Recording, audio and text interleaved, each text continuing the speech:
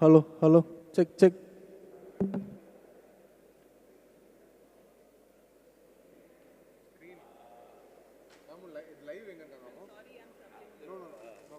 After I finish, first, I told him, he told me an apartment is my bank.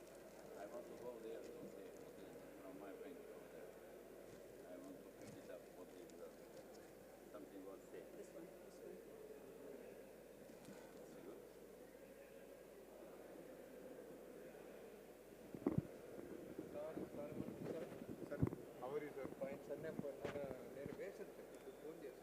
Good. Good. And then he will connect now to give a presentation on this one. Check, check. Good. Yeah, on the first that is a simple one that everybody can do. Okay, no problem. Check, check. Check.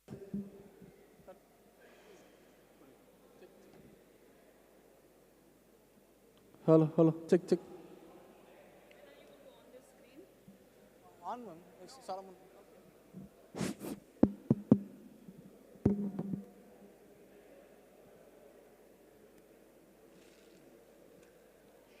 Coming on, no? Once it comes on, I'll start.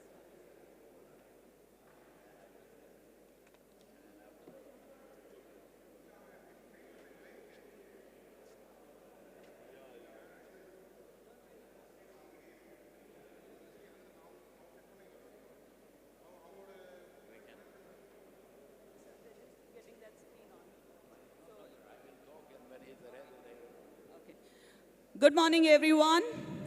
I hope everyone has come with a lot of energy. It's going to be a fantastic session today.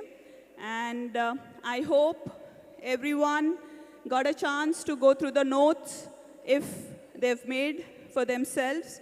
So before we start, I would like to ask the coaches if there are any questions, if you want to get anything clarified on what we did yesterday. Any questions? Great. So we start with our sessions, or we start with our day today, with Coach taking us to the locker room ethics, and then we follow as per the schedule. Over to you, Coach. Thank you. Good morning, everyone. Again, my pleasure that I'm here. If you have any question from yesterday, before we start, we can do. Yeah, here you are.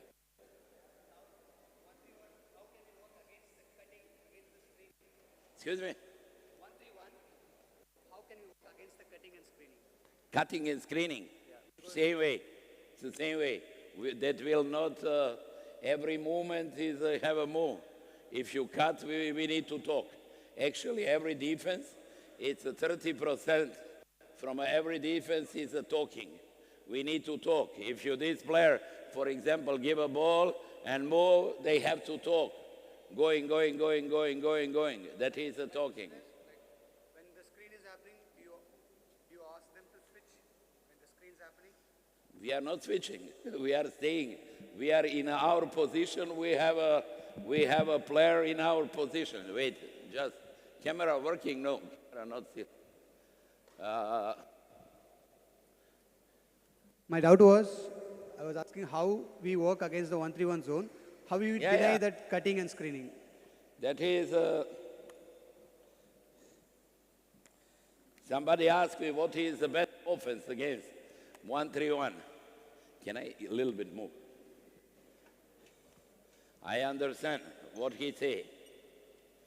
What is the cutting? What we think when he say cutting? That is one player here, one player here, one player, 5 is here, and then 3 men is here, defense. And then what we say, we want to attack the gap.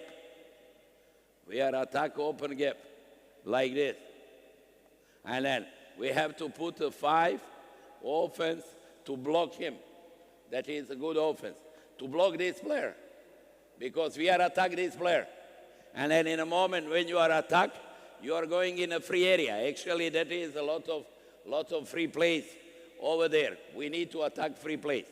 Another way, we can put two down. We can put a two-player down.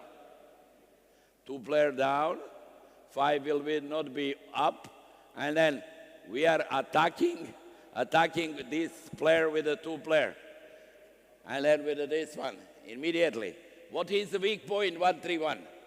When is the ball here, rotation of this one. We need to have somebody that we can pass over there.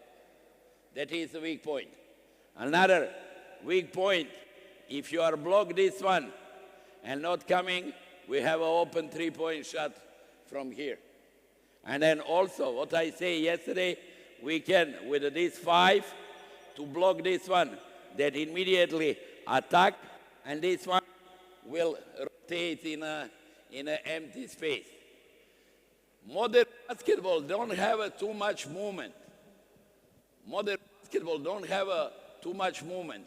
You need to attack space. We are talking about spacing. We have to spread the court. Because today, player taller, faster, they block everything. Physically ready, they can block. How we will attack? With a good spacing. And as spacing, it's not that we are stay anymore here. We will stay here. Stay here, we will stay here, we will spread the defense. The defense give us opportunity to penetrate, and after that, from a penetration to coming and then attack. It's very important to big guy is a skill. They have a skill, and then what I want to change, what they are put it here, some talk with some coaches, they say they want to see big man development. And then in a second part of the today lecture, I will talk about the big man development. It's okay? Something else? Okay. Another one, very important, what we want to talk today, that is locker room. Talking about locker room. That is, for India, nonsense point. Nobody never going locker room. I remember 3 years ago, IPL, that is play, and we insist that I remember in a Kerala, when we play in a Kerala, that is, we insist to prepare 4 locker room. Before I coming, nobody wants to go locker room. Because don't have a habit to go locker room. But locker room is very important. Because you cannot do anything on the court. You have to educate. They are ready to listen. And some information you cannot practice. You have to do out of the court. And sometimes player tired. Your practice have to be theoretical. And player, theoretically, they have to know what they have to do. From other side, locker room, it's important to unite the team. Because before the practice, they have to come. They will talking over there. Mostly in the locker room is the physiotherapy. They are coming to the physiotherapist, lot of secret things, they will talking with him. That is very important information, what you need to have, that you need to unite him. That is very important. Another, wallpaper, because we have to inform our team, not only by talking. We need to have something what is the statistics of the game. We are making local statistics. You don't have assistant coach, but I saw here a lot of coaches, they are find the player do statistics. That is what we can put on the wall before practice. That you see that coach is ready, team is ready. We make some wallpaper, what we will do in the practice. And then who was good in last practice, shoot well, and then that is. And then to give every time some idea from a day. Day idea will be something very interesting what you can write over there. Player come locker room. When it's finished, they will come locker room. I know there's a lot of places you don't have a place, but my opinion, every outside court, I find that you have something like this. And then, for a game, when we are going to play the game, almost last practice till the last day, we have a meeting. And then this meeting, where we will make a meeting? We will make this meeting in a locker room. Before the game, we will make a meeting. That is, on the halftime, we will make a meeting. Where? In a locker room. After the game, meeting will be in the locker room. We will say about the game. We will say what is happen after that. That is very, very important to build the locker room as important part of the game.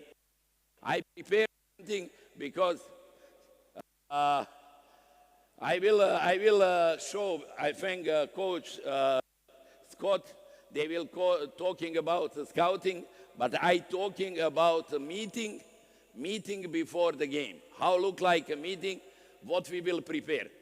If we don't have a projector that we can show video what we want to do, I will show now the one part what is when we are playing Kazakhstan. That is some goals, what you are, and then that is the goals, what you can. It is very cheap. That is a 10 rupees paper. And then they are helped a lot of. That is actually the strategy. What we want. When we are coming front of the player, they can see. You are in turn. Yeah, I turn. Okay. We have a defensive tendency. We have an offensive tendency. And that is something what day by day player they are learning, what they have to do. That is something what we are prepared. For example, what is from where to start. If you are talking about defense, we say that is a general. We have a special who will run ahead from opponent team. That is, we have transition defense. What is meaning? Coach Scott, yesterday they had a transition defense. We know what we want to do in the transition defense. That is, we every time send the two players. One player send under basket to protect basket, and we send the one player who will be on the top. And then he will contain the first pass. When coming, we are ready, and other player have to sprint, and they are come back and then pointed what have to do in a defense. That is help in a gaps. That is when coming gap in a defense, that how we will help in this gap. That is the general, what we are practicing. We are reminding player about just little bit. That is high screen. What we want to do, we will do push. That is in the game against Kazakhstan, because player they roll, they are not strong. We do pick and roll with a push. We are pushing, player coming under pick. That was the idea. We just remind what we are practice. That is, we want to stop fast break with a smart foul, because every time you have a 4 foul, small 4 foul. You have to know how we will make a foul before they are scoring a fast break. Stop the fast break with a foul by rule. To make unsportsman foul, make a real foul that we can stop the fast break. And then after that, it's a key point. In this game, for example, number 6, and this player kill us, he scored 6 points. We are talking about him on the which way this player they are going to score. And we are announced which player will guard him, start him, how we will help, and then what we can do this way. And then, for example, 10, 5, that is, and then different type of the defense what we want to play. And we are, for example, 1 is man-to-man, 2 is a zone, 3 is 1-3-1, 5 is 1-3-1 over the court, 4 is 2-2-1, what we are playing, black and white, black-white. We have a 5-6 type of the defense. Or after bound, baseline out of bound, how we will, with the man, or when we want to double, we have an option for this. And that is the general information about the defense and information about the offense. Every time what we want? We want to run. When we want to run, side people, we will say not stop here. What most players stop here. In a fast break, if you not get the ball, going to the corner. When go to the corner, they are open the gap for a penetration. We need a penetration to create easy layup, to be fouled, or that shoot in the first 6 seconds, we insist to shoot 3-point shot. That is something what we give opportunity. That is a feeling line that we are actually play two-side fast break. What's meaning two-side fast break? That's meaning that is on the weak side is a 2 outside player. Because we want to play with a 4 outside player. Not with a 4, what is in is this one, they have to spread weak side. And then we are talking about the Philly line, big man, what is coming, they can make a screen early or coming. All of this, we have to tell the player. Meeting, maybe day before the game, this meeting will take around 15 minutes, and then after that, we can have a video presentation if you have a time.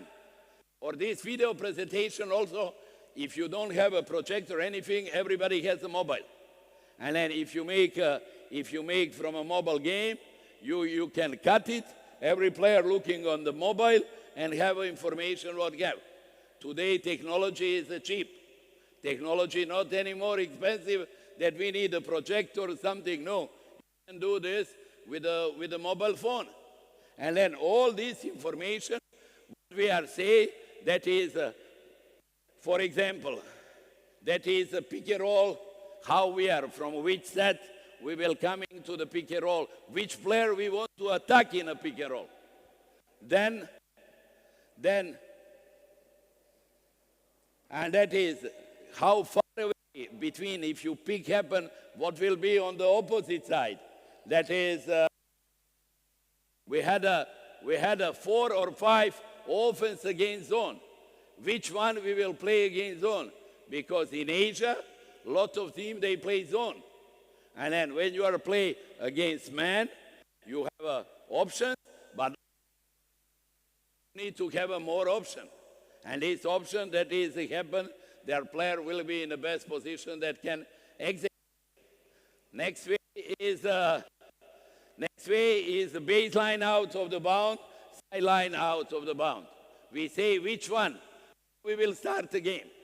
And after that, we will say which 5. I say that is before the game, that is which 5 will start. And we are before the game start, we are tell every player, you will guard him, you will guard him, you will guard him. I do this like this. That is my whiteboard. That is the whiteboard. And then I do like this. That is the whiteboard. That is whiteboard. And then I divide it like this.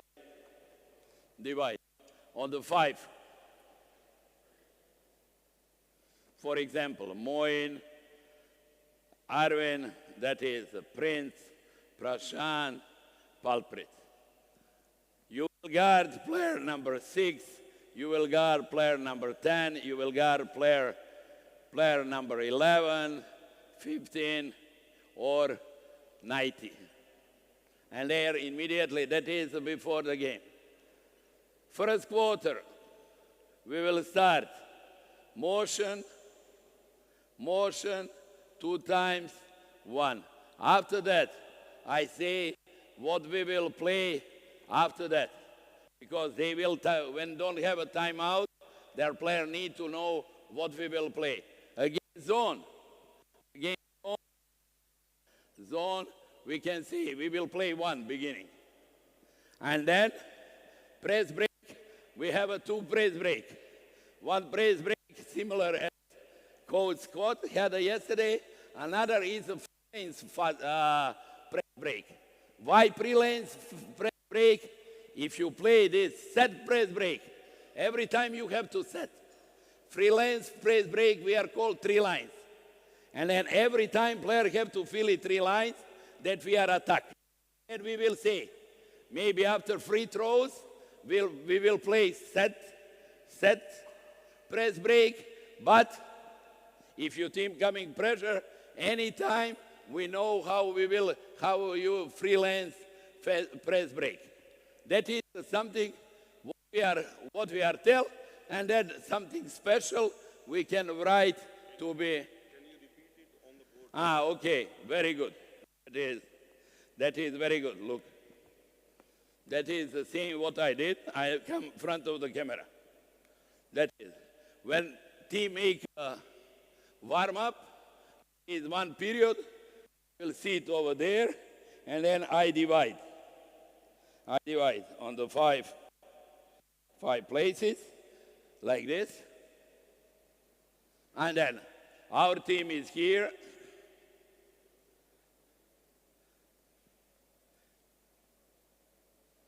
That is what I say, Moin, Arvin, Prince, Prashant, Palprit, down. And then they need to guard. For example, number 7, number 9, 12, 15, 75. And they immediately throw this. Another one on the right side, how we want to start the game. First 3 offense. First 3 offense, what we had around 10, 12 offenses, what usually we are practice or play. And then we will say, start motion, 2 side. That is mostly 2 offense, repeat. That is something what we are doing. On the left side, if you zone, that is we say, you saw here, we had 2 down. Every zone offense we call down. We call 5 down, 0. Okay, 0 can be different. 5 down, 2 down. We had a 1 down. That is 2 down, or we start to 5 down. And then if you something special, I want to write, I write. And then when player coming with this, that every player, and before the game, this 1.5 minutes before the game starts, coming, and especially what is important in a timeout. Problem is lot of things that is. We are called timeout. We are not called timeout because things going good, things going bad. And then that is chaotic. And coach need to make oneself that. For me also is a problem. Long time it's a problem to make myself quiet and to know what to come and tell player. And then what is very important, player need how they are seated. Player sitting on the bench. How is the bench? How bench is here? In a practice, same way. When it's a practice, player all time on the one side.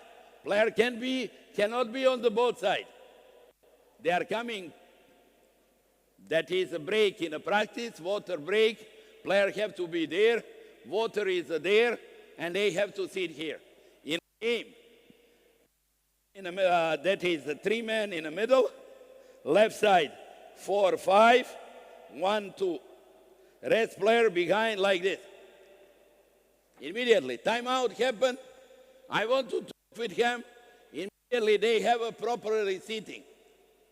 They are not sit where they want or standing. They have to sit properly. Position 3 in the middle. For example, that is 5 places in a timeout. Here is the position 3, forward. On the right side, position 4, position 5, 2 guard. Timeout. I coming with the coaches. We are talk a little bit. When I come in front of them, I exactly know with which one I talking. I not looking, where are you? No, exactly know they are player. That is important. When you are called, everybody quick need to come when it starts to practice. Because we don't have a time to lose. We have to organize our time on the proper way to give proper information. That is the first part. Now, that is, if we have a time, can show this. Yeah, on the top. They will show this one. That is, when it's a team meeting, video team meeting, that is individual things. Individual. When we have a meeting, we make in front of the game 2 meetings. One meeting that we are going opposite team, tactics. Another day that is individual player. Guard, forward, that is. Team meeting is what they play, offensively, defensively, what is special. That is around 5 to 10 minutes, and that is around also 5 to 10 minutes. It's special things, what is speciality of any player. That have to be real made, not only bets of game. You have to create what you want to show the player. We can show this. Can I have water? Arika, water. Ready?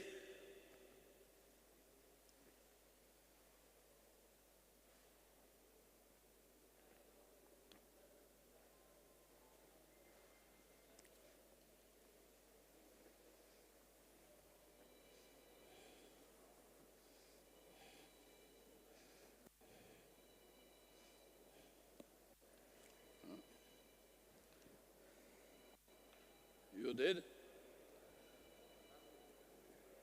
I think that is what we want to talk.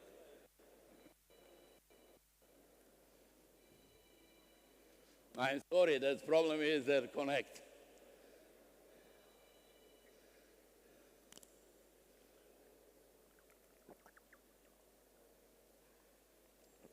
That is shortly explain about the player. And that is individual of him. Paid, you saw. Face of him, that you are seeing now, you are follow number 7. That is shooter. That is actually, he's hustling. More hustling, he's not very good shooter. But you have to show the player. You see.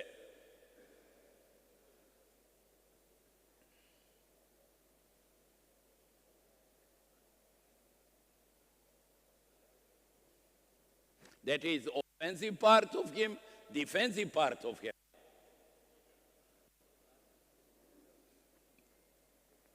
More player, what is the penetrate? I think that is randomly they are show. They are not show to the another one. And sometimes I say go, not too much. Next one. For example, that is this player what kill us. He scored 63 points. And you see here, before the game, he has 4 points. We know that he's a good player. I know about this, but he didn't play too much. He scored against us 63 points. And you will see the way how he will scoring. Right side 3 points.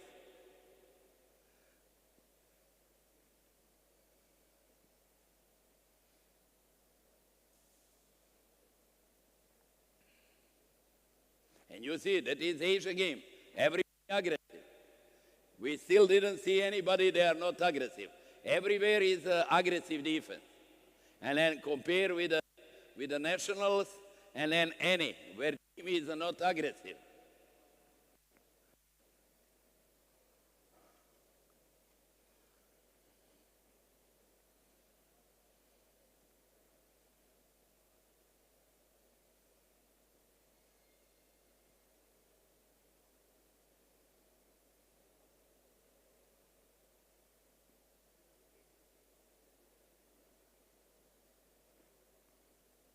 Very good. Off ball, on ball, very, very good shooter.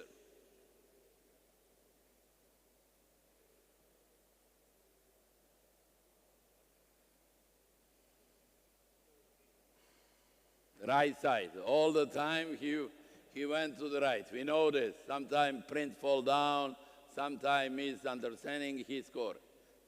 Sometimes score in a fast break. That is. And that is really percentage he has around over 40% when in a real game.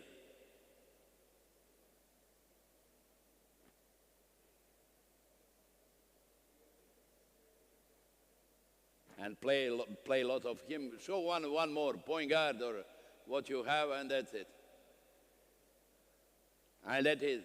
All the players follow, and also team. You have team here. You have a team statistic.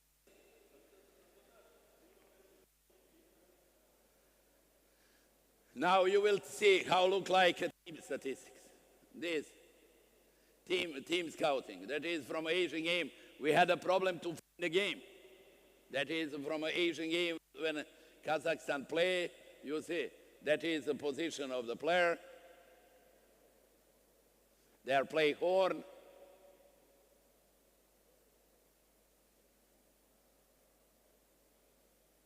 Today evening I will talk about what is the flex, what is the horn as the offense.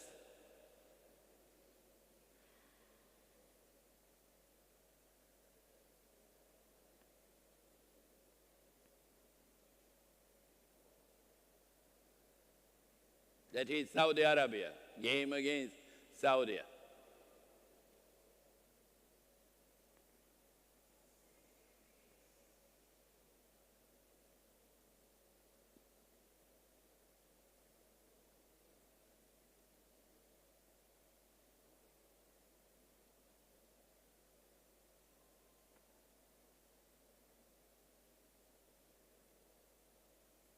That is when we play against, but younger parts of the Kazakhstan in a Olympic qualification.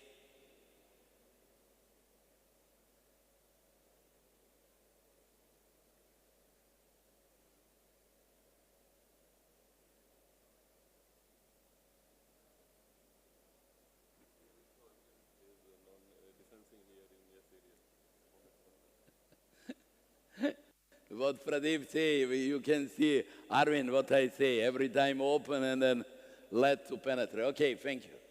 That is a part what we can do in a locker room, what we can. Same things, mobile phone. If you don't have a projector or something like this, that is you can make on the mobile phone. You are make a 5 minutes, against you will play, faces of the player, which one, because in your area it's not one time they are play against opponent. Actually you know opponent what you are playing, but you have to all time remember player. Player have to be informed. You have to know, that is one American coach say, that say player very good know what is wrong, but what is good, that is normal. And that is up to the coaches. Player will know that is something wrong, that you are did wrong, that you are not prepared. But when it's good, for a player is okay. But when it's wrong, everyone in a team start to talking and something. That not to talk, it's very important that you are prepared. That is my first part. Second part, that is general preparation. General preparation. That is, first idea is, Arinka, how we call second topic? General plan. Periodization. Periodization. It's very difficult in here to talk about periodization because no league. We can talk about youth, that is some periodization, it's a planning. Actually, that is the planning. You need to make a plan. For everything what you want to do in life, you need to make a plan. And that is a plan for one practice, plan for a week, plan for a month, and then you can save a year. Over there, I think in a business also people not planning longer because everything is so fast today that it's very difficult to planning. It's difficult to planning tomorrow. We don't know what can happen. But if you are talking about the youth, we can plan in a long period of the time. But for a youth, it's difficult because you will get a player. Player will come, not all the players come for a day like in a school and they are going in a school. No. Somebody will come with a 14, somebody will come with a 17. Extra selection happen, what is in India very rare, and that is the main Indian problem, that we don't have an extra selection. Who will start to play basketball will continue. If you start with a 4, will continue till 19. What is I think, very much wrong, because you need to have an extra selection. What's meaning? Till the 15, I call this is a small basketball. After that, that is selected. Because, for example, I have to tell this. In U16, U17, U18, all the time I try to select the tall player, to be taller. And then when we play in Qatar, was Mohit, and was the coaches. We had a Dagar, Kushal, this generation, look there. Only that is Jardib was a short guard, but Dagar play point guard. Actually, Dagar play point guard. Sometimes Lokender in a fast break play point guard. And then when compare this team, what is last year and this year, there went under 16 and under 18, 7 players under 6 feet. India cannot improve. India cannot improve on this way. India have to be international standard. Maybe you are going a little bit down, but you need to have an international standard in the selection. International standard, only one position is out of the selection, that is the point guard. But if you short point guard, I remember the best point guard in a career was, I can say, in Iran. That is Kamrani. Kamrani is 6 feet. But he is extraordinary. Was the best point guard in Asia.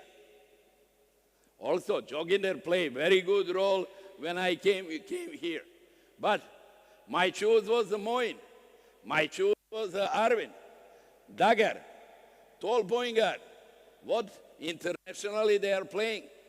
Lebanese point guard, what I put to play point guard, is a 6'4", 6'5". That is a point guard. And then what you can do? Yesterday we talked, we want to switch in a defense. If you are tall, you can switch every position. If you are short, you cannot switch. You will be in a problem. You can post up. You will not post up only with a 5. You can post up with everyone when you have a mismatch. That is the idea. And then that is something what is important. India is a tall. You saw this kid, lot of tall kids, university, second team of the Loyola, 6'7", 2-meter player. But these tall players have to be skilled. And that is what we are saying. That is planning in a long period of the time, how we will skill the player and give a system of the game. They can play and then be organized. It's not only that we select the tall player. We have to skill. We have to give a weapon.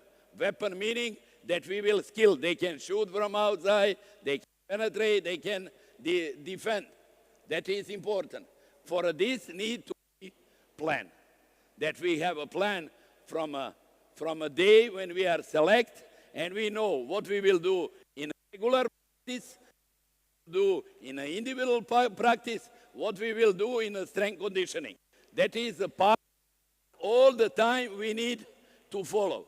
Another thing what is very important, that is a team, how we will involve them in a team, and that is next part is a game. That is how FIBA, when FIBA make a program, level 1, level 2, level 3, that is the first one, coach. That is coach. It's a strategy, everything what's going on. Second one is the player. Developing player, put the player in a team. Next one is a team. How we are build the team, select the team, how we are practicing. And the last is a game. What is the strategy of the game? Game change. What you have a player, how you will how you will play. That is very important, and that is a part of the planning. When you want to plan, you need to have one big picture. Big picture what you want and what is possible. How is your opportunity? Nobody then don't have a player for an Indian team. No way. But everybody in a team, they have a player who can be much better in a position what they have to play. If your player have the opportunity to play 3 and he's around 6'5", 6'6", you put him in, but you are make a system from a 5 outside, small ball game, and then everybody will have opportunity. And this player will improve, will not sit on the bench. For example, in the last Pondicherry championship, that is, came one kid from Punjab. It's 7'3". We saw him only on the bench. You never saw him in a game. Coach never trust in him. And you have to know how you will use big guy. You will not give him that he have to do. Yesterday coach has a very good question when we are talking about shell drill. Big guy will stay here. He will not guard anybody. He nominally know which one guard. Everything who score from outside is mine. He will stay here. He have to stop layups. And if you can make a rebound, you'll make a rebound. That is first point. Second point, when playing offense, we will tell him every time play outside of the ball. Outside of the ball. Ball is on this side, he will play outside of the ball. Ball move to this side, he will play on the other side. We will not involve him in offense. If he can make offense rebound, it's good. And then maybe that will happen 1 month, 2 months, 3 months.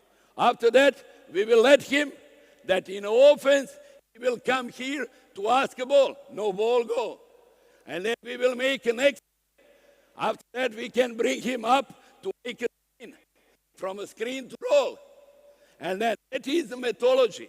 And that is the planning. What you need to plan, how you will develop player. I just give an example. Because India has a height. You are here. And you are these secret people. When I talking with the coaches, we are these secret people, what we don't know, where you are, who you are, and you are developed player. You are developed. Player is not developed here. Player is a select in a national, on the somehow, and then they are let play. No, you are this army of the coaches, what is the power of the Indian basketball, who is a developed good player. And after that, this player coming, somebody will select them, and then after that, becoming better and better and better. What is important? Important is that you have a game. To be a good coach, you have a game. You have to be league. We cannot talk about Indian coaches. How to talk with the Indian coaches when you don't have a game? Main game is the national. That is happen in 2 weeks. In these 2 weeks or 10 days, that is everyday game. And then most team prepare between 7 and 10 days before. Maybe somebody, they have 3 weeks or a month. Tamil Nadu, I know, I was much longer there prepared. They prepare 1 month. But actually everybody else, some teams spend coming 7 days or immediately without practice, they are coming to the national. Meaning coach then. Don't meaning coach is a traffic policeman. This is talking. You are. What you cannot do? You don't have a strategy. And we are saying good coach. It's not good coach. It's meaning something that you need to have a league. You have to work with a player. You have to work or tournament that you are prepared. That is meaning periodization.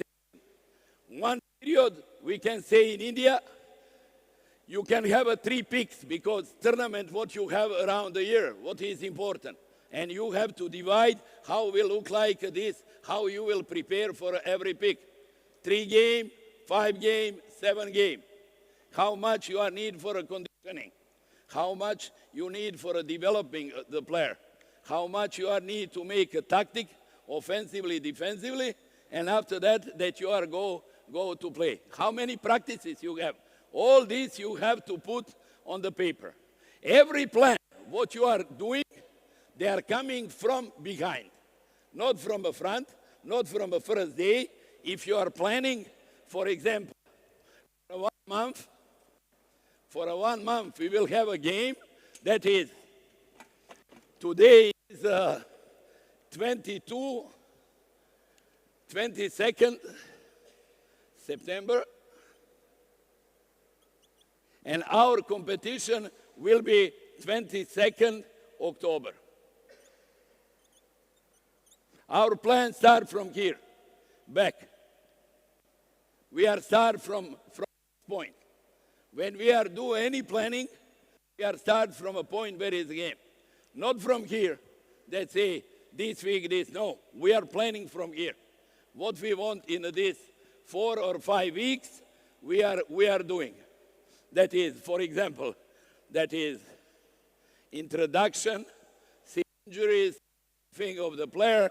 After that, next 2 weeks, conditioning, and then set the game. And that is a pre-game period. That is the pre-game period, last one. That is the last 2. Maybe here 1 game, maybe here you will play, but that is the main period, play 3 to 4 game, and then here also 2 to 3 game, and then you are ready for a tournament, what happened. And then when tournament finish, you have to continue to working to the development, to develop team, strategy, what you want, that for a next tournament, you are start for a next level. And then again, you are planning what you have to do, what you have to do, how to develop player, how you will change, how many players you want to play in a game, not only play with a 5 player, what is Arjun talk yesterday, that you need to play with a more player. That is, in a youth, you have a passerella rule.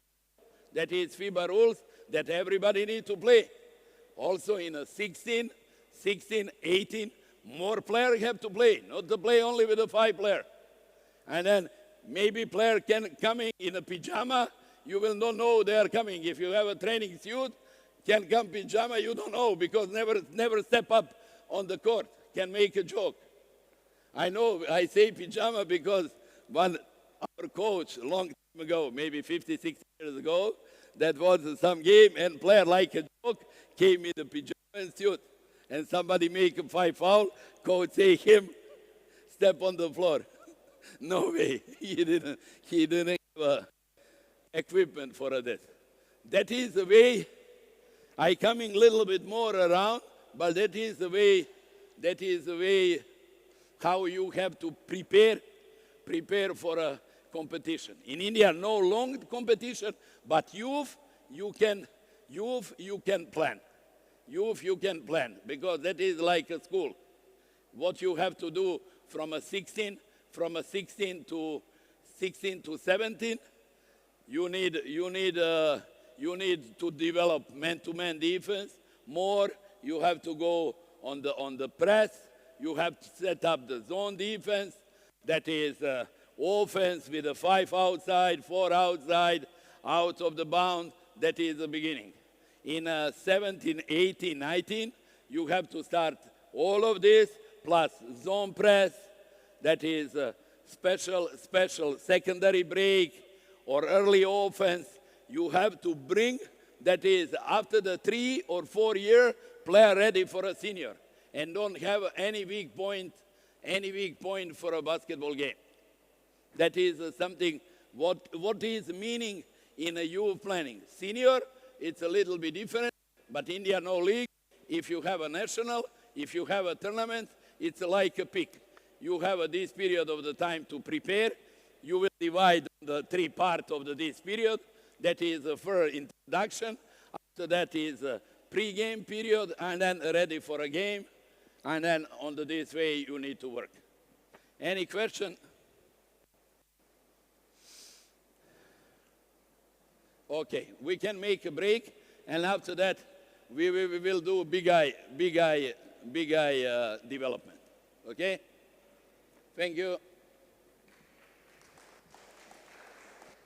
Thank you, Coach. Let's have a quick tea break. Thank you. And we'll meet at Now 10:15. we will do big eye. Back on the court, 10:15. Thank you. Make 5 minutes, 10 minutes, and then continue big eye. Big eye. Yeah, after that. Yeah. Give them that's a tea break. Yeah, okay.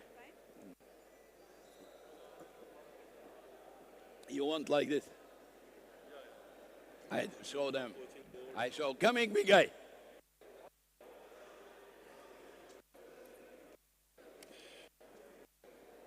They can stay over there. I come here.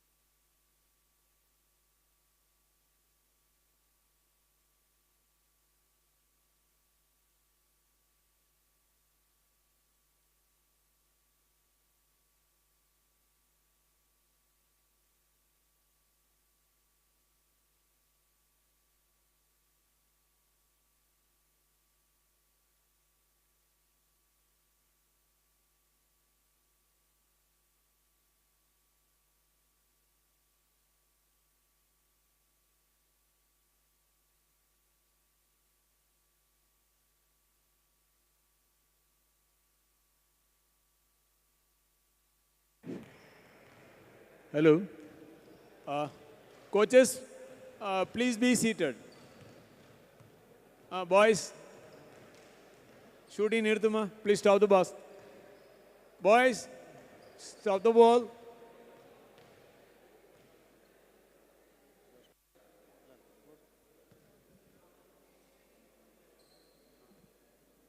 Have to be this side. No, this side. Like this? Ah, yeah.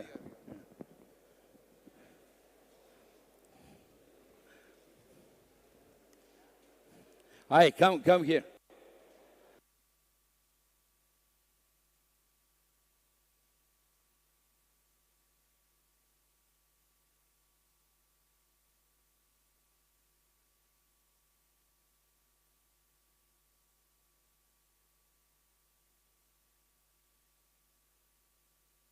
Okay, that is quickly. It's not only for a big. That is for a guard also. They can. I try to prepare them. I try to prepare. I come on the right side. Right side. Hi, Pradeep, come. Okay. Okay. That is today. We are calling dunker spot, and then from here it's a floaters, like a floater. Big guy. Today, not to shoot the shot. Everything what is from here, immediately they have to put inside. And then we need to teach our player. Are you ready? They are go for a ball. Yeah, this. Jump. Hop, very good. That's good. Come on. Good. Not shot. Just come. Easy. No dribbling. Just take. Good. Pradeep, not shot. Quick. Pradeep, come here. Okay, give me ball. Be ready. Take. Hop. Hi. Give me ball. Hop. Ready. Put it. Hi. Ready. Quick. Over. Fast. Ready. Good. Not shot. Ready. Good. Ready. Somebody penetrate. No shot. See, when shoot, that's wrong. Quick release. Don't wait. Wait here. I penetrate. Pass. Hop, take. Not. Right. Hop. Ready. Okay, come other side with the dribbling. Same way with the dribbling. Defense is here. You are here. Coach will give you ball. Dribbling. Come to him. Dribbling. Catch immediately. Hey, Breyebote, which language I talking? You need to quick start today. Because we have a 0 step. 0 step, no traveling. Immediately, I can do this. Immediately, really to start, push the ball. I see defense. I do floater. Ready. That is runner. Hop. Not shot, floater. Ready. Dribbling, yeah. Not shot. Up. Over. Bravo. Very good. Ready.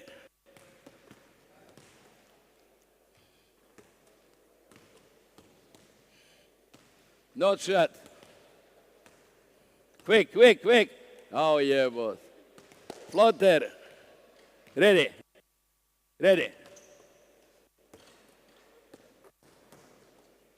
Good. Enough. Okay.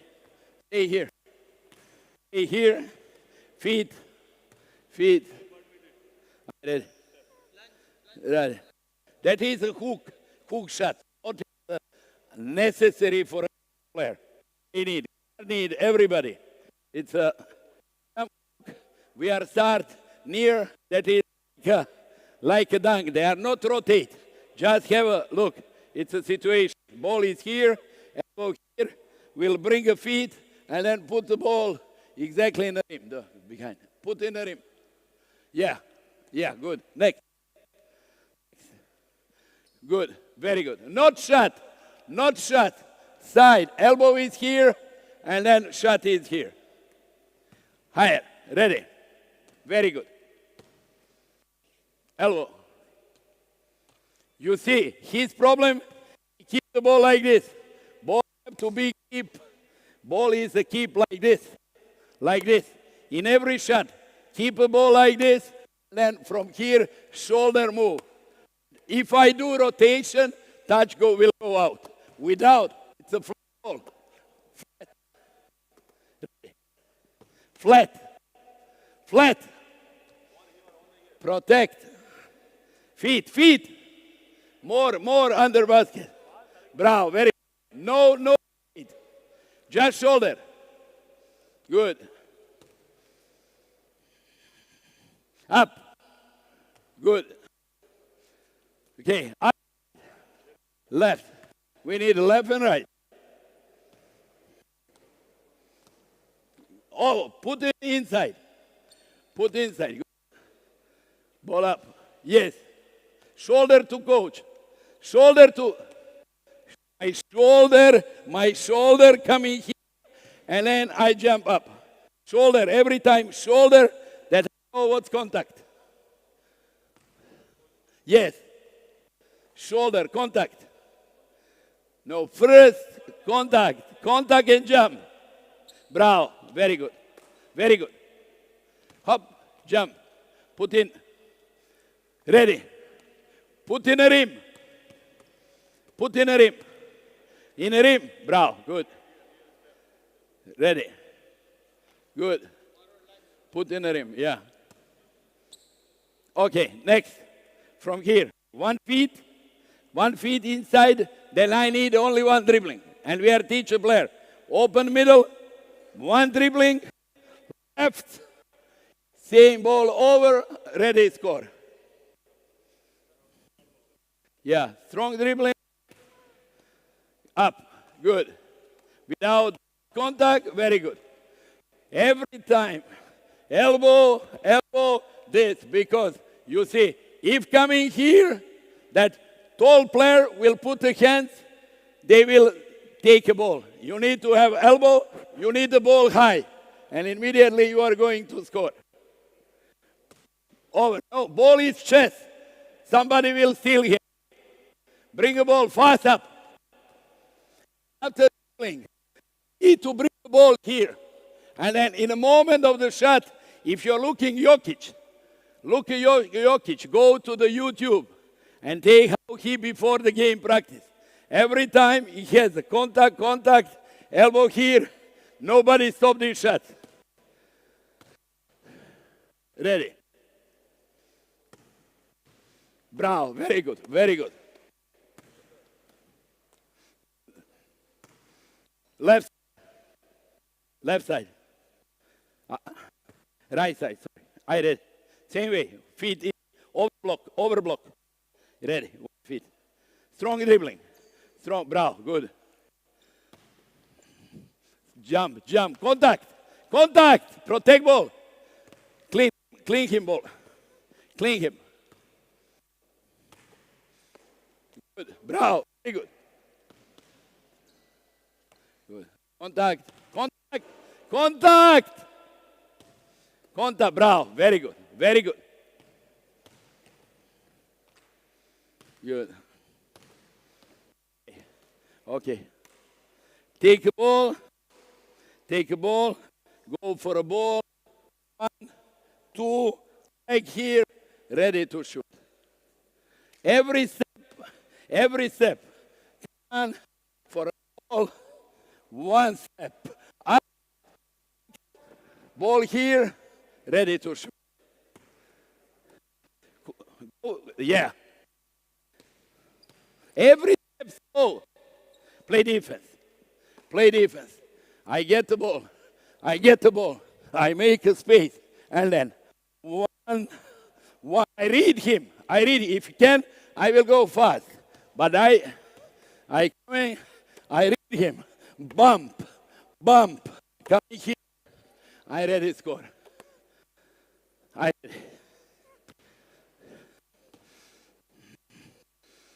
Go for a ball. Go for a ball. Up. Bravo. Good. Next. Go for a ball. Easy below. Below to guy. When I receive the ball, I need to be down. I cannot be up. I need to be down. Be down. Keep down. Keep down. Down. Watch over the shoulder. Take a ball. Go for a ball. Ball. Ball up. Ball here. Watch over. Over. What is happen on the other side? Immediately. Active ball. You coming to double. Immediately I will release. They are not double. I prepare with my leg. Leg there. Go for a ball. Go for a ball. Go for a ball. I make a contact. What we will? Make a contact. Yeah. I give you one dribbling. Finish. I not give you. Come back. Go for a ball. I not give you immediately. I not give you. Contact. Yeah. Push me. Yeah. 1, 2. Jump. And go up. Try this.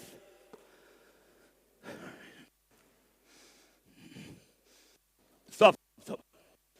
My hand is here. My hand is here. I going. Or with the one and then hand up. Protect of the player. Yeah. 1.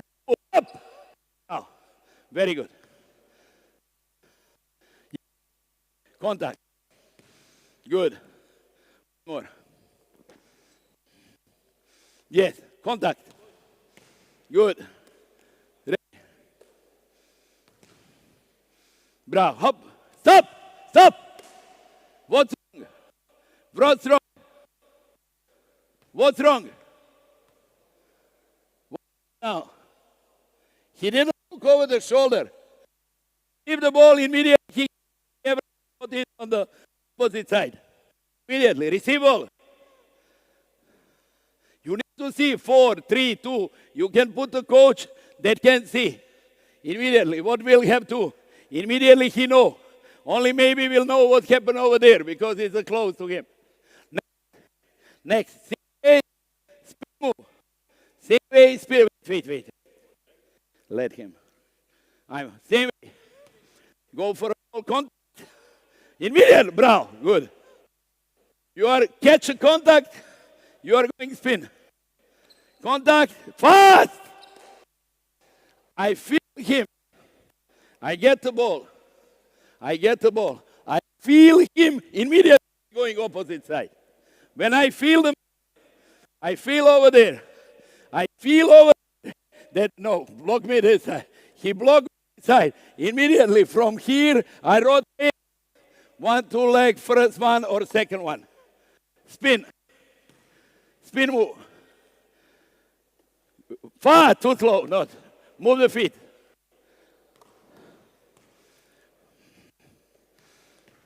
Move.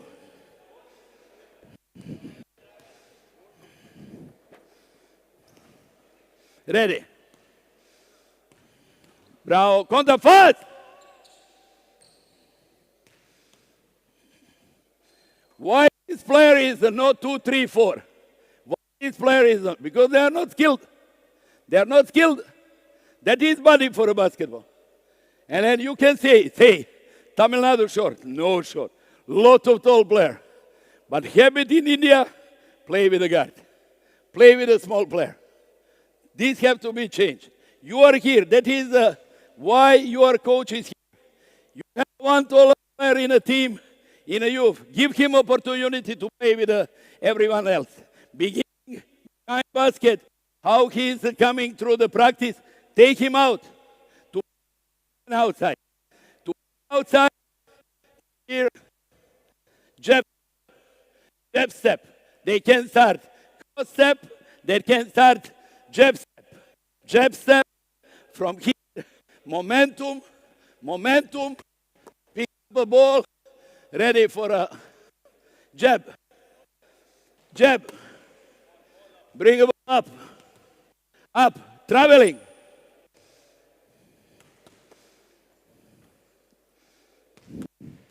Up. Wait. Immediately, I kick the ball coming up. And then I'm ready to score. Ball up. Good, very good. Jab. Pradeep, take this one. Hop. Ready. Good. Okay, reverse.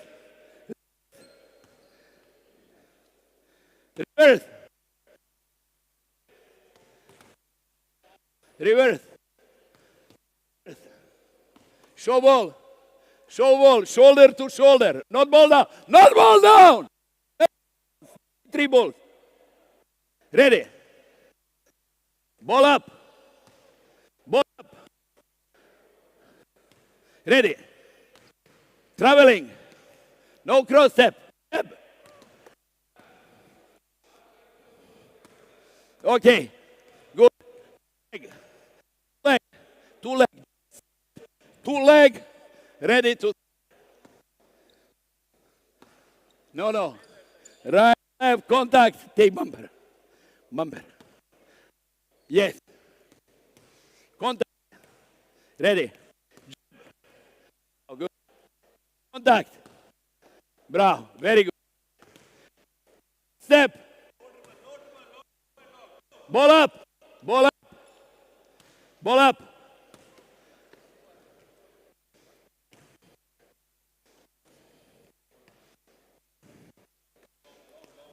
Step. No cross step. Jab. Ball up. Overhead. Step. Ball is overhead. Then can nobody touch. And after that, I'm ready to score. Over. Never ball down. Good. Jump. Bravo. Very good. Traveling. Jab step.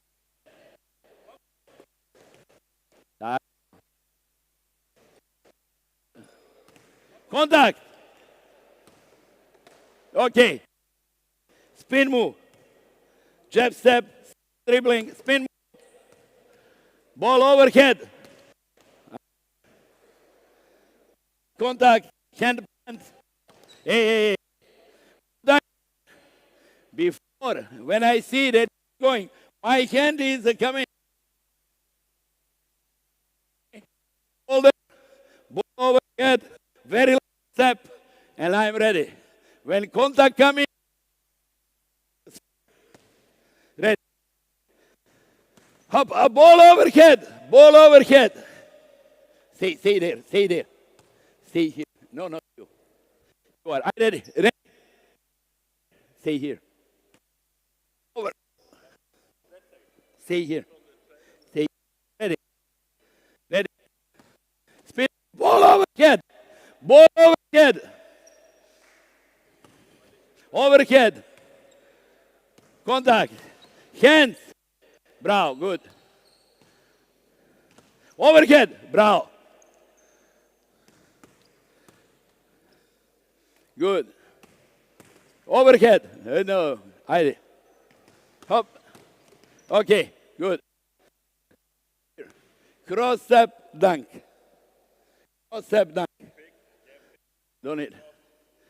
Dunk. Good. Cross step. Run. Good. Over him. Nothing breath. Step. Run. 2 step. Ready. Run. Too slow. Beginning. It's like a tank. LeBron James. Nobody can stop. Why? Because full power is here. They're coming like this.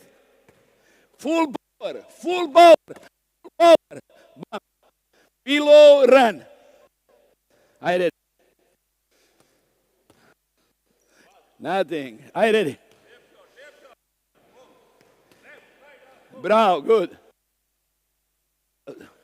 Bravo, good. Dunk.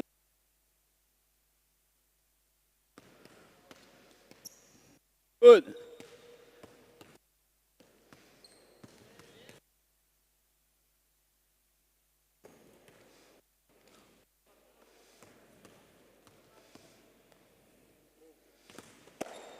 Good. The last one, be here. Be here. Be here, everybody. Give me a ball. Give me a ball. Jump and dunk. Hi. Jump, jump, and jump. Run, jump. Taco, dunk. Dunk. Taco, good. Hi. Put in. Give me.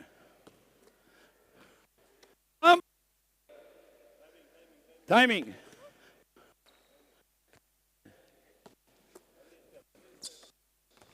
Good. Good. Jump. Jump. Good. Faster. Good. Thank.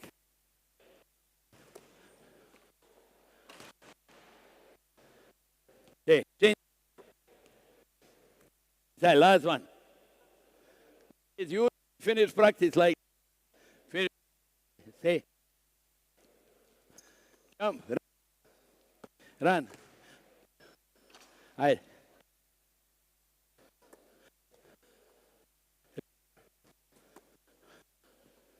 On. Jump. Jump. Jump. Good. Jump. That is. Here, Pradeep. We need a chair, but we will do without.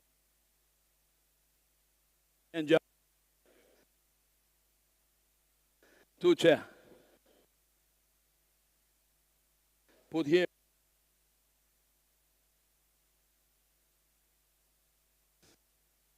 Just can power. One ball here. One ball. It's opposite. Stay here. Stay here. Put. Take a ball. Take a ball. Dunk. Take a ball here. Can make dribbling, usually without dribbling. Try. Try. Below.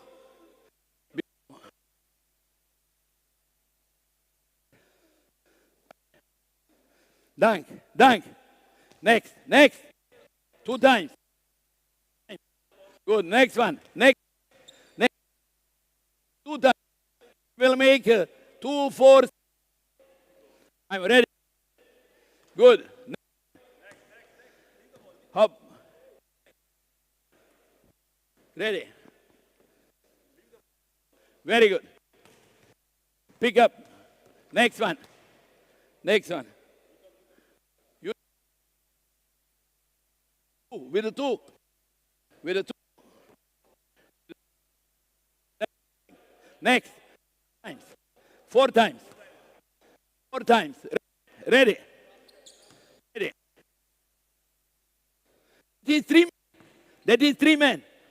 He's a 3. Need to be skilled. Unbelievable fast. Next. 4. Ready. Jump. Fast. Fast. No dribbling. No dribbling.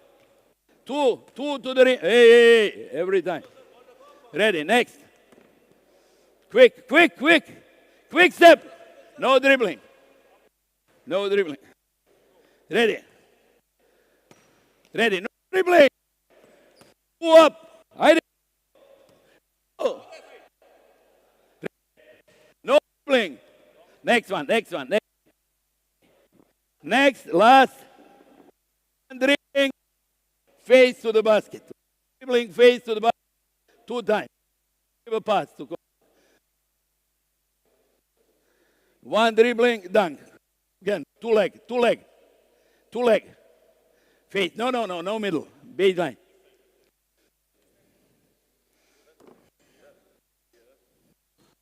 Bum.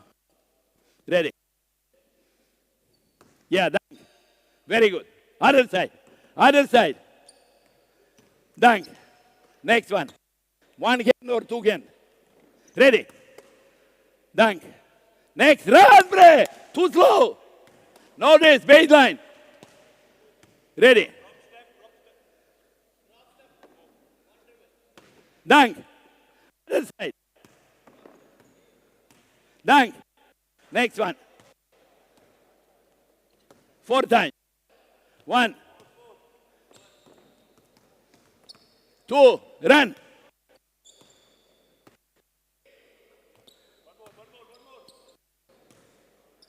Okay. Finish. Thank you. Thank you, guys. You.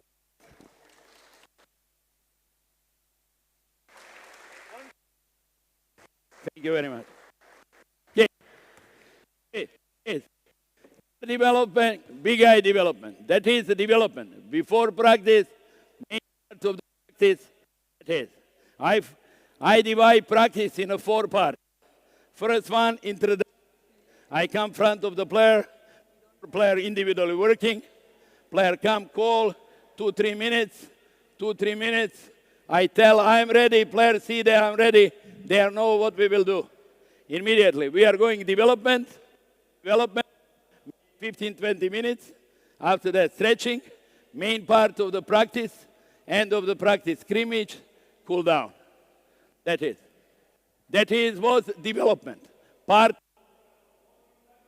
or if you make any part, that is development. Before practice or warm up. Okay? Any question?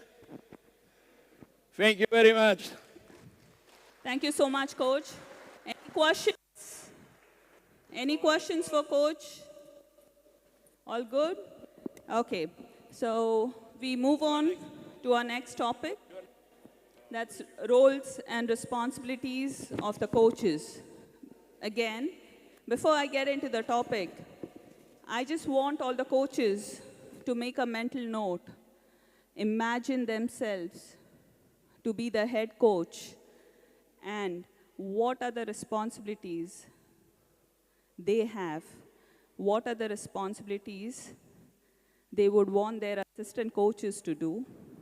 What are the responsibilities they would want their strength and conditioning coach to do, or the physios to do?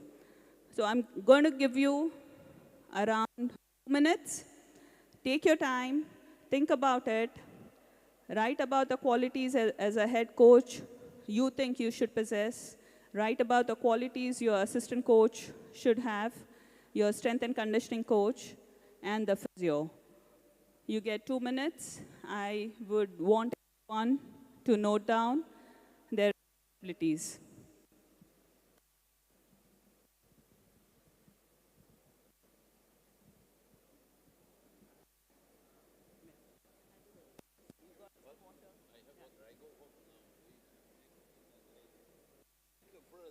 Session evening. Can we change? After that I have time because late night I leaving. Can I make first? I don't. 2 o'clock. Maybe you are all together. Well, when you are going? We're just leaving in the morning. I've got some things. Morning. No, I got 3 o'clock. 3 o'clock. Can we go? Dubai. Yeah. Dubai. I think I'm on for the first one. I was going to be done. You will first. You will. Is that okay? Because I asked. You can go and Coach spot. Yeah.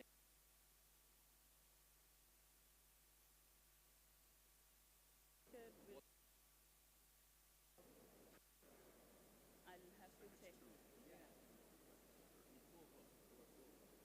meaning that I'm after that you are 40 minutes or 1 hour? No, I won't be. That is 3 o'clock that meeting. I will be 3 o'clock. I just confirm the coach in the next week. I'll check.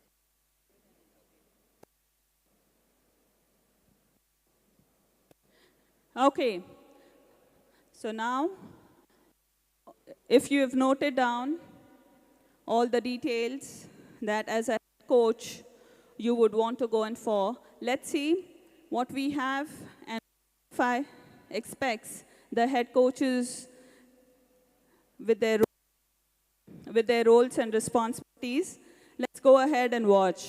As I said, we're going to discuss about the roles and responsibilities of head coach, assistant coach, physiotherapist, strength and conditioning coaches. Great leaders communicate, and great communicators lead. As a head coach, I think that's the first thing we need to understand. We need to be the clear communicators.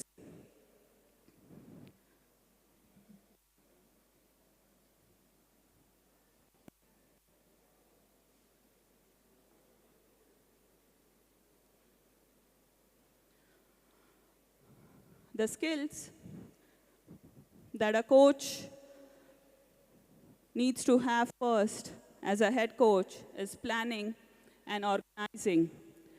We coaches know a lot of things that are done on the court. Like Coach Matek just took up a session on player development.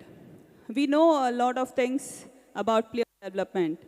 We know a lot of things how to take care of the teams in terms of strategies.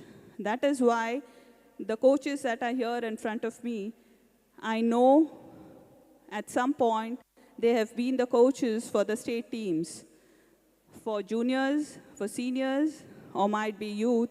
And when you have and you possess that experience, to a certain point, I think you understand how important planning and organizing is. This is one of the most important skills a coach needs to possess. Has anyone written this down in their notes as a thing for the head coach?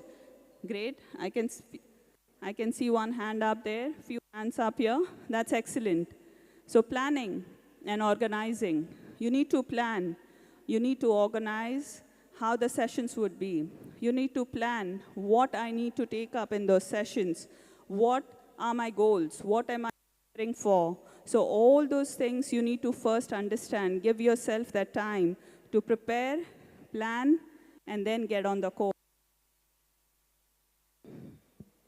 When you're the head coach, you cannot just go on the go. Okay, I'll go on the court and then decide what is going to be the practice session. You need to be organized. Communication skills. We just spoke about this. You need to communicate.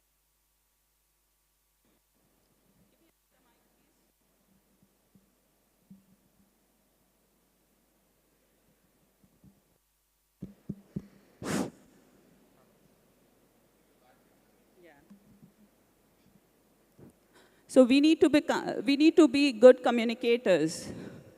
Who do we need to communicate with? When you get into the role of a head coach, who do we need to communicate with? Anyone? Yes, sir? Our assistant coaches, team strength and conditioning coaches, and physios, as well as players. Have you ever communicated with the parents? Good. Okay. Any more things to add? Communicating with media. Great. That's an excellent point. You need to communicate with the media.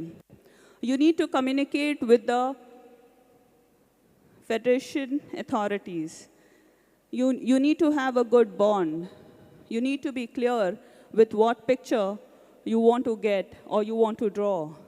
This is what I want to create for my team, and this is how we go. So everything that you do, there has to be a good communication, first with the high authorities, with the federation, with your players, with the parents, with the assistant coaches. Then we have the managers, you have the support staff. So there are so many things you need to be good at. You need to plan, organize, and communicate. You need to have good observing and analyzing skills. What we understand by that is, it is, as a head coach, it is my job to analyze what assistant coaches doing? What is the team around me doing? What are the things I should be looking at? Whatever responsibilities have been allotted, are they doing it right? Are we all on the same page? You need to have good interpersonal skills. You need to have good connect with all the coaches around you, with all the people who look up to you and who wait to understand what has to be done, because we all together work for one goal, that is to achieve the best that we have planned for. What it takes to become a head coach. You need to have sport-specific knowledge of rules and regulations. Here, when we speak of basketball, how many coaches here attended the referees clinic that was held online last week? How many of you took an effort to watch the clinic online? Few there? Anyone on this side? Okay, anyone on this side? Great, great. So when how important do you feel is for a coach to know all the rules and regulations, all the changes that come in? How important do you feel is it for a coach to understand the referee's point of view? We all have seen a lot of coaches just yelling from the sidelines, "It's not a foul. It's not a violation." Have you ever thought of these things from the referee's point of view, from the referee's angle? Why did he do it? Was that a right decision? Was that a wrong decision? Do you, as a coach, do you know when you can communicate with the referees? There's a certain time that you can communicate with the referees. You can talk to the referees. What are the things you can communicate? How can you communicate? When you watch the games, when you watch any international games, watch how the coaches communicate with the referees on the sideline. We, as a coaches, we still just watch the game where the ball goes. There are so many things you need to watch as a coach when you now watch a game. What is the coach doing on the sidelines? What are the assistant coaches doing? What is the team manager doing? How are they communicating with the table officials? So many things to observe. As a coach, it's not just about you watching how the team is playing. Give yourself a chance to see what the bench is doing. How is the head coach taking care of the team? How is the head coach communicating with the referees? How is he communicating with his assistant coaches, with the team manager? When do they talk? Does he listen to the team? He just gives in his opinions. Watch the coaches, how they discuss. So this is one thing I would want all the coaches to look at hereafter now when they watch any international game. I know most of you do it, but give it a little more time now, because BFI looks forward to getting you on board sometime. But you need to prove it, that you are capable of doing it. Skills, drills, and activities. Again, this is more about planning, learning styles and stages. If you've gone through level 1, I know everyone has done a level 1 year, even a level 2, most of you. So if you go through the manual, you'll get to understand the learning styles and the learning stages of the players. You have to understand and correlate these things. It is not just about what you want to teach. It is more about what the players understand, what level they are, and what level I can go ahead with. Motivational strategies. Sometimes, I think here I would like to ask Coach Scott, like what did he do with the Indian team, which recently played under 18, when they lost the first game by a huge margin. And it is not difficult. It is very difficult to come back from a huge loss. But when you saw the other games, we could see the Indian team playing very well in those other games, not reflecting on the loss that we had. Coach, what did you talk to the team at such time? Well, you always have to at least learn from what you did wrong. And we got beat pretty badly, and we all own that. I even own part of that. So part of it was coaching. Part of it was our players. And we all owned that game. And then you have to wash it, get rid of it. And then you come back and you plan for the next game. And we'll talk about this in a minute. We'll show scouting reports and team meetings we had. And I've said all along that preparation leads to confidence. I've felt that my whole coaching career. If you're prepared, you're going to be more confident as players and coaches. And, there are a few motivational speeches in there too.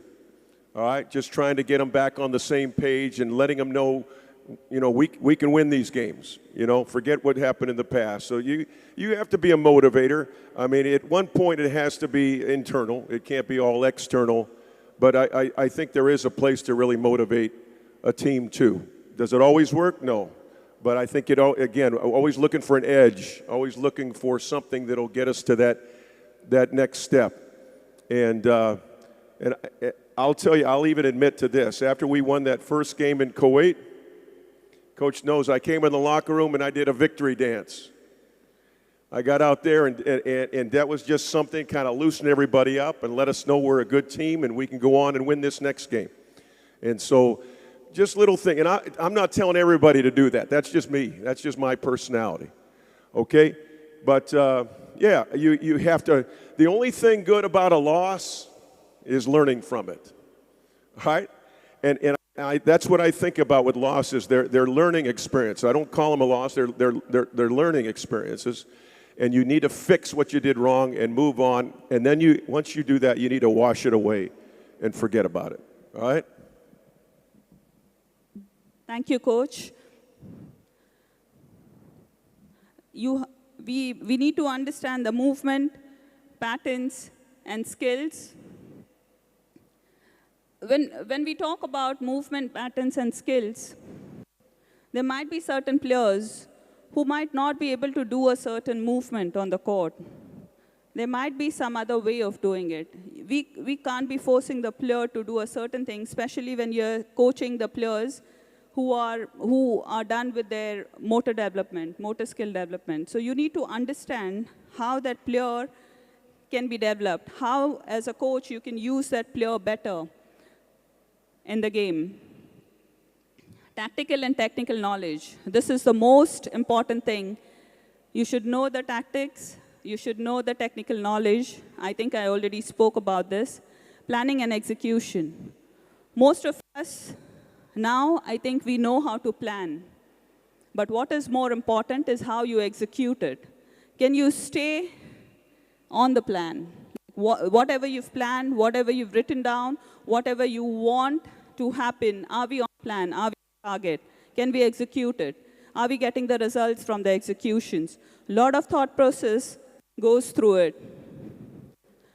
Most important, work as an assistant coach to be promoted as a head coach. It is so important to understand how to work as an assistant coach.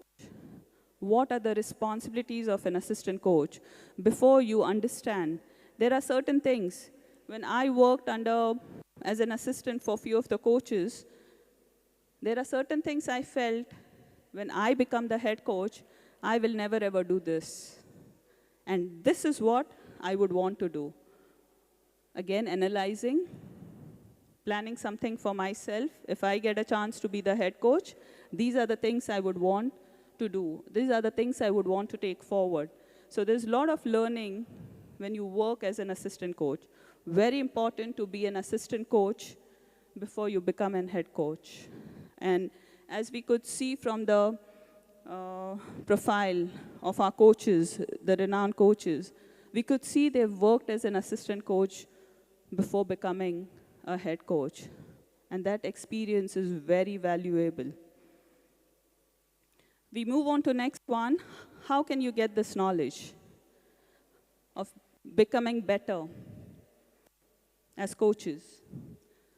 Same, attend coach education and accreditation programs that we're doing already, which BFI has already started with, level 1, level 2, and the coaches clinics that we have.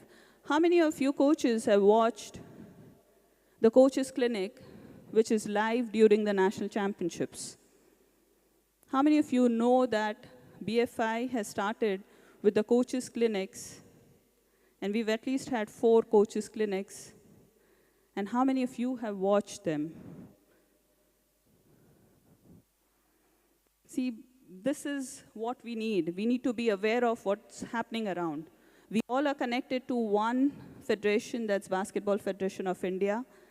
We all are social media active. BFI will post this on all the social media, and now you have to be aware that every national, we will be having a coaches and a referees clinic. Make sure you attend. Make sure you attend those clinics and get the knowledge. Work with a mentor. What is a mentor? We need some seniors who have worked in a certain position, who can guide you in what you're doing, who can say what is right and wrong for you. We always need a mentor. We need a holding hand. Find your mentors. Be with them. Learn from them. Take the guidance. Have an open mindset. Never have a fixed mindset like this is what I want and this is how I'm going to do it. Be open to learning. Take in a lot of things that you can learn and achieve from. I know we all are here because we have that passion for learning. We all are passionate about the game, and that is what we need. So keep the passion going. Let's talk about the roles and responsibilities of assistant coaches. The first is being loyal. I think that is what Coach Scott looks out for. Good to those slides that Coach Scott has made in for his assistant coaches, what he expects from his assistant coaches, from his strength and conditioning coaches and the physios. The first thing that comes in is loyalty. You need to be loyal to your coaches. You need to be loyal to your head coach. When we say loyal, what does that mean? Anyone? Yes?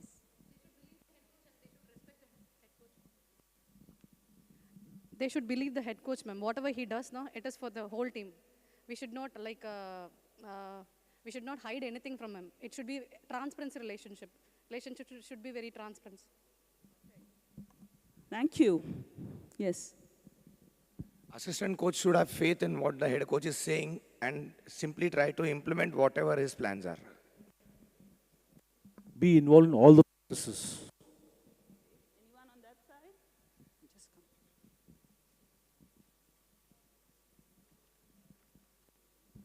come. Being loyal is like gaining the trust from the head coach. That's the most important thing, being loyal. Like the head coach should trust you and he can say everything to you so that he will have a confidence on you and he will have a he believes everything. Okay, I can put this role to my assistant coach. He can do that. So that kind of loyalty he will shows to the head coach. So, Santosh, would you like to say something? You've worked as an assistant coach. So, how important do you think being loyal is? It's very important to be loyal to the job what head coach is giving to us. It should be overnight or full day. We need to finish the job and on time. It should be on the board. Team meetings should be on time. And whatever task is, whether it is strength and conditioning, planning the day plan, and after planning, cool down, everything we need to take care of the things, whatever the coach is given the notes. It's very important, be loyal. We should not be telling lies that we did, sir, coach, and everything. It should be on paper and it should be visible to the coach what we did. Yes, Vinod, even you worked as an assistant coach recently. Being the bond of the team culture that we are want to develop. So assistant coach are the bridges between players and the head coach. It is the connection that we directly transfer what the head coach wants to be done on and off the court to the players. So it's not just about on the court, it's about off the court too. I have all the assistant coaches going in there. Yes. So loyalty is not only in doing the duties fully dedicating your full time and delivering whatever head coaches are expecting. But the main thing is, if players have different opinion and you are there seeing them, or whenever coaches are expecting something, or maybe their point of view, they are expecting us to implement, and we need not to recreate anything, or we need not to do something extra. Just what is their expectations and what is the angles they are looking for. Just stick to those angles. These are the very fine lines. Many places happens. Assistant coaches, when head coach is not there, because head coach every time cannot be there. Those are the times, assistant coaches, how positive you are. You need not to say anything which is going to hamper the team bonding or maybe team culture. So you have to be very careful of your words, of your opinions. If you have any different opinion, you can go sit with the head coach, talk, but you never express anything in front of the players. So this is what I learned during my experience. Thank you. Thank you so much for the valuable advice. Yes, Shiva. So I had a privilege with working Coach Zoran. And, a lot of times, coach has a different point of view, as he said. And sometimes, coaches, they get a little louder, and it affects especially the women. So they are very open with the head coach. Really come to you. They would actually come to the assistant coaches and share things. So that's where I feel, the assistant coaches is eyes and ears for the head coach, keeping the environment positive between the players and the head coach, trying to do the best. And as I said, it should be positive. Yeah. Thank you so much. So many things to learn with just one word, being loyal. Let's move on to the next one. Keep an open mind and always be willing to learn. There are certain things when you are working as an assistant coach you might not agree on. That might not be your way of teaching. You might feel like, no, this is wrong what the coach is doing. It should be done in some other way. But having an open mindset and always being willing to learn is understanding the why. Why is he doing it? What is the intention behind doing this in a certain way? Every coach has a strategy. You have to be a part of the system. Understand your role. Never cross the line. Never ever cross the line. You should know as an assistant coach what are your roles and responsibilities. I'll be coming up to that, but never cross the line. As coach rightly said, you feel you want to express something. Don't do it in front of the players. Have a one-on-one session. Hey, coach, I would like to discuss this thing with you. Can you give me 5 minutes? The coach will always be open to discuss with you. Give it a try. Be open to communication.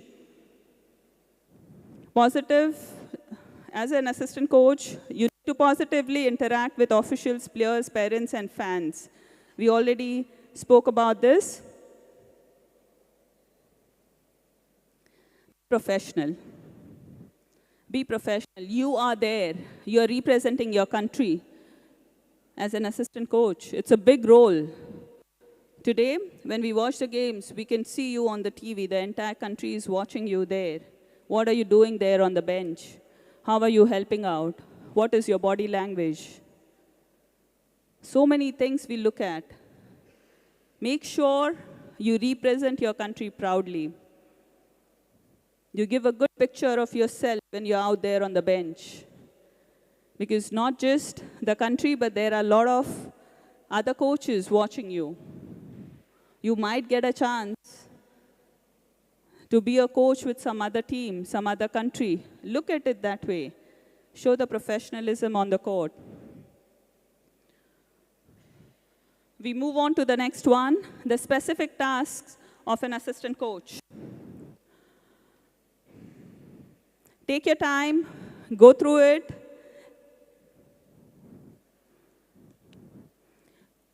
This is more or less when you're on the court with the team, might be for a match. It is important how you communicate with the scorers table.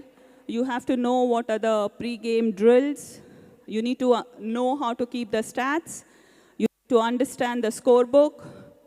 You have to make sure you keep the clipboards and markers ready for your head coach. You have to make sure you have the sufficient number of chairs required. The uniforms that you're going to wear for the game. Every player gets a towel. Are they available? Water, medical, first aid kit. So many things we need to be responsible for. This is just half the list. We have some more. You understand how important a role of being an assistant coach is? You have to know how to scout. You have to know how to do the video analysis. How do you break down a game? Might be for us or for the opponents. Like we just saw when Santosh was putting up the slides for Coach Matic. How they scouted. How do you make the videos? How do you run the practices? Like Coach Prasad said, if coach is given you, head coach is given you the responsibility, you should know how to run the practice. If you get a chance to run the practice, are you running it the way the head coach wants, or are you doing it the way you want it? This is what is being loyal. If you know what the head coach is expecting and how it has to be done, run the practice according to his expectations. Don't add up something because you feel it is important. You have to confirm about the transportation, arrangements, sometimes if required, running strength training and conditioning sessions. Also the athletes or the players who are into rehab, taking care of those players and making sure they're back on the court as quick as we can have them. Now, these are some of the expectations that Coach Scott has set up for his team. Let us go through it. There are some non-negotiables for him. He will never, ever negotiate on certain things. He expects undivided loyalty and honesty. Exactly what we spoke about. What does he expect his assistant coaches to do? Bring in a lot of energy. I know all the coaches have brought in a lot of energy. So bring in a lot of energy on the court, have positive attitude, be supportive to each other, open mindset on system and philosophy, professionalism, respect each other, respect the players, be patient. Be patient. Patience is virtue. Learn to be patient. We need to be in agreement and consistent with our standards and discipline of players.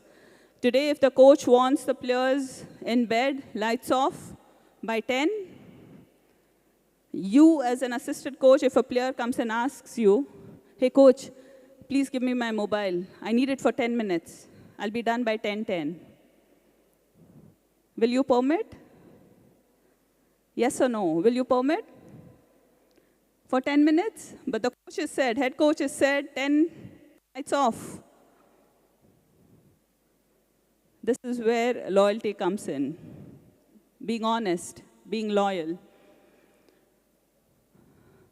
Fair but demanding of our players, well prepared. This is a very important statement. Coach says, I listen to all the suggestions, but I will make the final call, and I expect everyone to support me. Why would he say that? Today he has 42 years of experience. Experience bolta hai. This is what experience says. You might feel that is right at that moment, but he will speak with his experience. Sorry. We choose players based on giving us the best chemistry and best chance to win. And I think the last one is the best one, I feel. Please don't push selections just because the player is from your state. We need to change our mentality. If you, as coaches, start understanding what system is our national team head coach wanting to set up, what is it that he wants the team to do, where does he want to take the team, what are the other countries doing. He has done his planning. He has done his scouting. Sometimes we might not need a lot of tall players. We might need a lot of faster players because you have to understand the team you are competing against. With that, when he has made a certain decision, let us all agree on it. Let us all go forward with it. Coach Prasad, he set up some responsibilities for him. So Coach Prasad, as a lead assistant, is responsible for offense and defense in practice and games. Work with post players, conduct practice with head coach. If not there, lead stations and break down drills, specific practice and game responsibilities, opponent scouting assignments, and working with Solomon to make the videos or do the analysis, assist with discipline of players. See how particular and specific he is. Today, if you go as an assistant coach and you get this in your hand, okay, how easy the job is. You know what the head coach is expecting from you. So tomorrow when you become the head coaches, isn't this something that we can follow so the communication becomes easier and the other party knows what to expect?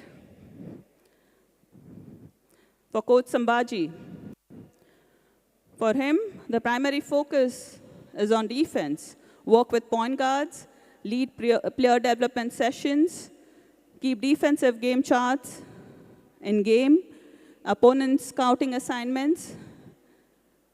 So specific about it. I just love the work that comes in. For Coach Joginder, primary focus is on offense, working with wings, lead player development sessions, keep offensive game charts, opponent scouting assignments, monitor extra shooting assignments for players. Do you agree with me that this is a very organized way of doing it? And let us start working towards organizing and planning the things. This is what India needs to set up a good system. Once we set up a good system, that is the first step we take to move towards our goal. Let's see what he has to say for the strength and conditioning coach. The strength and conditioning development assessment, he has to make sure he does that and he reports everything back to coach.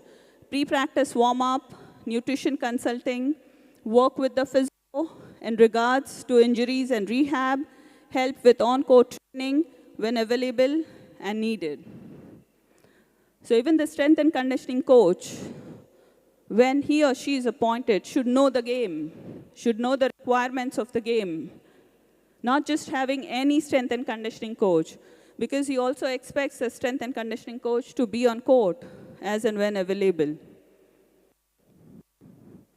Let's see what he has to say for the physio. Assess injuries, consulting with the head coach and strength and conditioning coach, prepare players for practice, work with strength and conditioning coach regarding rehab or prevention of injuries, working with the strength and conditioning coach for pre and post practice stretching, warm-up,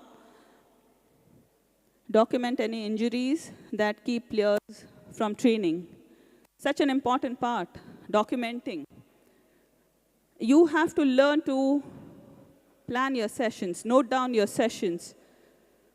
We see so many coaches with a playbook.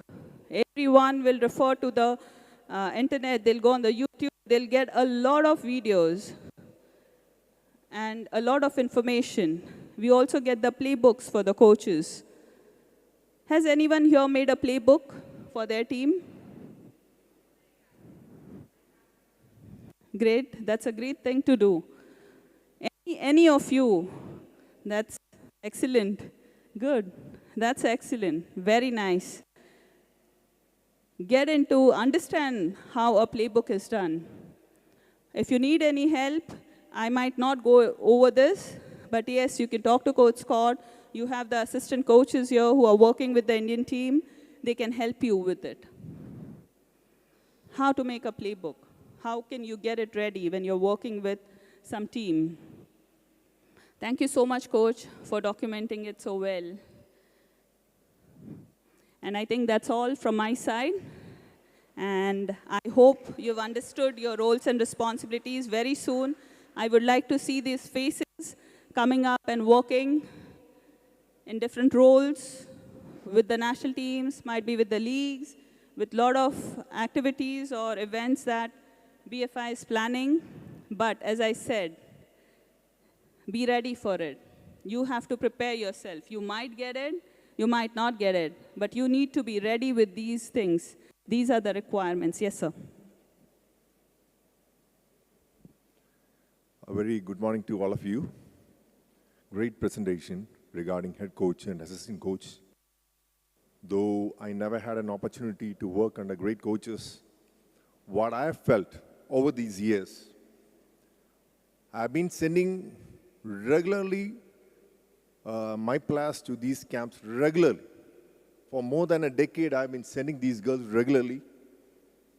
But this is a request, because the gentleman over here is a coaching committee chairman or something like that. So you should ask yourself, it's very easy to point fingers at all these coaches and tell them that we are Indian coaches. We are only ready to just, shower these things, and we are having hardly 1 month camp, 2 months camp. Within these 2 camps, we are not ready to, because our players are not ready. But my question is, I accept, my players are not ready. But have you ever communicated as being a head coach or assistant coach to any of the coaches who send these players? You have to tell, this is the drawback with your player. And once you get back home, you, as a coach, you have to work with this, in this department. Have you ever told this? So I request all the head coaches or assistant coaches or whatever coaches is there, once you see, because I'll be dealing with all these things regularly. Some of the things I'll be knowing, which you won't be knowing, and some of the things you will be knowing, which I won't be knowing. So what is positive because when you interact with players, when I send these players to this camp, I tell, you just note all these things that has been taught new. And we have to execute it back home. But I request to all the head coaches and all the coaches out here, once you train a girl or a boy, you must be seeing a lot of drawbacks with all these players. It is your responsibility to communicate back to the coaches who are working on 365 days with these players and tell them, your player lacked this. And when you expect this player to be in the next camp, I expect he or her to be in that shape, or you should develop that skill. So it is my request, from very humble request. So I hope you people will take it very positively. Once you're done with the camp, you have to at least communicate, sir, the problem with your player. You have to work on it. So people like me, I will really appreciate if I personally, I got only one message from Francisco Garcia. He was telling one particular player, she's really super, but she lacks left hand. You had to work really hard with her left hand, which I did. To some extent, I was able to succeed. So I expect as a coach, when I send a player to this type of camp, whether as a head coach is not unable to deliver a message, I expect the assistant coaches to communicate people like me. And this will only take the Indian basketball forward. Rather than telling that, ये बच्चा ठीक नहीं है, वो coach ठीक नहीं है. It's very easy to point fingers at coaches. I tell you. Even when Michael Jordan was drafted to the NBA, the critics said he is not going to play basketball because he did not know how to make a jump shot. He was very athletic. You would understand the fact. The most athletic player in today's NBA is, of course, the Greek, Giannis. He is unable to shoot a basketball. But none of the NBA coaches is telling he was born and brought up in Greece, but the coaches in Greece never taught him to shoot a free throw. They are working on it. Take this point as a very positive thing, and we have to remember this fact that together we can bring the game up. It's very easy to point fingers at, especially the people who are, I've been hearing this a lot. In whichever clinic you go, I'll tell, this is not my responsibility. It's the responsibility of the coach over there to work on this. But you just tell us. Okay, sir. Thank you. Thank you so much. What, coach, you wanted to say, or a humble request, I think let me put it in simple words. I know a lot of his players play with the Indian women team, and what he expects is a little attention from the head coach, just responding and communicating. If he can let him know, like, these are the things you can work with your players in off-season so they become better for the national team. So correct me if I'm wrong, yeah. Okay, so they can become better for the national team. So a little communication from the coaches or assistant coaches to the coaches under whom these players have played for years will help these players to get better. Am I right, sir? Yeah.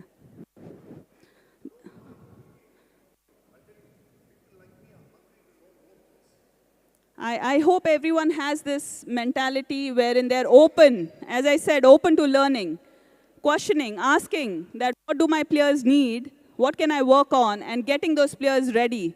We feel happy when one of our players just goes and represents the country. And after that, ek baar India khel liya, ho gaya. Are you those coaches? I don't want you to be those coaches. I want you to be the coaches who will say, let me produce 100 players who will represent the country in a better way, in an organized way. Let me train them in a way wherein they are ready to represent the nation. Because here, when we are as head coaches, we face so many problems. As our president rightly said yesterday, when the players come in, we need to start with the basics, the fundamentals. Why? We as coaches, when we've done our certifications, we say we have so much of experience. Why can't we get the players at that level? You see certain players playing under 16, 18, seniors in that same momentum. You never see anyone improve with it.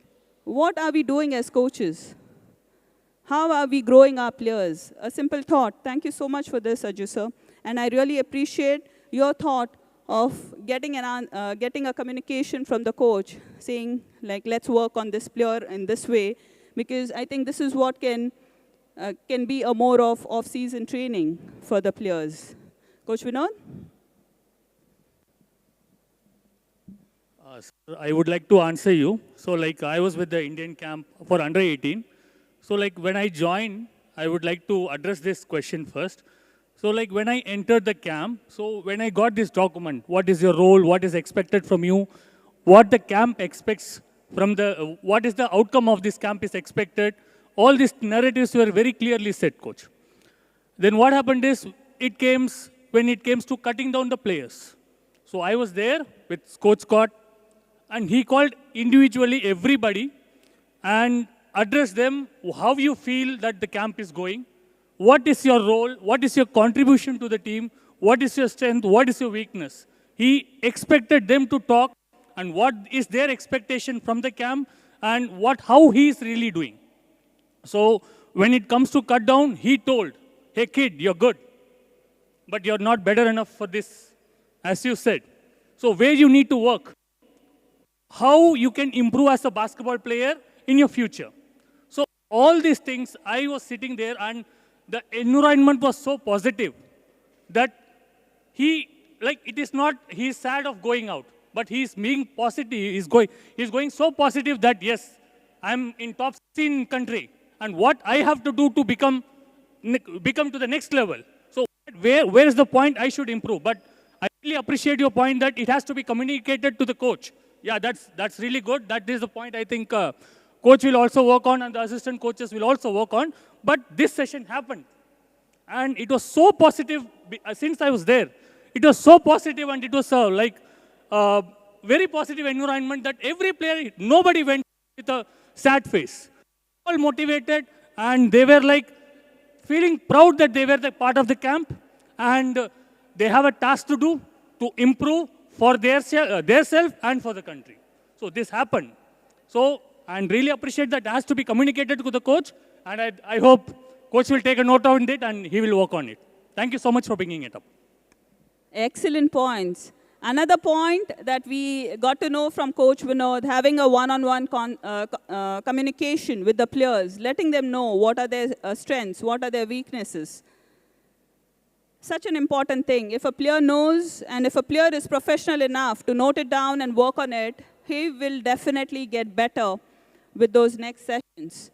So important to have that one-on-one communication. Coach, I really appreciate your work ethics and I look forward to pick them up and somewhere down the line replicate what you're doing. Thank you so much. And thank you so much for listening to me very patiently. Thank you.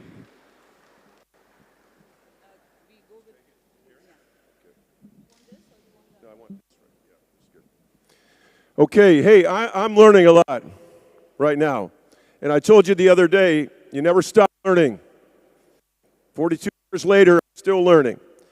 And so I appreciate all that's said, and I'm keeping it right here. Some of the things I write down, most of the things I have to write down these days or I'll forget. All right? Hey, I just want to add to the assistant coach thing. Talked about the two non-negotiables, okay? And I really believe these, because the other things can fill in the gaps.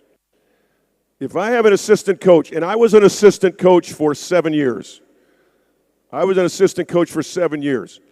And some of the coaches I worked for were great, and some were, I thought some of their ideas do it differently.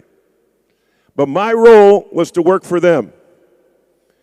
And I could disagree with some of the things they do, but it didn't matter at the point where they made the decision at the end. But here's the second part of that that's really important too. I have to have undivided loyalty because, let me just talk about that again. I was on some teams as a player where the assistant coach was getting with some of the other players and criticizing the head coach. And it destroyed our teams. It ruined our season. We lost all chemistry on that team because the assistant coach was meeting with all the players and bad-mouthing and criticizing the head coach. If you want to be a horrible assistant coach, do that. If you want to be a great assistant coach, here's the two ingredients. Undivided loyalty, no matter what you disagree with. But secondly, I don't want my assistant coach to be a yes man. All my ideas aren't great. Some of them are. Some of them aren't. I want my assistant coaches to tell me what they think. Not around the team, as we mentioned, but when we're in closed doors and we're in a meeting, or I want to hear what they say. Sometimes, right, I'm going to say, hey, that's a great idea. Let's change that. Let's do that. Sometimes I'm going to say, nah, I like the way I do it. I think we ought to stick with this. Good suggestion, but I feel good about this. So, all the other things, learning and becoming a better basketball mind and all those kind of things, those need to happen. But the two non-negotiables are undivided loyalty and don't be a yes person, all right? Tell me what you think. Tell me your opinion, and let's talk about it. And I have to be secure enough, and if you're a head coach, you have to be secure enough to hear from your assistants and tell me what to do and don't tell me what I'm, you just have to be secure in your coaching and to keep learning, all right? And the day I stop learning, I need to get out of coaching. I need to quit. I need to be done. And I've learned this week, there's always something you can learn. I've learned from Coach Matic some of his drills he's doing. I'm always picking up something. Arnika's presentation here, loved it, a lot of that. I need to pick up, and not the stuff I talked about, but the things she did at the beginning. So those are all things, and even if you kind of know those things, it's good to remember and reflect on things that you've kind of let go. Maybe 20 years ago I was doing that. But that's a good reminder for me to get back and do it again. Okay, next subject. I want to talk to you about scouting. Scouting a team, all right? Everything you do to win a game, you want to find an edge. You want to find somehow that's going to give you a better chance to win that next game. And scouting your opponent can really help that. And I'm going to start with something pretty sophisticated, all right, with a scouting report that I used to do when I was with the NBA. You can put that up, Solomon. And I'm not asking you to do this, but I'm just going to show you to the extent that we scouted teams when I was at the highest level in the world, okay? And if we have that, we can show it. It was, there's a program, I'll do a little here, because I think I've talked about this before. There's a program called Fast Model. And the one that I use the most is called Fast Draw. And if you just go to Fast Model on the website, I know some of you have asked about it, it's a great program. All right? Years and years, I had a big filing cabinet. And I had all my plays and all my drills in manila folders, and I'd have to look in there and find the right subject and all that. But now I have, and we'll come back to that, but I have a program called Fast Draw. And it's a software program that has every drill that I have. It has every play that I have. It has all of our defenses all in one place, okay? Now, what we're looking at here is their other product called Fast Scout. And so when I was in the NBA G League, my head coach, just like we talked about, assigned me to scout our opponents. So I maybe had 6, 7, 8 games during that season that I had to scout. And the great thing about this program, again, I'm not asking you to use this. This is, if you want to, it's great. But this is what we did when I was in the NBA. So we were playing a team called the LA Defenders, and here are the starters they had and the personnel they had. And the great thing about this program is they would plug in all the stats. I didn't have to look those up. They already knew those because they had done all the research. The only thing I had to do, if you see that first man, combo guard has been playing more with players, penetrator, attacks the basket, usually goes right, loose for the ball. So that's what I had to put in after I had watched a lot of film on that team. And so kind of work your way down. These are all the personnel, and we knew everything we needed to know about them. All right? You can stop right there. So there's always somebody that doesn't shoot at all. We know how to guard them. Somebody that's a great three-point shooter. We're changing how we're guarding them. We're preparing. If you don't do anything like this, you come into a game and you don't know. And so you spend a half trying to figure out who you got to guard and who you can't, and whether this guy is a good post player, do we need to double him or do we need to stay single on him? Those are all things that are going to help you ahead of time. And I'm not talking about being real sophisticated about this. I'm just saying, find some trends. And then the nice thing about this program is they put in all the team stats. So we could see what they're strong at. We could see if they turn it over a lot or if they shoot the three really well. What kind of rebounding team they have. Then we had their best three-point shooters, all right? I didn't have to do that. It already put them out. And then their best free throw shooters. So at the end of the game, we'd know who to foul, not those guys, all right? We're going to foul somebody else. And then their worst free throw shooters, so we knew who to foul, all right? Because we're wanting to win that game. These are just getting an edge. Getting an edge. If you have no idea at the end of a game who you want to foul, you might be, on one game, maybe they've hit a few, all right? Or maybe they've missed one or two, but they're their best free throw shooter. You don't know what to do. Keep going. Okay, and then we just had a section where what kind of offense do they run? And this is what I would fill in after watching 3 or 4 games. And then we talk about our defensive key. So this is their offense. What do we need to do to stop it? What do we need to do to slow it down? All right? And we would get together as coaches, and then eventually this would go to the players. And we'd have a scouting report with the players. Then we looked at their defense. Okay? What do we need to do offensively to beat that team? Based on their defense. Keep going. All right. This is fast draw here. Okay? If you can use a mouse, and I know some of you don't have computers, but if you do, it can be done on the phone as well, on a smartphone. But these are the kind of things I'm talking about. In this report, I was just writing down all of their main plays that they ran. Okay? But in my fast draw, I have might be all of my plays that I put in there. All of my drills.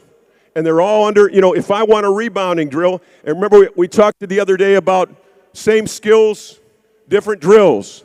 So I'm going to have maybe 25 rebounding drills in there. And what am I going to use today? And a lot of times they have the same fundamentals on all of them, but I'm going to mix it up. I'm going to do a different drill than I did yesterday or the day before. And so I'll just tell you this. This is what I used in my scouting report to show what this LA team does. So we were ready for it. But I'll do my little commercial here. This is what it's going to look like, okay, in fast draw. All right, go to the next scouting report.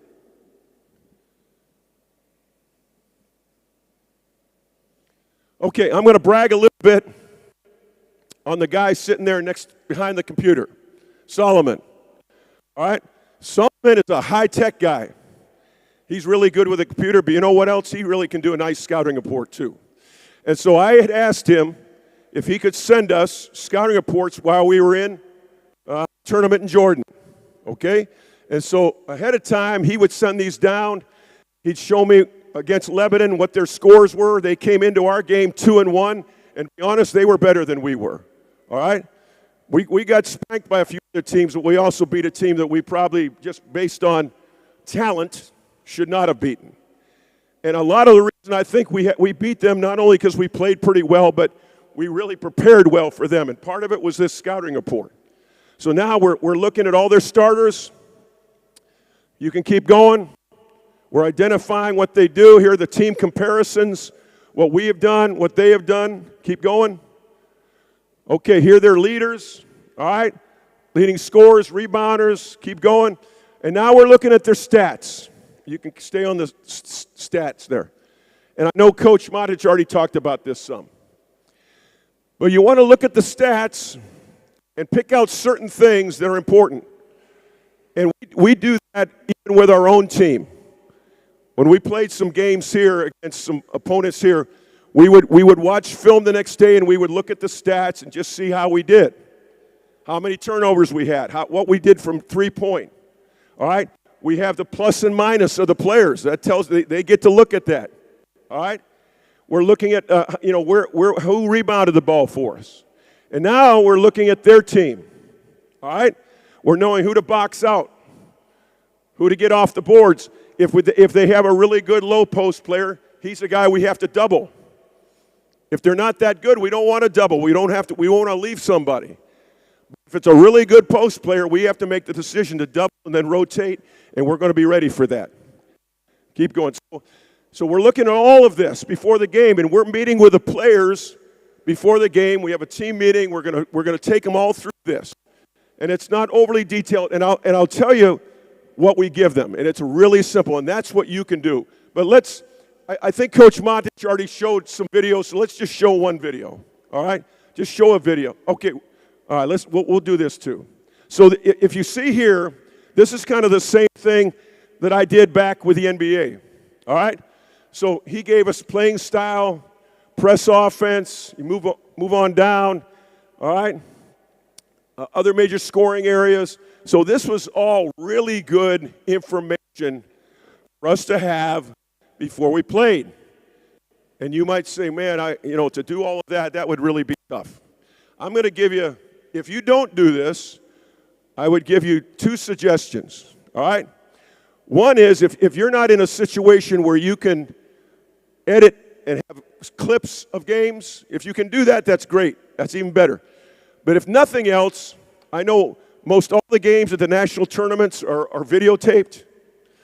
And if you're playing somebody that's already played, sit your team down and let them watch that.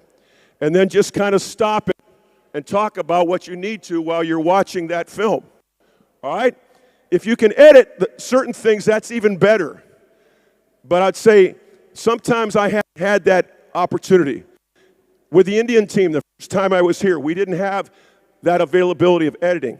So I'd bring them to my house, and on my TV set, we'd sit down, and we'd watch the game, and we'd evaluate it as we went, and helped us prepare for that next game. Okay, and this is the same. This is fast draw here, or something like it anyway, where we show their plays. All right, go to the one video. I know Coach Matic already did this, so I'm just gonna. All right, so now we're gonna show a clip to our team. Coaches have already looked at it. We can talk about how we need to guard this. Just stop it right there. We talked about denying that ball to the high post. Don't let him catch it. Don't let him catch it. If he can't catch it, play over. All right? But if he does catch it, now pass goes. Run it. Okay? Now they're running that back screen. We got to decide. Are we going to switch that? Are we going to show and get back? Are we going to let him through? So when we go into that game, they know what our coverage is going to be. All right? So that's enough. I know you showed these before. Let's go to the scouting report for the Indian team. Okay. All right. So this is a one-page front and back scouting report that is really easy that you could give to your team. Okay? And I still use this. I've been using something like this for years. Now, as coaches, we go over more than this. But you know as well as I do, players can't take too much information. All right? You can give them information overload, and they'll forget everything. So you better keep it pretty simple. So this is a one-page front and back scouting report that I'll use with any team that I have. My college teams in the U.S., teams here in India. So we want to start with, all right, whatever our opponent's going to be, we're going to put team category. We're going to put their number there, what position they play, their name, their height, what hand they use, strong hand, and then notes. And I think even on one of them, I have how we're going to play them. All right? If it's a three-point shooter, I might say lane line. Lane line means this. If I normally would be playing help side on somebody, if the ball's over there and I'm playing help side and we got a great shooter on this side, we may adjust that and we'll say lane line, which means straddle this line so that we know we can get. Sometimes I'll say 2 feet out. So we absolutely, your only job is don't let him shoot. All right? I would hate to think I almost have to get to halftime to adjust to that after he hits 4 shots. All right? If I've looked at him the game before, maybe even 1 game or 2, and you know what's coming, then you can come into that game ready to guard that person. If there's a post, I'm going to say there might be another line there that says on post guy. It'll say double down, all right, or trap. So we know we're going to play it straight if he's not that great, if he doesn't score much. But if it's a post player here that's scoring pretty at will in these earlier games, we're going to come down and trap him. And I'd hate to think it took us till the second or third quarter to figure that out. What I'm saying is give yourself an edge. And this is not rocket science. This is pretty simple stuff. To just be aware of their personnel, what they run. You know, they might be running, I think somebody talked about the flex offense. All right, so we know they're going to run the flex offense, so we know we're going to switch that baseline screen. Rather than getting burned by it 3 times and then say, hey, we better switch that, because they keep scoring on that. So this gives you an edge, because if you lose a 2 or 3 point game, we always at the end of the game, right? What happened right at the end of the game? Sometimes we've lost that game in the first quarter, second quarter, because we gave up a bunch of easy shots way back early, and as well as we played after that, they beat us by 2 points. All right? Keep going, Solomon. All right, so here are matchups. We're going to have our starters. And we put in the number of the player and the name. So going into the game, and we're going to talk about, with each of those players, what you need to do against that player. All right? What kind of player that is. So that we don't kind of randomly walk out on the court and say, oh, I got him, and I'll take him, and whatever. And I know that happens. I've done that at times. So we're going into the game knowing who we're going to match up with before we ever start. Keep going. All right. This is what you saw on the NBA scouting report, but I've just reduced it, all right, to just 2 pages. So I'm just going to give a few lines about their offense. I'm going to put their name in there, and then I'm going to share a little bit about what they do offensively. And then I'm going to put in there, here's what we need to do against that. Here's our defensive keys, all right? And then I'm going to put in their defense, and it may be 2 or 3 lines. Simple. I'm not telling you to write a book. Just put a few key things that they like to do. And then after that, I'm going to put our offensive keys against their defense. And then as we work our way down, we talk about their strengths, their weaknesses, and go all the way down. Here's the end of the report. What we must do to win. All right? This is probably the most important thing on here. After we've gone through everything else, what we must do to win. And we're gonna put in some real offensive keys. All right? We need to push it. We need to run the ball. They're bad at getting back. They're slow at getting back. We need to get the ball inside. They're smaller than us. All right? Anything like that. Defensively, we've got to double the post. We got to make sure we run some of these guys off the 3-point line because they're shooters. So it could be, all of you know these things. Just put a few key things in there. So I would say, at the very least, if you're in a national tournament and you've got, 7, 8, 9 games, find that video or watch them, even better, watch them live. Some of you may want to go out and get something to eat, all right? Or some of you may want to just go back to the hotel and rest. But it's going to, you got to tell me how badly you want to win that next game. And so if you can watch them live, that's even better. But even if you can't do that, if you can get that game, because I know most of them, all of them pretty much are videotaped now, go back and watch that game and put together a simple scouting report like this. 2 pages, all right? Personnel, their tendencies, and then what we must do to win, all right? And I know some of you probably looking at me like I'm crazy, and no, I'm not going to do that. I've never done that. I don't need to do that. I've won enough games. Well, good. Just keep doing it then. But, if you want to maybe move up a little bit as a coach, if you want to get a little better, if you want to give your team a little better chance to win, then I would think about this. And you know what? It takes a little time. Not a lot.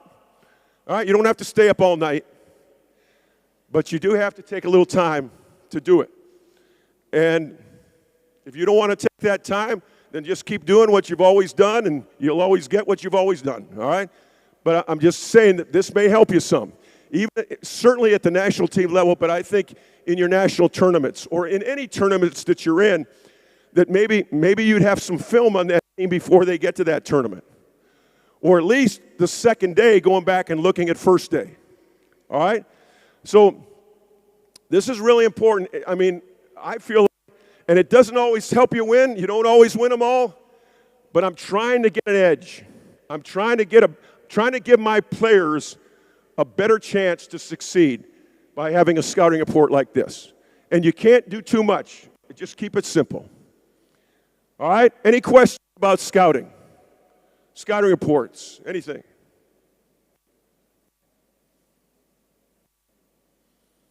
This makes sense? Who might try this? Who might try this? Raise your hand. All right. All right.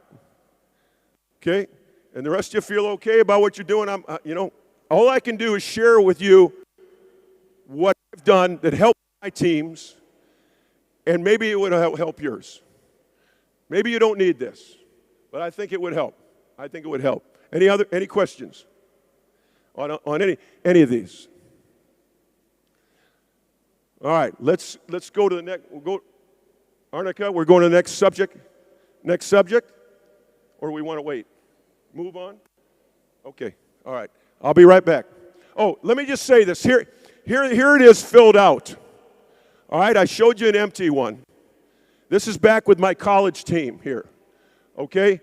And so these are the players that we were playing against. You can work your way down, Solomon. Solomon, work your way down. Okay, this is what it's going to look like at the end. And I'm going to tell you this, if you don't have a computer and you can just make a copy of this and then write it all by hand, that's fine too. We had to do that. We had to do that with a national team. So don't feel like if you can type it in, great. But if you can just get the one page front and back, write stuff in there, that's all they need. That's all they need. Keep going. Keep going. Wake him up. There we go. There are our matchups, all right? Talked about, keep going. All right, talked about all their, see how many lines I have? 2 or 3 lines at the most. Just giving us an edge. And then at the bottom, move it up some. Then what we must do to win. Push the ball in transition. Pound the ball inside. Patience in our red offense. Get second offensive boards. So those are the keys. And usually what I tell them, because I really believe it, unless it's a team way better than us, if we do these things, either I'll say we're going to win or we're going to give ourselves the best chance to win. All right? Because we go into it prepared. What does preparation lead to? What does preparation lead to? Confidence. Confidence. The most important thing you can do, probably for any player, is to give them confidence. All right? I hear from when I have individual meetings, I hear from so many players, I'm lacking confidence. I need more confidence. Well, that's my job somewhat. They have to take the ownership of that at some point. But as coaches, the best thing you can do for a player, besides skill work and everything else, those are all important. But I think number one is to give your players confidence and make them. I remember a coach that I had when I was playing in college. He made me feel like I was the best player on the floor. He made me feel like I was Michael Jordan. I wasn't. I was a better than average player. But when he talked to me and he pumped me up and everything, he let me know how good he thought I was, and it really helped. It really helped. Okay, do we want to move on to the next thing, or?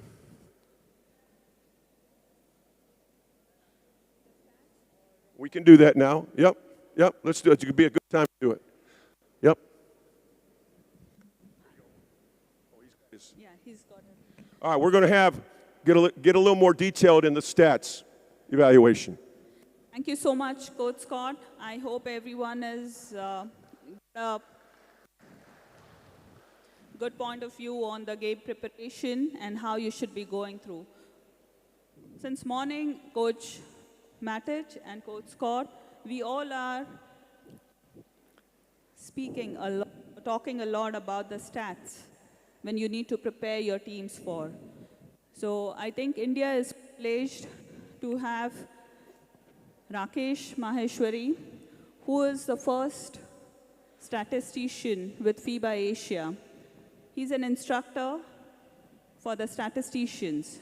It's an honor for the Indian basketball to have him here Like we are the FIBA coach instructors, he is a FIBA instructor for statisticians. So now, may I request Rakesh to come ahead and take the floor, in fact, and get in more details about how do you read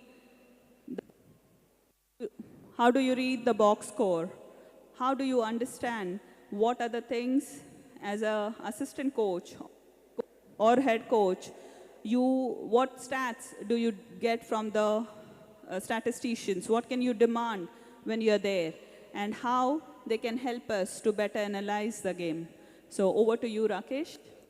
Thanks, Coach. Am I audible to all? First of all, thanks to the coaches who are present and all the instructors. Thanks to the BFI for having such a wonderful session. As Coach Scott explained you what is the importance of the statistics. So whenever you are doing the scoutings and all, you will have the in-detail statistics. When you are on field, statisticians helps you to give all the reports which is required when you are on field, designing this different strategies for your team, for your players. So what exactly is the statistics? As you can see, each and every action that is happening on court, from the rebounds, goals, how many attempts your team has been taken, turnover, assist, fouls, draws, everything, whatever the data we are collecting, that data is known as statistics. After each and every quarter, it is mandatory for us in FIBA to give the box scores to the statistics. So what you are watching right now is the box score. Even in the nationals, we are providing the box scores. This is the basic box score, but it is completely important for you, and it is sufficient for you to design these strategies for your team in the upcoming quarters. So as you can see, what exactly is the box score? So you can see the two teams here. The upper part is the 5 minutes interval. So the statistics is divided in each 5-minute intervals.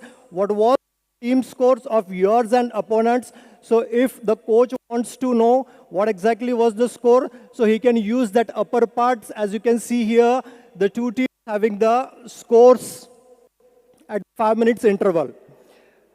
The second is the main parts which you can use to understand what exactly is happening on the court. So the first column, just the jerseys numbers of your player. This is all, just you have to understand what exactly is the box score is. Second, the team, player's name. Now the main statistics reports bin starts. The first is the minutes. How many times, how many minutes your players been present on court. This column will show you. The second is the field goal. How many attempts been taken by your team, your player for converting the baskets. This is been shown, and what was the percentage of that? This has been calculated. The second, after that, the column is for the 2 points. The M stands for the made, and the A stands for the attempts. So you can see, for example, here, the team, they scored nearby 23 attempts out of 49. So their shooting percentage is nearby 50. So this is how, if the coach wants to increase or whatever the defense strategies or offense strategies he wants to use, this type of box scores he can use. After that, you can see the 3-point percentage. Same thing for the 2 points and the 3 points. The coach can watch the box score and design the different strategies if they wish. Now the free throws percentage, the same. What is the importance of the free throws? So many times you can just check from the match results that the free throws are such importance that because of 1 or 2 points, if you are losing the teams, you can just get what exactly the free throws percentage your opponent scored and what was yours. So it will helpful for you after the match if you want to more focus on your free throws practice or individual practice regarding the free throws. You can use this type of box score. Then comes the rebounds. There are the different types of, there are the only two types of rebounds which we records, the offensive rebounds of the team and the defensive rebounds for the team. The total rebounds, so this is the complete rebounds which you guys, which your team's been grabbing on the court, as well as the main focus which we statisticians think that the coach has to be really bothered about is how his individual players, like the forward players or the side players, how many rebounds they are gathering and how they are scoring on it. Then comes AS. AS stands for the assist. So whenever a player is scoring the basket on the last pass, which fulfills the assist criteria, so we give the assist to the player.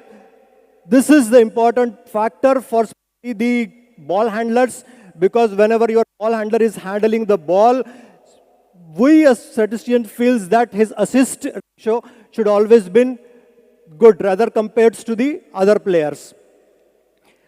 Then comes to the turnovers. If any violation, any type of 24 seconds, 8 seconds, or any type of ball handlings or the miss pass of violations or the what we say, things happens on the court, then it comes under the turnovers.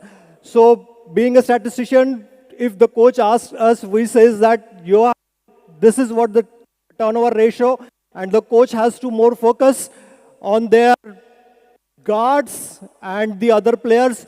If they are converting more turnovers, then this may give the different results in their strategies.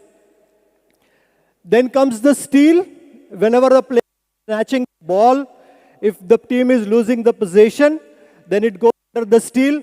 This is what the factor the coach is more focused when their point guards and the forwards players are playing. Then comes the block shots. This is generally for the centers. The coach is more focused on this. They would expect a lot of block shots, particularly from their, point guards. But yes, if the center is doing a great block shots, then this is the best one. And from there, they can get all the data. Then comes the foul drawns, just how many fouls a player did on the court, as well as there is one more thing, foul draws. If a player is doing a foul, we count it as a personal foul, but some other player is doing foul on him, we count it as a foul drawn. Then comes the plus and minus. So many times the coaches ask us what exactly is the plus or minus.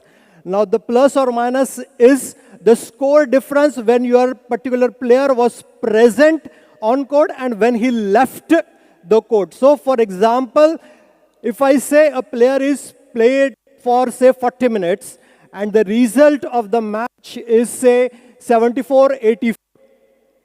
So if you'll see the losing team player who played for 40 minutes, his plus or minus will be minus 10, and the winning player, if he played for 40 minutes, his plus or minus will be plus 10. So the plus or minus is just the difference, but yes, it requires a lot so that you can guess the impact of the player when he was present on the court. So this is one of the important factors the coaches nowadays are using a lot. Then comes the efficiency. From the first column to the last one, whatever data is there, the software calculates all the data and put one figure that is known as efficiency. So if a player is on court, say for particular minutes, how many turnovers he did, how many attempts he took, how many field goals he scored, in that, how many 2 points were there, how many 3 points were there, how many fouls he did, how many block shots are there, each and every been calculated, and that is known as the efficiency. If you are scouting the players, or if you are just want to know what exactly your player performs, efficiency is one of the main factor the coaches are focusing a lot. Then the points, that's just what's the actual points the player scores, that's it.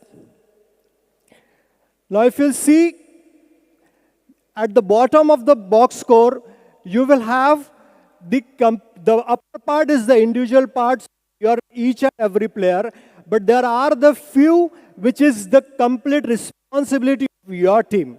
So what are these points? The first is the points from the turnover. So if there is any violation, if there is any sort of ball handling or mispass that we call as a turnover, and if your opponent is scoring on that, it means you are losing the possession and your opponent is scoring, this comes as the points been scored by you, your opponent. So as you can check here, the one team, they scored 14 points, the team, they scored 24 points. This is the factor which the coaches focused a lot. If your teams are doing a lot of turnovers and the other team is scoring on that, this is the factor where you have to worry about.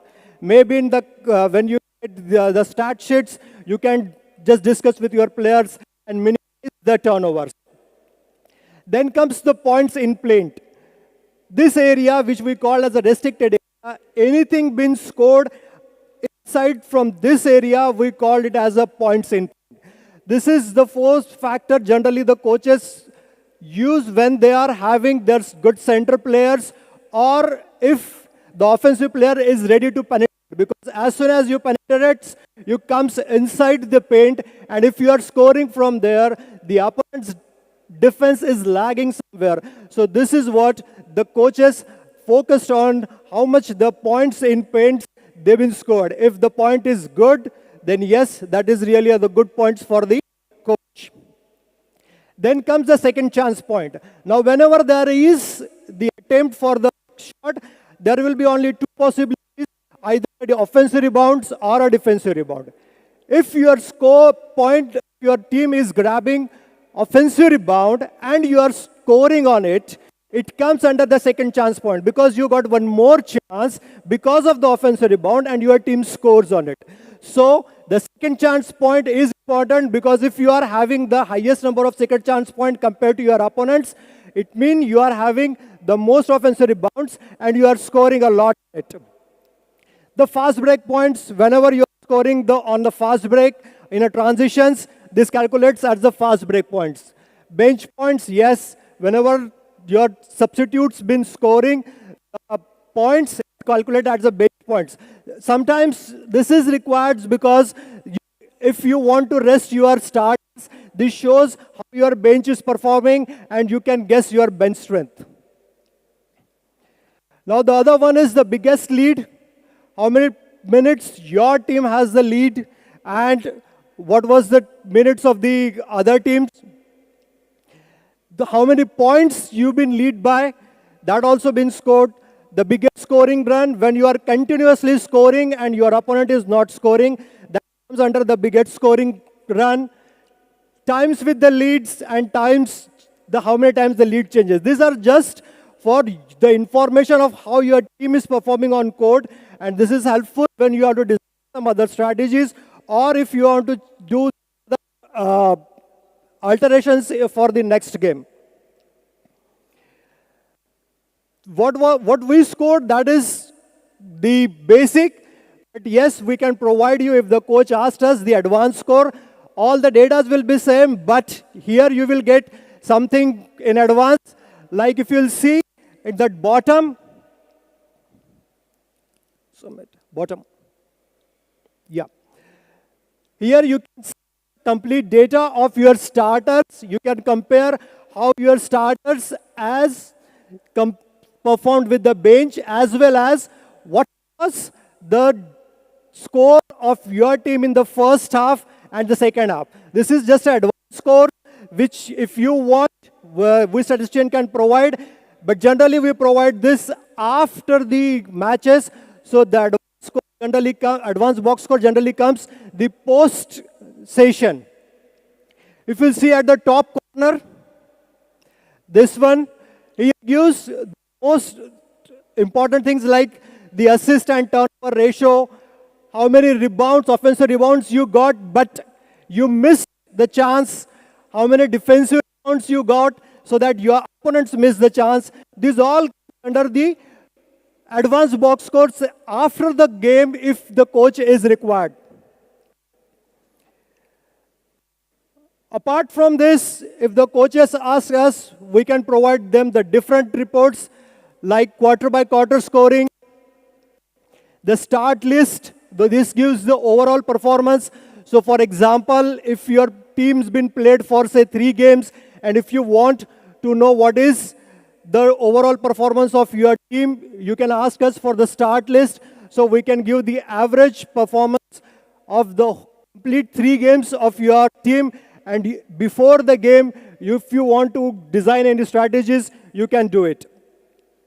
The rotation summary. Nowadays, the coaches are asking this a lot because whenever you are taking a substitution and that particular set of the player is performing well on court, how he performed, what they did, for that, the rotation summary is needed, and the coaches wants it so that they can continue with the same set of players if they wish. The lineup analysis, the same thing. If there is a particular lineup, what you have been deploying for the game, this gives you the detailed ideas about the lineup analysis, the shot chart, and the players plus or minus. Now, yesterday, a coach asked about how to know from where my player is shooting and how our team is shooting and how we can collect data. So this is the shot chart. We can provide you from there. You can see what was the score or how your team is scoring from the particular areas. This gives you the detailed information about that particular area, whether your team is lagging or it's good, so that whenever you are having some analysis or you're having some practice, you can focus more on that area. If your team is lagging or if your team is good, then you can ask them to just shoot a lot from the same area. This is the rotation. This is the shot chart. This gives the plus or the green, which shows you from where your team scores, and the red dots, it shows you from where you missed the shots. So if the coach wants the shot chart, yes, we can provide the shot chart. So if he wants, he can just suggest their players from which particular area he is good, or from more area when he wants to work on. So that's the basics of the stats. If you have any queries, please shoot. Yep.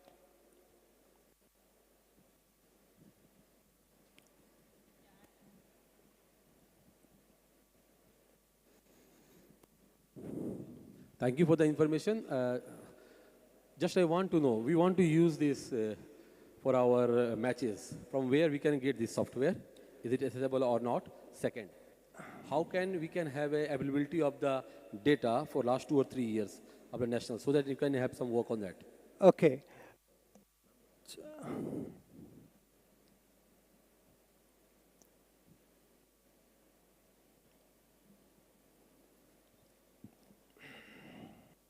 Okay, so as you asked about your first query, there are the different apps are available you can use when you are on court. But generally in the nationals, we are doing the live stats on the FIBA live stats. Okay, the second thing is you asked about the data. That is what, yeah, I'm coming, yes. So during the matches, you can download it on FIBA Live Stats website.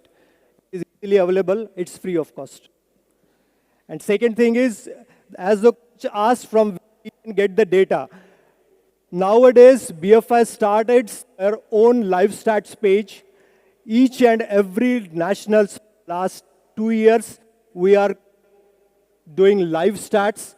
From there, you can get the complete data. So for example, the first match, this is the post-match data. You can get the box score, as I said. There is no required sometimes that you have to come and get the PDF.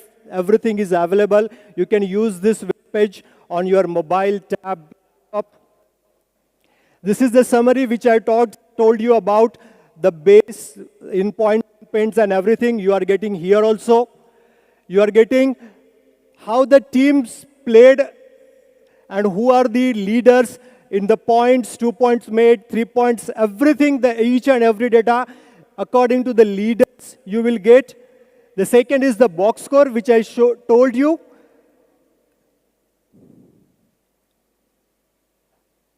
This is the box score, which PDF we give you. But if you don't want the PDF, you can access it from here also. It's the same. Then the next. Then the play-by-play. Now, this is the most important part for you, the coaches, because sometimes it's not possible that you will get everything's been shown on video. But if you are going through the play-by-play, each and every action that took place on, we record that. So if you want to see some turning points of your match, yes, you can go through the play-by-play and you can check from there. The next is the shot chart. As I told you, from here also you can check the complete shot chart of your team, as well as if you want to go for the individual player, you can check that. So here, for example, you have to just click on one player and it will shows you how that player performs in that game. This is the individual player shot chart. All whatever we are providing you in PDF, you can get this during the nationals online also. And the last one is the team comparison. If you want to compare how your team's analysis been done, you can go with this. So all the data is here. Anything else? Pardon? Yes, yes. This is, you can check for any team. All teams roster, everything is there. Sir, I just want to ask, a single person is doing these stats with an assistant? Yes. In the live match? Yes. So I just want to ask, single person doing stats for both the teams, so and so much parameters are there. Yes. So there are chances of human error? No. Yeah, I'll come to nice, good question. So now, what is the thing is, what you are saying, we are operating as per the FIBA mandatories. We have 2 callers and 1 operator. Okay, so both, one is continuously calling the game and one is feeding the data and one is monitoring it. So the same thing which you are talking about, the error, nowadays FIBA started stats review. So recently we did the reviews for the Olympics. So the statisticians on court, they are doing the same thing. And if there is some error, we from back end just message them and they corrected it. So there are the chances that the errors are now, no. Since it is digitally score sheet now, can you help us go through a little about it? Digital score sheet? Okay, so digital score sheet is one of the things right now we are started in the nationals and it is mandatory in FIBA. The same score sheets which we are doing manually, the same thing you have to do, but only with the digital parameters. There is changes. It will be the same thing. The only thing is whatever you are doing with the manual, if you don't have to note down the times and all, but in digital, sometimes you have to note it down. It's the same one. The only thing is it's the digital and it's the manual.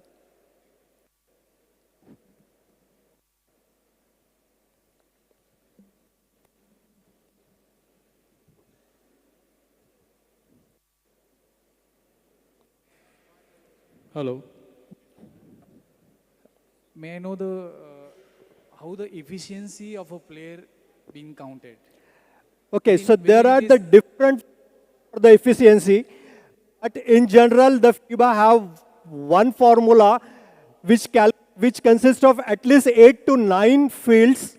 Okay, so from how many hits the player played, plus the attempts hit shots, how many points he scored for the same 3 points, the free throws, turnovers, personal fouls, foul drawns, block shots, everything that has been calculated automatically by the software and shows the efficiency.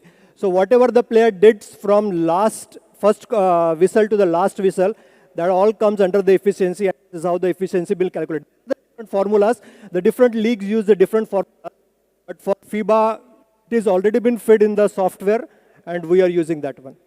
This has been counted in numbers or? Numbers. That is what that efficiency was. So if a player's efficiency is, say, 30, plus 30 or something in a minus, so depends upon his performance.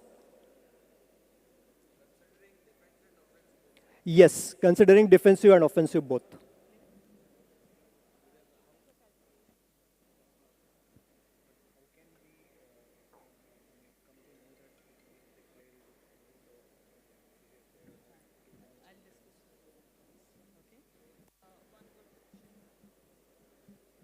Hello. Can you explain what is team rebound? There is this row in the box score. Okay. So, Solomon, that box score.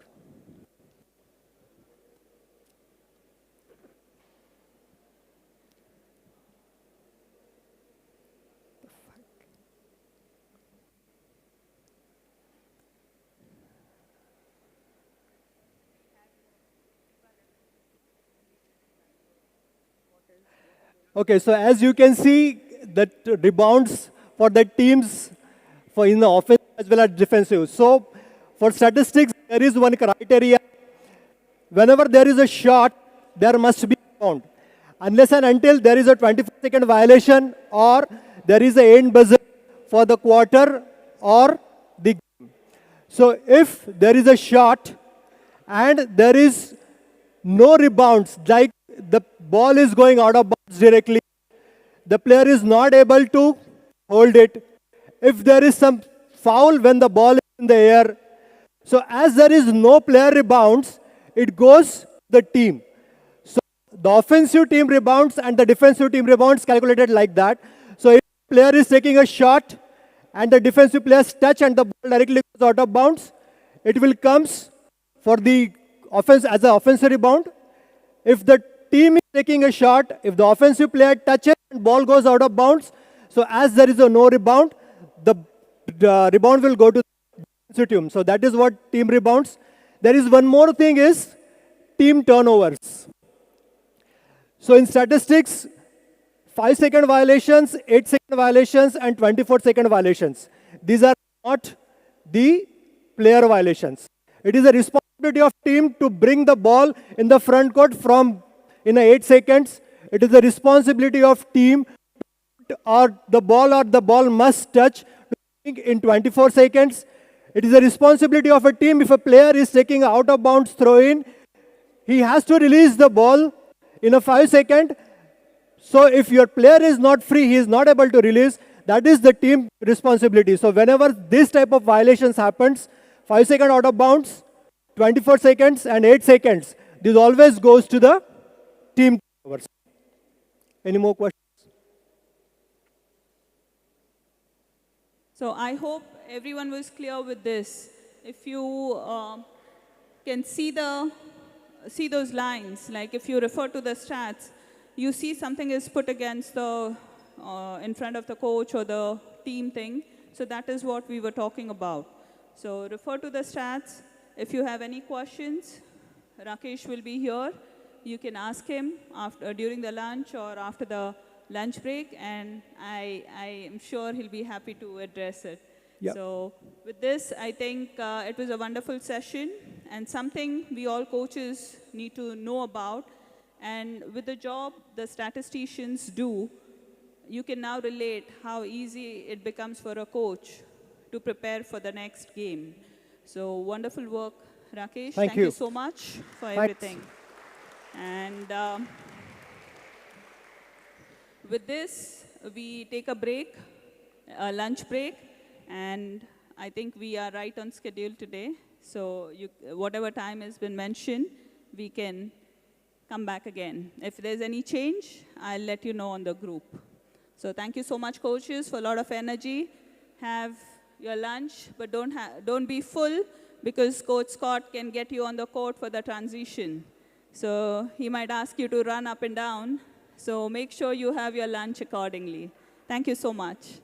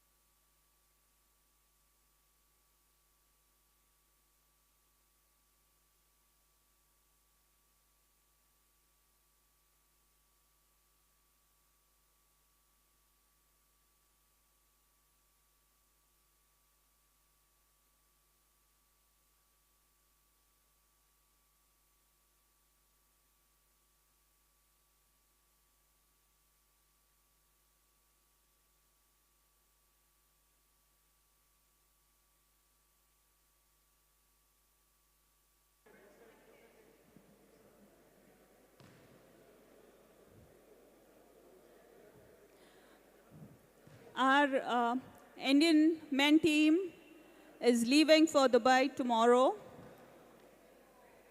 And we would want all the coaches to give them a big hand and wish them good luck.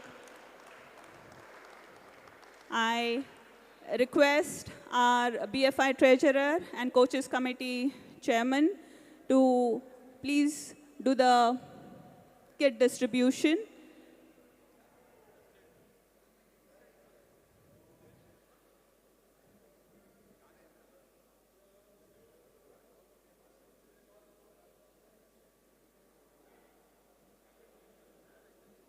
This is one of the first steps the BFI has taken to send the team for an exposure trip.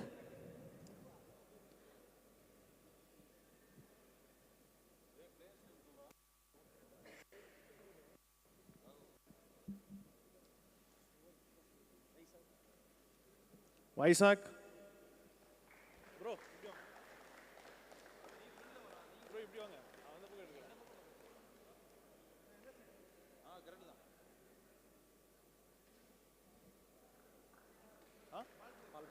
Palpreet.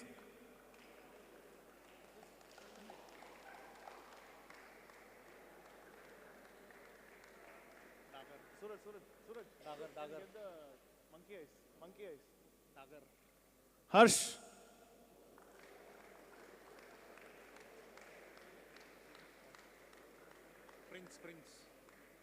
Prince.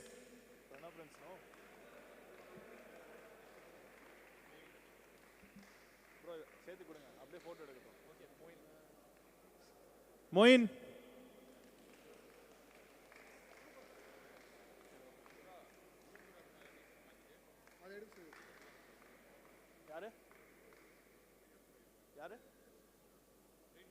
Pranav.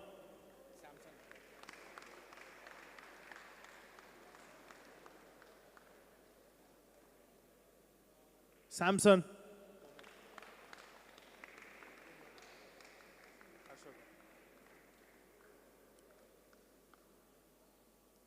Harshvardhan.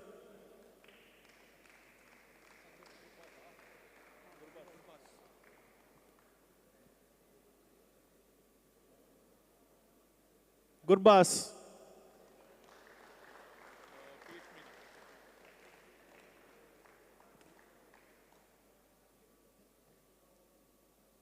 Piyush.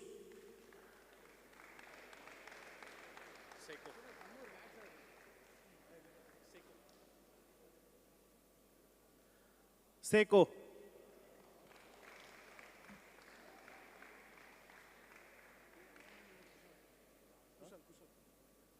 Kushal.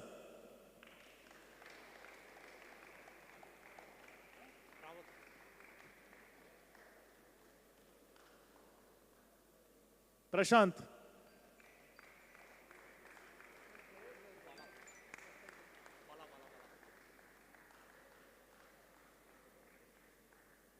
Bala.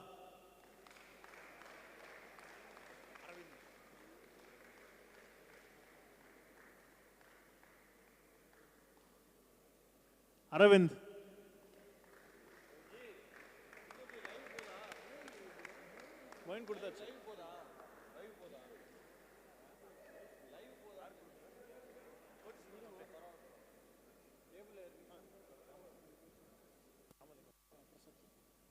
Prasad sir.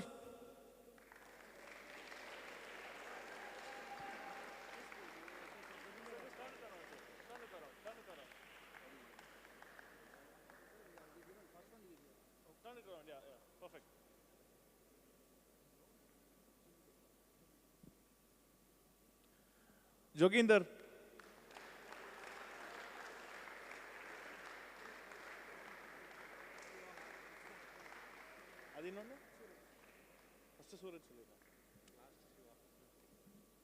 Coach Scott.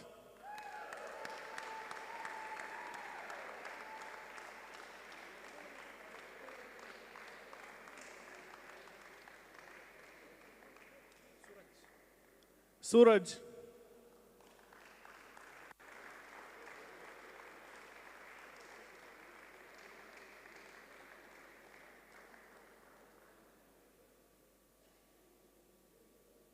Shiva.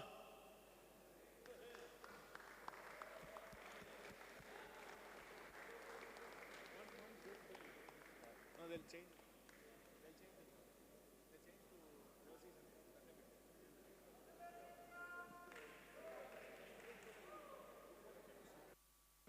Red Bull vechittu they'll change and they come they'll take pictures with the monkey eyes and Red Bull and everything. Yeah. Okay. All right.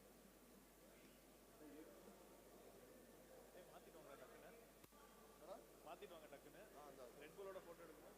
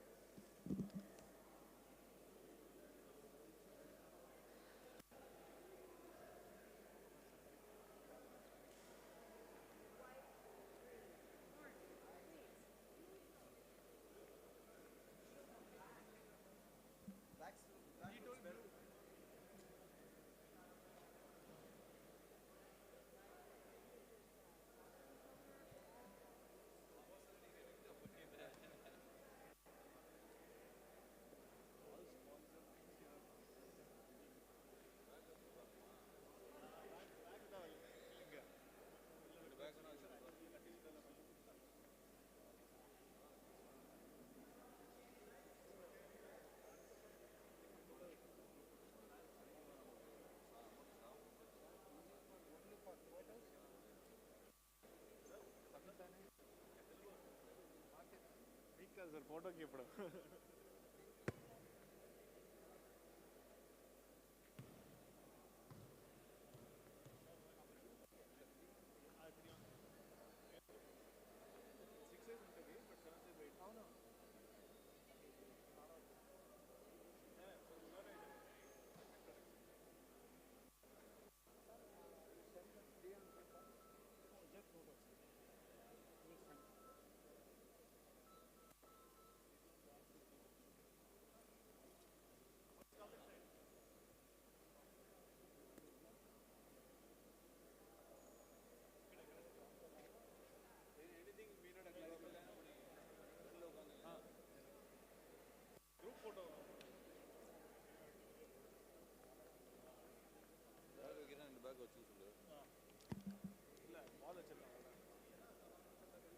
Can you hold it?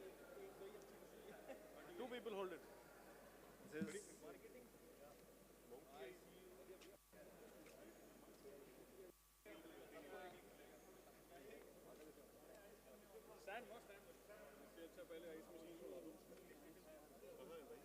Ready करना okay okay अभी बात नहीं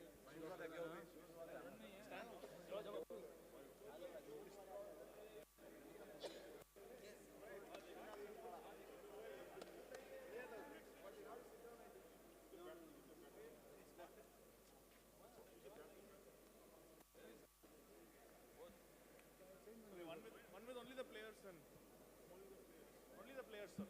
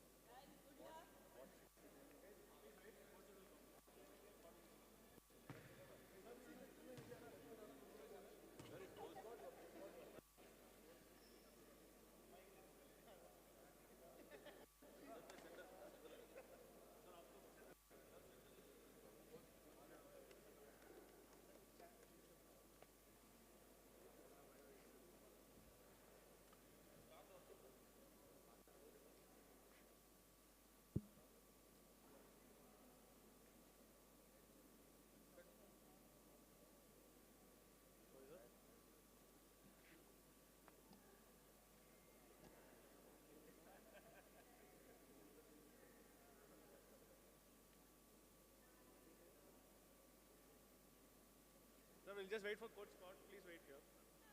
So we'll wait for Coach Scott and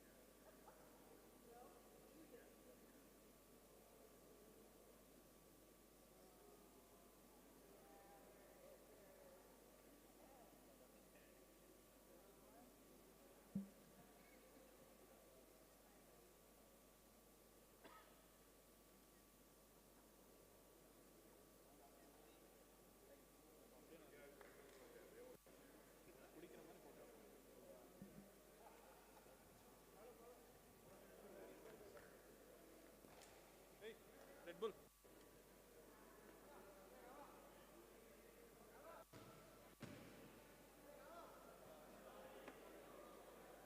Red Bull. You pose for a picture. Okay, like you're drinking. Natural. Candid.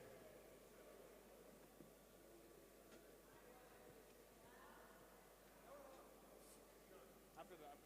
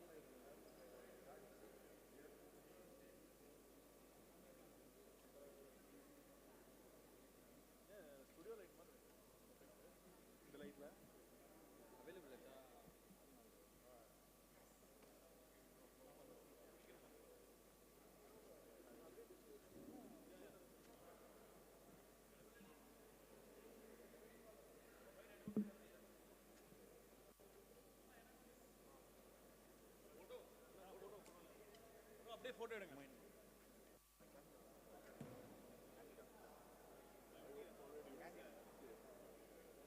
எடுத்துட்டீங்களா வீடியோவா photo class வரல chase போடுறா நான் பின்னாடி பேக்ரவுண்ட்ல இருக்கேன் இதோட எடுங்க இந்த போஸ்டரோட இந்த போஸ்டரோட எடுங்க இந்த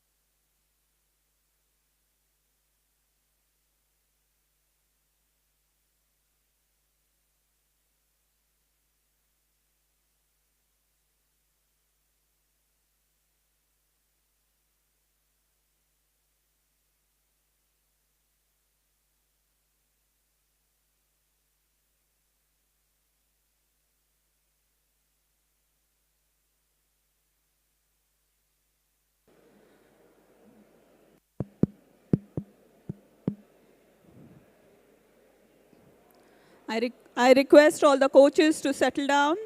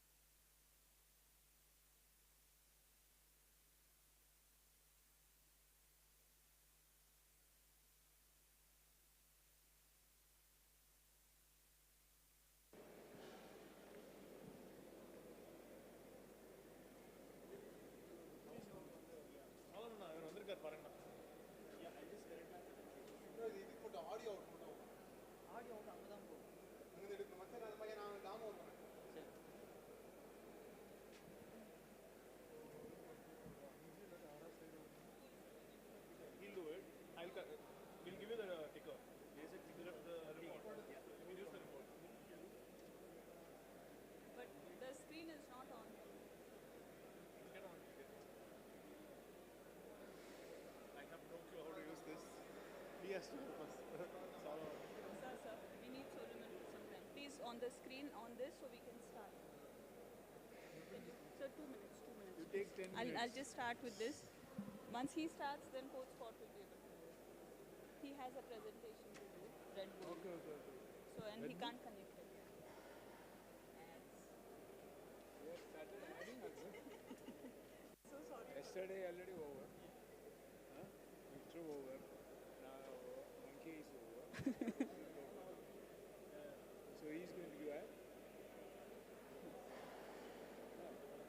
No.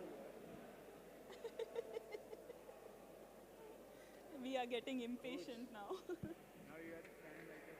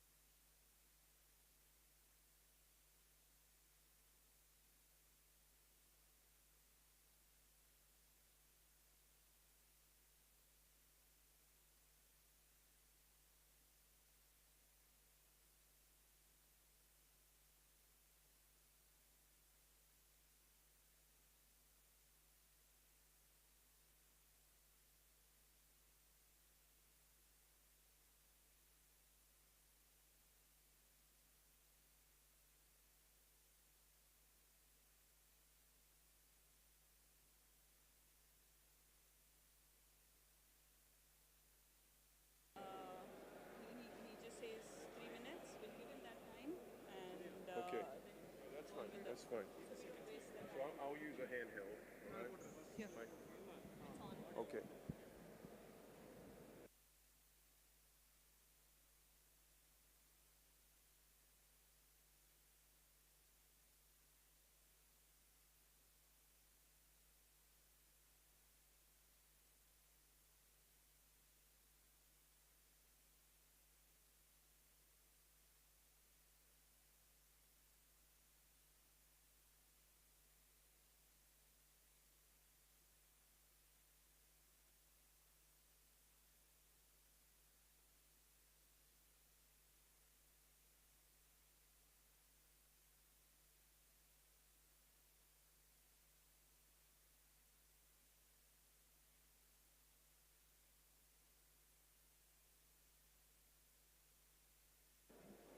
Do you want to start it? Do you want to start it directly? I just want to make sure you have this.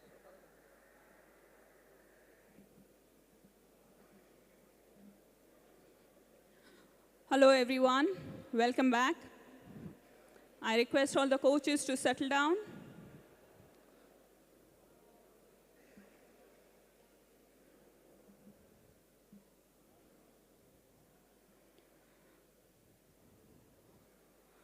Thank you. So we start the session with Coach Scott letting us or making us understand the game preparation.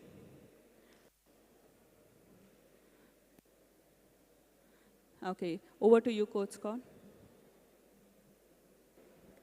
Okay. Just follow up on a few things we talked about, scouting reports and preparing for games. All right? I need everybody's attention here, please. All right, I'm the teacher, you're the students, you know how you'd be. Right? Okay. Hey, the first thing I was going to tell you is one of the things I do every year is I put together a playbook. All right? And this playbook has everything we're doing. Every out of bounds play, every offense, every defense, everything we're doing is in this playbook. And we give this to the players and the coaches, all right? And so I don't know if you do anything like that, but again, it's just something I'm encouraging you to do. Here's the first 2 pages of the playbook, all right? And so I'm going over our man-to-man defense. These are all our fundamentals. They're going to see that throughout the playbook. Our zone defense, offense, keep going. All of our sets that we put in, and then keep going to the next page, Solomon. So now after I've kind of shown them this, I think we have one more, right? With the hand signals, is that all we have? There we go. So now, and you can see what I've highlighted there. I probably need to update it. What I've highlighted are the things we've already put in. And so these are all the different things we're going to do before we're done with our training camp. And put all these things in. And you notice I've got names for all of them. And I've got hand signals for all of them. So when we get into a big arena, and if we're one of these the Asia Championships or Asia Cup or wherever it may be, hopefully we'll have a big crowd here when we play the qualifier. Sometimes players don't hear you. All right? So, for instance, our straight man-to-man, our half-court man-to-man is just our 10. Okay? I'll get to that in a minute here. And so what I do, everything with 2 hands is defense, and everything with 1 hand is offense. So if I'm giving 2 fists like that, they know that we're in our straight man-to-man defense. Here's what I've done too, just so they have anything that's front hand is straight man-to-man. If they see me turn my hands to my backhand, that means that's our trapping defense. All right? And so when I showed you that trapping defense yesterday, that's going to be our 50 defense right here. All right? If we're in 40, which is just straight man-to-man, full court, we're right here. And so it's just something else. Again, I'm always looking, and you should always be looking for an edge. Something that'll get your team organized. Something that if they can't hear you, at least you've got signals for those. All right? And so our half court, again, defense would be 2 hands. If we're trapping on the half court, I'm going to turn right here. And everything that we do has a hand signal. All right? Everything we do has a name, or a number, I should say, has a number, and it has a hand signal. And so they already know these. They can see these in the playbook. And then I don't have the rest of the playbook in there, but everything else are going to be diagrams or explanations about everything that we do. So from the very beginning of camp, they know exactly what our system is. When I was at the NBA Academy, we did the same thing. We gave them a playbook. And really, what we did there, it was even more than a playbook. We called it a program book. And so in that program book, we would put our schedule, we'd put our calendar, I'd give them some motivational handouts, whatever we needed for them. And sometimes we just meet in the classroom and we would go over these things. But inside of that program book would be the playbook, which we have here. And so I don't know if you've done that in the past, but again, if you want to go to the next level, if you want to go, if you want to get more organized, I would encourage you to do some kind of playbook. And you see how simple I had. It was just paper bound. I've given out the 3, the notebooks times, but this is just a paper bound book. But it has everything in there for that. All right. So let's talk a little bit more about preparation and management in the game. And I've talked about this a little bit before, but You know, we have our scouting report. We talked all about that. We have our personnel, tendencies, everything we want to do. And then before we play that team, we want to have a practice where we walk through those different things that we've shown. We have maybe one player is going to mimic being their best shooter in practice. I'm sure you've done this. And then we're going to, if they have certain offenses they run, we're going to show that in practice and talk about how we want to guard that.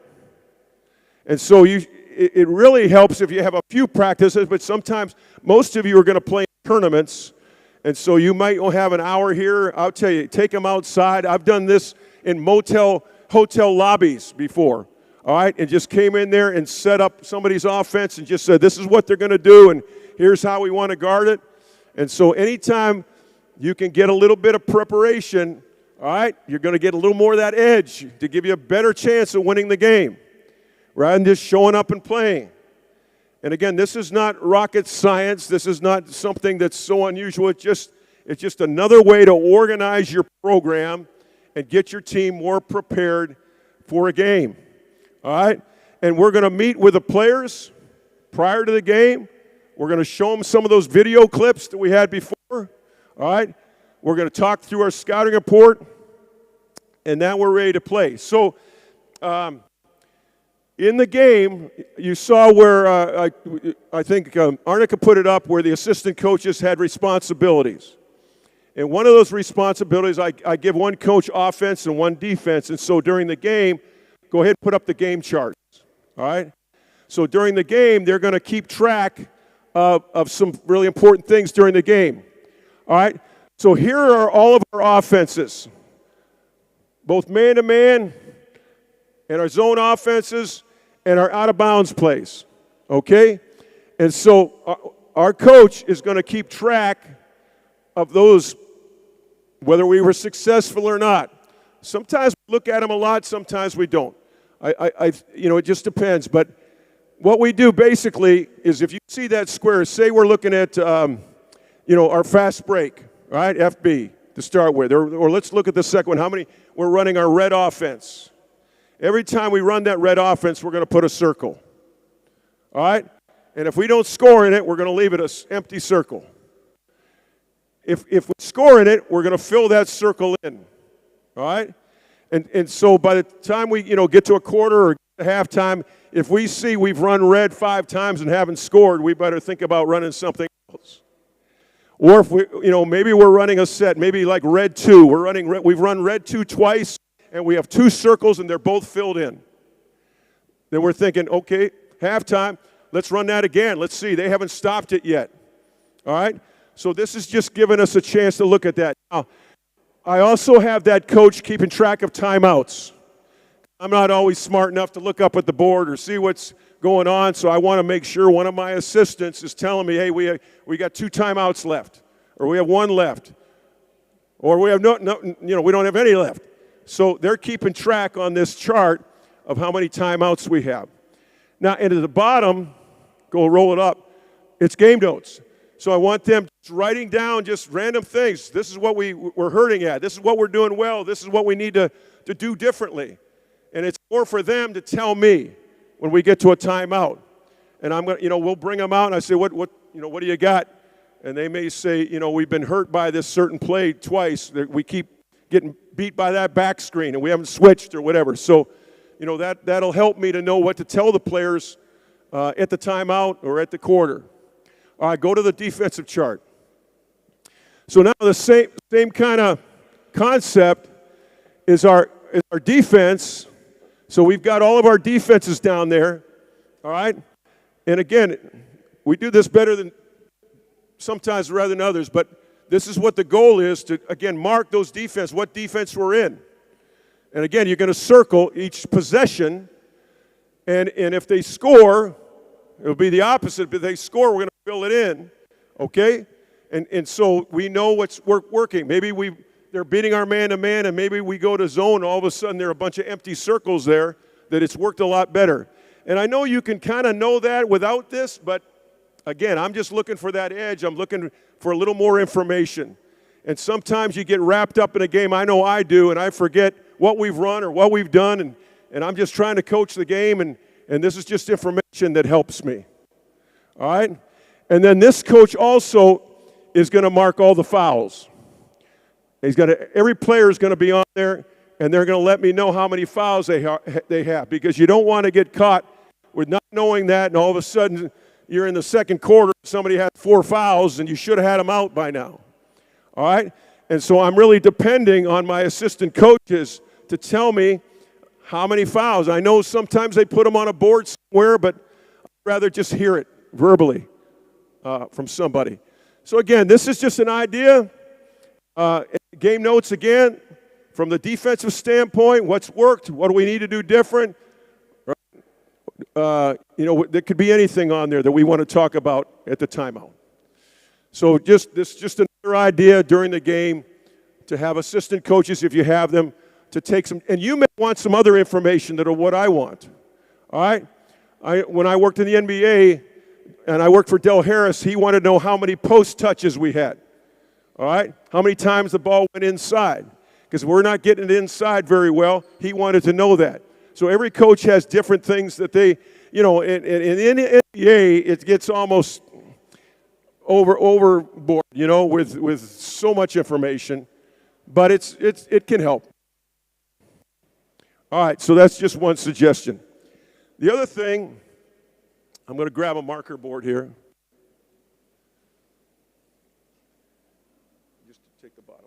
I'll just take the bottom one, okay? Okay, now, how many of you, be honest, how many of you use these for your team in a game? Raise your hand. All right, that's good. That's good.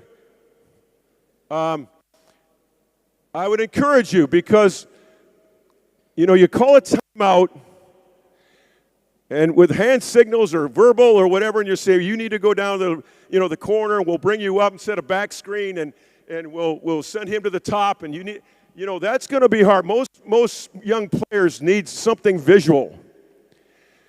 And I encourage you to use it in practice some too. And maybe you need to learn, it sounds like a lot of you know, but because I know this is a higher level of coach here. But if you have never done that, and to be honest with you, I don't see a lot of boards when I go to Indian games here. I don't see a lot of people using them. So it's good to see that a lot of you are at this level here. But I would encourage you, what you're going to put on those is adjustments you need to make, corrections, you want to review plays that you've already put in, all right? You want to show some new plays that or adjustments that way. You want to draw up a play. And again, I'm not talking a lot about something brand new that you haven't worked on. I would say 95% of the time, what you're drawing on that board is probably something you've already worked on in practice. And you've got prepared. All right? Now, there may be adjustments defensively. We talked about we've got a great shooter. We just found out this guy's knocked down 3 threes in a row. And our original defense was going to be here. The ball's here playing in the middle. So we may drop on the board. We want you here now. We want you to lane line, or we want you 2 feet out. And we're going to show that on the board.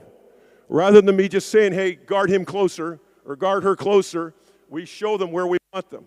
Okay? And so I would encourage you to use a board. And the more you use it, the more comfortable you get with it. All right? And you don't have to use it every time. There's sometimes I have the board, they hand it to me, and I don't use it at all. It's more a motivational thing, or I'm getting on them because they're not playing much defense or whatever. But if I think something specific can help them and some adjustment we can do, I'm going to definitely put that on the board, because most of us learn visually. All right? There's some that can just hear it verbally, but most of us need to see something visually. And in a timeout, you can be telling them verbally and also showing them, all right, visually. And so it's just going to help. Again, you lose a 2-point game, you go back to, maybe I should have done this. And I have plenty of those. Okay. Late game plays. Yeah, I will in a minute. Yep. I'm going to show you something else that I have. This is my late game play board. All right? All it is just a sheet of paper or cardboard. I put all my late game plays on there. All right? So that I know, here's the first one. 1 second left, need a 2. Here's another one. 2 seconds left, need a 3. Here's another one. 2 seconds left, need a 3. 2 seconds left, need a 3. 3 seconds left, 2. So this gives me some choices. If we're down to the last minute of the game, or it could even be earlier than that, but usually this is for late game plays. And this has been a godsend because I'm not smart enough to remember all those. All right? And the other thing I would say, you need to work on them in practice. They shouldn't see this for the first time in a game. I have all these named. First one is Boston. I've got Brooklyn, LA, Denver. And so they have names to them that we've worked on in practice and called them that name. All right? And so I would encourage you, especially with the senior team that we have, we've already worked on some of these, but we're going to have to work on them a lot more. I don't want to get down to a game and have 10 seconds left and we're down 2, and I'm trying to figure out what I ought to do. And so you know what I do? I pick up this board, I look at the situation, 1 second, we need a 2. I get, hey, we're going to run Brooklyn. And there's another time I bring my board out and I write out that play. We're running Brooklyn. And we've already worked on that in practice. All right? And sometimes you're going to win the game, sometimes you won't, but give them a chance. Give them a better chance rather than just say, get the ball in and make something happen. All right? And even if that ends up being the case, sometimes psychologically your players just want to know they're prepared because preparation leads to what? Confidence. All right? So if we've prepped this and we've worked on it in practice and they know the name of it and we go to run that play, they're going to have confidence that they can win this game with this play. And it may not always turn out, but you want them to feel like they're ready. If you just kind of throw a play together and that kind of thing, if it was me, I'd kind of be doubting. You sure this is going to work, Coach? So, I would say, again, you don't have to do this, but I'm just trying to give you some things to think about that'll maybe take you to the next level. All right? Okay. Other thing I want to show you, and I did this before, and I hope don't be offended. Maybe it looks pretty basic, but this has really changed and really helped me to manage a game much better. I need five chairs out here. I need 5 chairs out here. Bring a chair with you, and I need one for me. Right here. Right here, guys, right here. Put 5 in a row. 1, 2, 3, 4, 5, right together like it's a bench. Okay? And then I need 1 chair for me right here. And I need more players. I need all the players out here, all the players. Okay? This is my starting 5. Who's the 1 guard? Who's the point guard? Right there. 2 guard. Right here. 3, 4, and 5.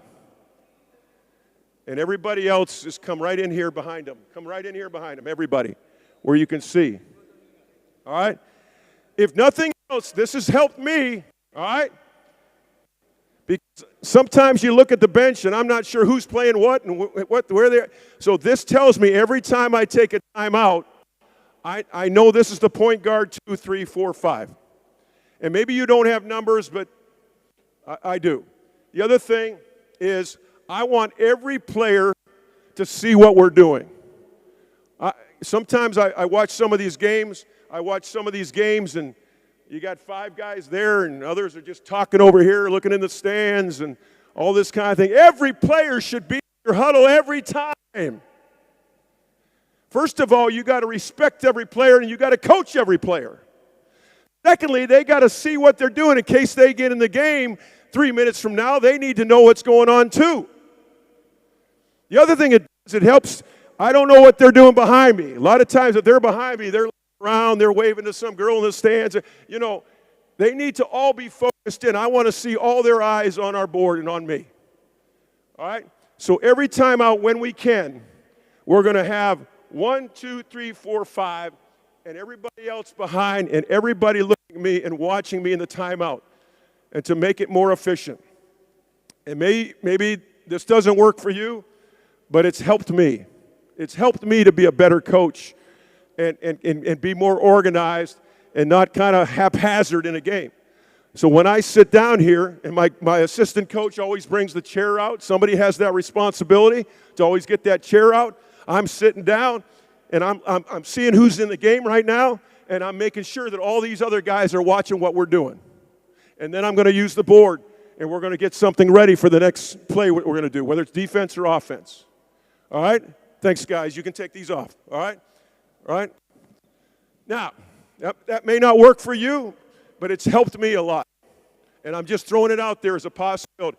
If you run a number system or you have people that are in certain positions, you know, it helped me to just know who I was talking to right there. And it also helped me to know everybody was looking at our timeout. All right? And they weren't behind me where I didn't know what they were doing. I wanted all eyes on me and on that board. All right, so the other thing I'll say, maybe Coach Modic already talked about this. Every time there's a timeout, I want that set up right there. At halftime, I want to get my team off the floor. Maybe he mentioned this, but I'll say it again if he did. There's a locker room to go to. When that half ends, go to that locker room right now. And we probably stop in the hallway and we talk a little bit as assistant coaches to figure out what we want to do in the second half. And then we go in, and with no distractions and nobody around and nobody talking and nobody playing a band or whatever, or the music blaring, I can talk to these guys in a very controlled situation. And I know you're going to tell me, well, we don't have a locker room in a lot of these tournaments. Then get them off the bench and go to some corner or go to a hallway or go somewhere where you can have full attention of the team. And I see so many times just recently where coach was talking to a team on the bench right after the game, and here's the other pet peeve I have. I'm just going to tell you, all right, is when I see coaches talking to 5 people, and you know this happens all the time in India, talking to 5 people and the rest of the team is shooting. And I have a problem with that. I'll be honest with you. First of all, you're not respecting those guys that are shooting or those girls because you've just said you don't need to know anything. I'm talking to the main guys. I'm talking to the main team. You just go shoot. All right? And I feel like after you talk the team, those starters ought to get out shooting too. Get their shots ready for the second half. But I'm just going to urge you to do this, to talk to your whole team. If you have something worth saying to the 5 that are in the game, you have something worth saying to the whole team. And I've said this since I got here. Coach all your players. That doesn't mean they're all going to get in. That doesn't mean they're all going to play the same time. But you need to coach all your players. One is just show respect for all your players. And 2 is you don't know the 5 you're talking to, one of them might get in foul trouble, one of them might get hurt, and everything you've just told these 5, your strategy, these guys out here shooting have no idea what's going on. And you say, go in the game, and they didn't know what you talked about. So I'd urge you again, and I've seen some coaches kind of start doing this. And I know old habits are hard to break. And probably your coach did this, and the coach that he had did this, and just down the line, we talked to 5 players, we send everybody off to shoot, and so you're coaching half, you're not even coaching half your team at halftime. All right? I certainly don't mean to offend anybody. I'm never going to call anybody out, or I'm not going to call your name or anything, but I want you to really think about how you manage and how you coach your team.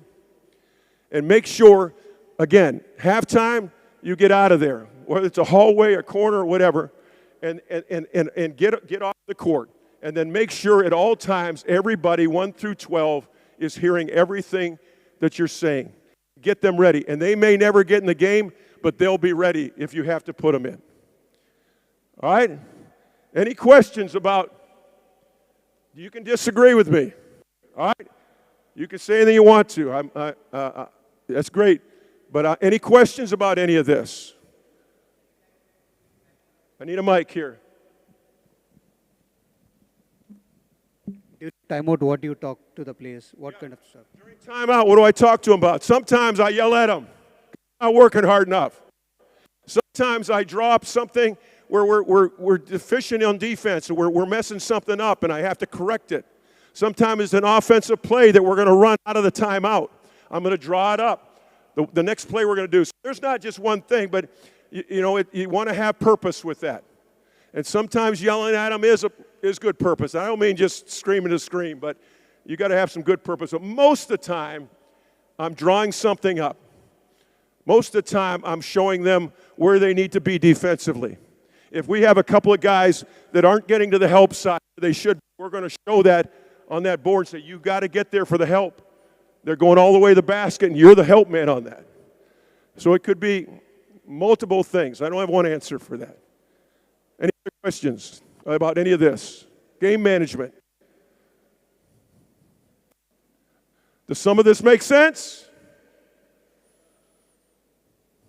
Anybody want to change what they do? Put your hand up. If you want to change and you want to change what you do, how you do it in the game, put it right up. Put it right up. Anybody else?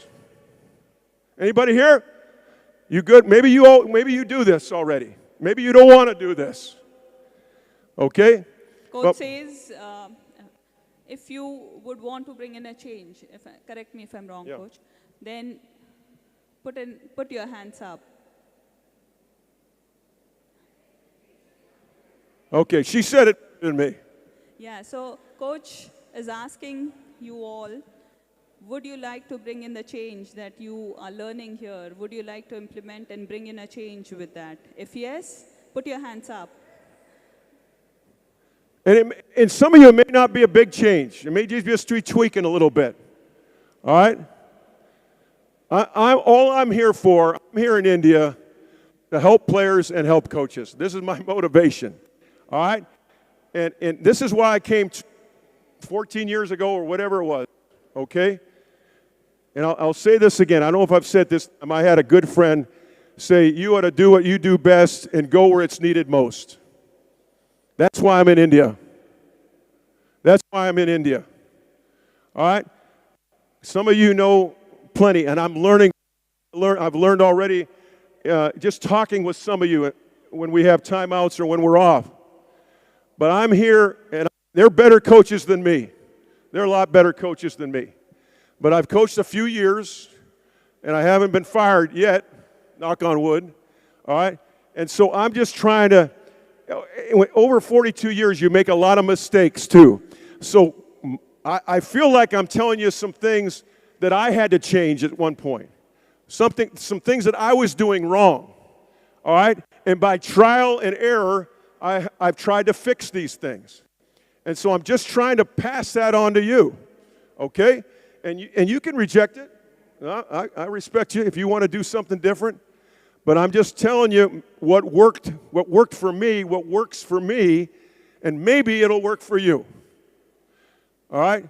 The only absolute thing that everybody ought to do is coach all your players. All right? Some of these other things are more preferences of mine. Whether, you don't care about putting 1, 2, 3, 4, 5 on the bench. If you like that idea, sure. But as far as an absolute that I think everybody ought to do is to coach all your players. Coach all your players. And that doesn't mean they all go in. But you're giving them all respect. We have a question?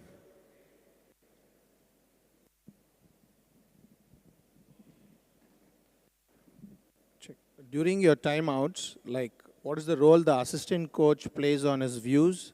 And how do you take forward his views and put it across? Or you talk about the past during the timeout, or you talk about what they need to do next? Okay, he asked about assistant coaches. What's their role in a timeout? And some of these guys that have been with me, I don't always do this, but I try to do this most every time. Before I talk with them, I'm going to get with these guys and say, what do you see? What can we do different? All right? And we'll have a little huddle. It can't be long because we don't have that long. But we may have a little huddle and talk about it. Sometimes I'm just ready to go and I don't talk to them, and that's probably my fault. But most of the time, I would like to think I'm willing to listen to my assistants, get a couple views. And that's why when we saw that game chart, I want them writing some things in those game notes. And so when we have a timeout, hey, tell me what you're seeing, okay? And I think whether we do it every time, I know these guys that have assisted me have given me things to work on, or the team. So that's a great question. This is where, hey, use your assistant coaches. Use them in practice. Use them in games. They're valuable to you. All right? You can't do this all on your own. Maybe you can. I can't. I can't do this all on my own. I need my assistant coaches to help me. All right? Because I don't know everything. And sometimes they see something that I haven't seen. Because, as a head coach, you're kind of looking at everything. And I know I've told some of you guys that I'm looking at everything, so you've got to help me with these specific things that I'm not seeing. And so that's where they're going to really help me on those timeouts. Even if it's one thing, hey, coach, we're not boxing out at all, or we're playing this defense wrong. Somebody's out of whack on this. So, now I've got something to tell the players after they've told me that. Some of them will say, hey, we ought to run red 3. We've heard them with red 3. Let's run red 3. That's a good idea. All right? I've had players sitting on the bench tell me, coach, let's go red 2. Let's go red 2. And I think about it. Sometimes I say, no, I don't want that. But more than not, if they say, let's go red 2, and they have confidence in, let's go red 2. From the players. All right? Any other questions?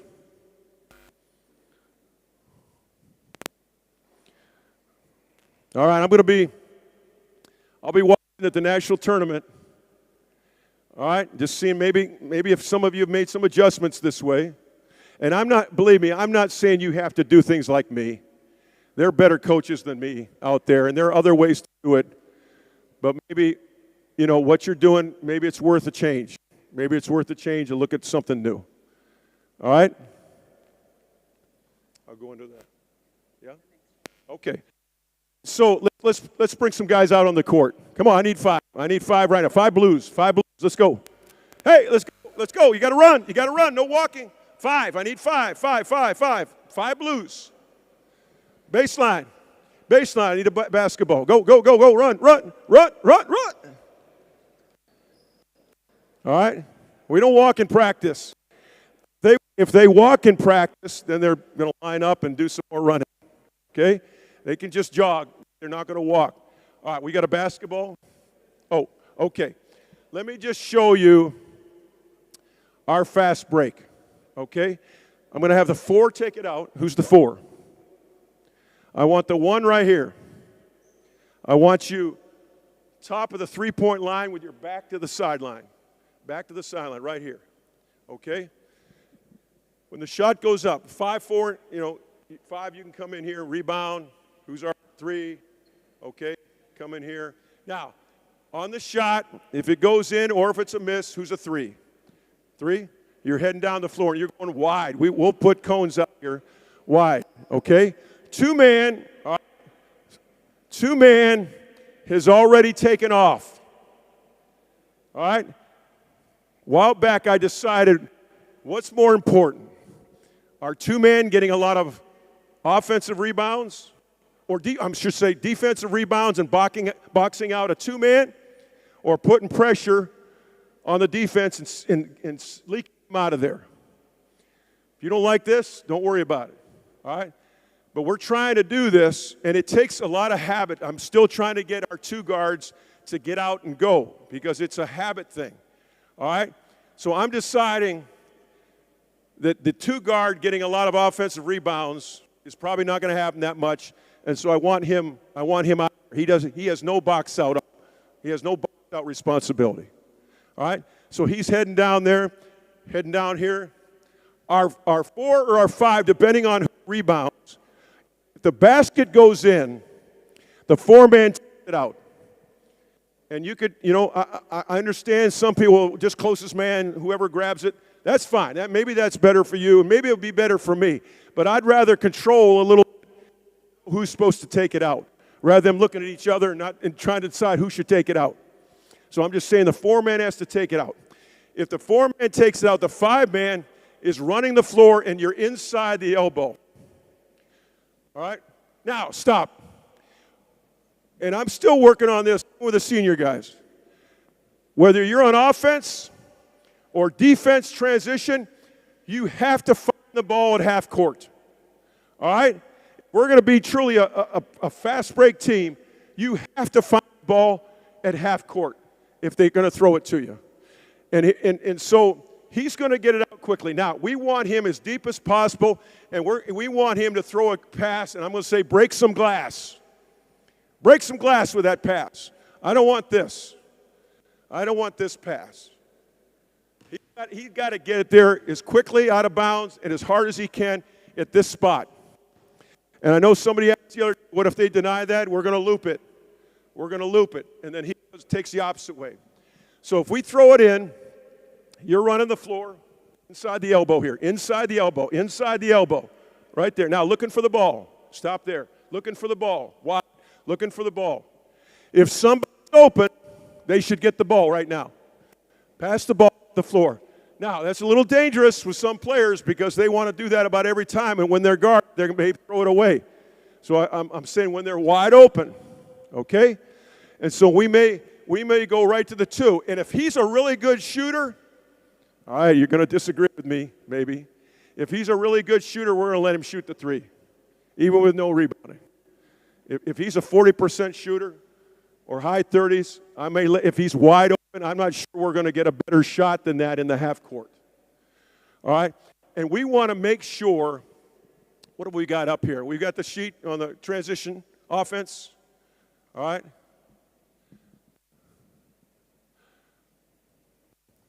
Hold steady here. While he's getting that up. All right? We don't want to put pressure on our half court offense to do all of our scoring. All right? We want to see if we can get at least some transition easy baskets going up the floor. Next slide.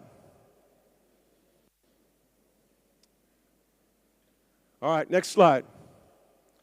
Okay. We call this, I've called this for a long time, pressure offense. Everybody's heard pressure defense, right? So this is going to be pressure offense. And if we're running it really well and we're doing it right, we're running on misses and makes. We're going to get the ball out. When I was coaching college basketball in the U.S., and I had a few guys like this, but I had one particular guy that was so good at running the floor. And I'll tell you, 2 or 3 times during the game, they would score. They're celebrating their score down the floor. This guy's already where he hit him with a pass, and he's dunking on the other end before they got back. You know what our goal was? Because it's hard to practice and fix that in a week. So I always loved it when they pulled a post player out to be guarding him, and they're just screaming at him for allowing that guy down the floor. And here's the thing. He went every time, really fast, really hard. And he wasn't quick. He just always ran. And you know, most of the time there was nothing there. But if you can get 3 or 4 layups or dunks a game from that, it's well worth it. So our goal would be to get 10 transition baskets a game and try not to give up any. Now that may look more like they get 3 or 4 and we get 8 or 12 or whatever. But the goal is to get as many transition baskets as we can and not to give up any because we're sending 2 back, right? We talked about that yesterday in our transition. So if he has the ball here, if somebody's open, he's going to get him the ball, all right? Whoever's open ahead of him. All right, so nobody's open. Go to the corner, all the way to the corner, all the way to the corner. You're going to come here looking for the ball. You're going to go to short corner opposite. Short corner. All right? Right here. So you're coming in. You've thrown it in. You're running the floor. You're the trailer. Nobody's open, so you're dribbling it up hard, up the floor. Here we go. Right to the elbow. Right to the slot. And just stop right there. You're coming right here. Stay in the slot. Stay in the slot. Right there. Right there. You're stopping. Okay? So here's what it ought to look like when we're down the floor. Now, attack and try to score, but if they've gotten 5 back or if they've shut us down, this is where it's going to end up looking. I want you all the way to the corner. All the way. Keep going. Keep going. Corner. All right? Why do I want this? Why do I want this set up right now? Somebody tell me. Some coach, tell me. Just tell me. Why do we want this? Yeah, dribble, drive, spacing, right? Both are right. Both are right. Yep. So we want it. Look how much space this guard has to penetrate. All right? And so we're going to get him to the block at some point here. In a lot of our plays, he's going to go to the block and post up. But initially, we want to send him opposite, and we want to get him in that short corner. Okay? And so here comes, at this point, we're going to the dribble drive, okay? What we call our early offense. Early offense. And we work on this. We have a dribble that's called relocation shooting. And basically, we give them fundamentals of moving when the ball is driven, okay, that they're going to do whether we're playing zone, we're playing man, we're in a set. No matter what we're doing, these are non-negotiables that we do, all right? So he's going to drive right at the elbow here, and you can stop right there. This man here, if his man stays with him, we're going to have him lift. We're going to have you lift. You stay, no. Okay? And here's what we struggle with, even with the senior team right now, that he gets too deep. He gets way down in here, and he doesn't have a shot, and now he's in trouble. Now he's in trouble, okay? And we tell him what he needs to do is either score or even if you have to dribble out, and we shift. Because what happens is we turn it over way too much when he gets too deep, and maybe he gets up in the air before he knows who he's going to throw it to, or it's just a hard pass. You may feel differently, but this is kind of called the kill zone. I want him to make a decision around that elbow area. All right? Come back. So this is our first fundamental. Again, if he helps, or if he doesn't help, you're going to lift. All right? If he drive it, if he helps off, you're going to stay here. All right? And we're going to make that pass and look for that. Coach talked about that being the easiest three, all right, in the corner. And we're going to look for that. All right, come back. Our second fundamental is if somebody drives toward you, you're going to cut behind. So drive right at the basket with your left hand, drive it, and stop right there. All right, stop right there. He's coming behind. So we're into our dribble drive. Now, depending on the defense, we may space him out at times. All right? But our first look is to cut behind. And you can't stop here. Come here. You can't stop here because now this man is an easy recover, right? Easy recover. If he keeps going, keep going. Now, if you kick it there, pass, now it's farther for me to go. All right? Okay, ball back here. So maybe we pass it here. He gets open. And I'll tell you what, I'm just going to tell you this. If he's not open right away and there's no post player, we want him to walk down and make an L cut to get open. I used to teach a V cut. This is just me. This is my own personal thing. I think it's hard to get open against good players with a V cut. So we want him to come up the lane. All right, come down here. Coach, play defense on him. And we want you into the body, and then right out. All right? That's the L cut. That's how we tell him to get open. All right? And if he's not open, what would we want him to do? No post player in there. Open floor. What do we want him to do if he's not open? Back door. Back door, automatic. Go back door. Look for him. Okay? Now bring a post player in there. Bring a post player on the side. All right, so we've lost the L cut here. So now we're going to use the post player to get him open. So you're going to take him deep. You're going to turn right here, come back out. Okay? Now, if he's open, we want to hit him. In this case, if he's not open, we're going to do a dribble at shallow cut, if that's the offense. So he's going to dribble right at him. You're going to shallow cut, right? Take his place. Take his place. Shallow. Dribble it. All right? And it's just like we passed there. They've just switched positions. All right? Because you have to tell your players, and we're still working on this, because they throw the ball away too much, is there's a counter to everything defensively you're going to see. There's always a counter play. There's always a counter play. And they've just got to read that, and we've got to work on it enough, okay? And so we're in our dribble drive. Let's bring it back. 1 here, 5 back over there, 2 to the corner, corner.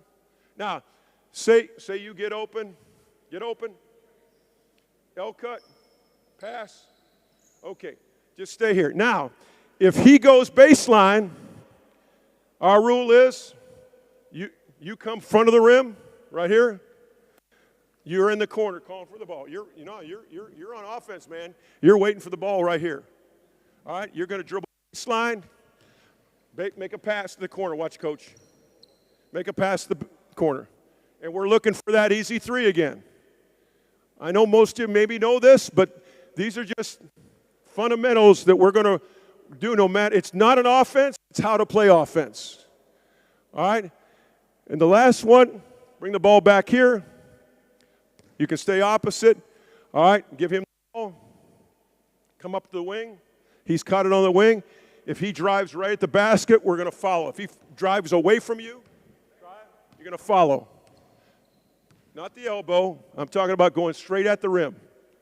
Straight at the rim. Do it again. And so here's our 4 rules. All right? If you drive elbow, we're either going to stay corner or left. If we drive towards somebody, if they drive towards you, we're going to come behind or space. If we go baseline, you got a corner drift. Big man's got to come middle. Okay? And if we drive away, he's driving away from you, follow, call for the ball, and you're going to, if they pick you up, you're going to jump stop, reverse pivot, and pass it. Just jump stop, reverse pivot. Tell me what a reverse is. There you go, and pass it out. All right? And then if you dribble up, you take his place, and we're back into our dribble drive. Again, this is not an offense. This is just how to play offense. So if we're in zone, or if we're in anything, these are automatics. These are automatics. Okay? The other thing I'd say, give him the ball again. Come to the block. All right? Maybe you've already cut through. Now, just stay there. If he drives baseline and you're in there, we want you lifting right here. Right here. Call for the ball. Right here. Give him the ball. And we want him outside. We don't want him in the paint. All right? We want to get some spacing here where he can get the ball here and shoot, reverse it, and we get back in our dribble drive. Again, you may know this, but I'm going to give it to you anyway. If you're opposite on a baseline drive, rim front. If you're on the ball side, and we shouldn't have too many guys driving right into a post, but if they know that guy knows what he's doing, and they know he's going to lift out of there, it's going to be good offense. All right? So our offense, we have our primary break. What we just showed you. Get the ball down the floor, and we're going to attack, and we're going to score if we have numbers. If they get back, and we don't have real good numbers or any numbers at all, we'll probably get into our early offense. And we've even made this, it's a dribble drive. We've made this one of our half-court offenses just to stay in it. All right? We have 2 other half-court offenses that are continuity. All right? And that would be our 3rd phase. That's kind of the secondary break. All right? So like one of our offenses, come back up here, point guard. Opposite. One of our offenses is just called red. And that's going to be when the big passes to a guard. Anytime a big passes to a guard, so swing, pass. You're going to post up. We're going to stagger 2 away. Stagger 2. Screen. All right, he's coming up. You're just going to pop up, and we're right in it. That would just be one of our moves. If we're in red offense, all right, and we say a big to a guard, stagger screen. All right? We may have a drag. Everybody knows what a drag is, right? We showed that yesterday. That would be pick and roll. All right? And then if we go guard to guard, bring it back up again. Bring it back up. Point guard. 2. All right? Make your L cut. Get open. Pass. Now, if we go guard to guard, we're cutting through. All right? We're going to the basket. And here's where I'm going to say 2 cuts. Don't ever just go 1 cut. So what you're going to do is you're going to fake here, and then you're going to come through. If you're open, we'll hit you. If not, we're going to cross screen for you. All right? And you come off, and you're looking for the ball, and then we all just shift. All right? Do that one time. Set the screen. Get him the ball. Okay? Here we go. You're going to screen for him.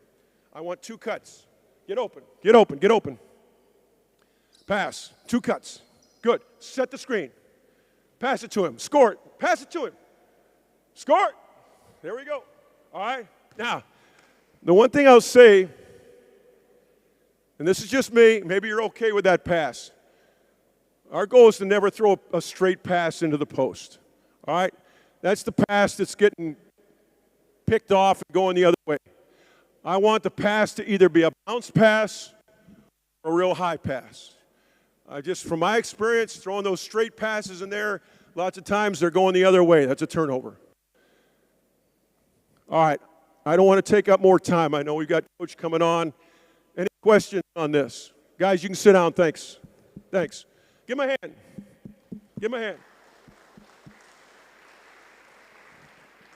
And if we had more time, I'd put defense and we'd start running it and all that. But I hope you get the concept here. This is our fast break offense.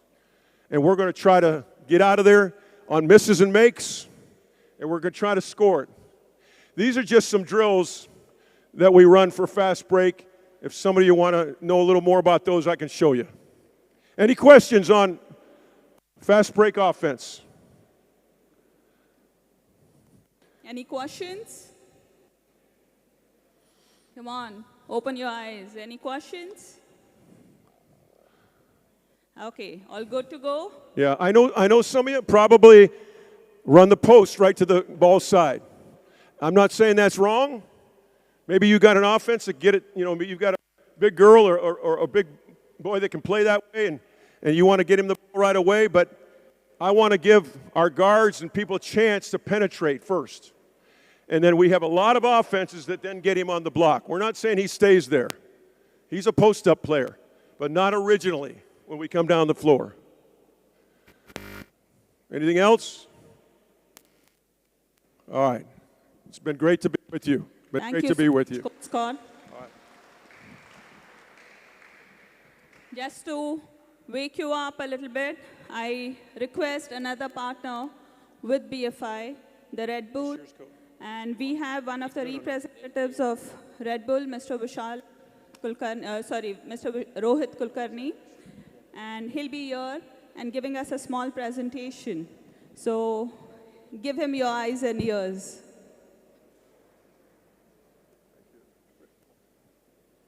Thank you.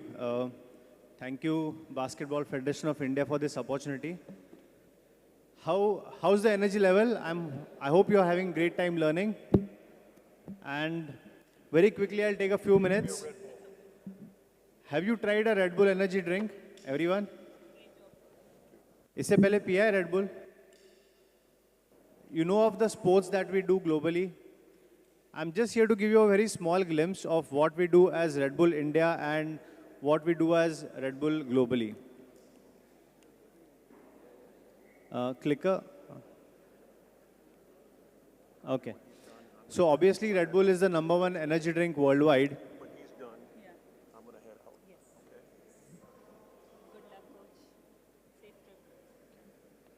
Yeah.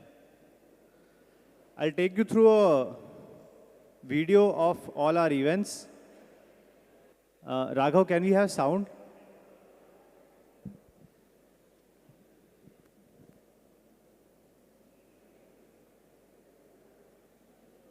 Sound connected nahi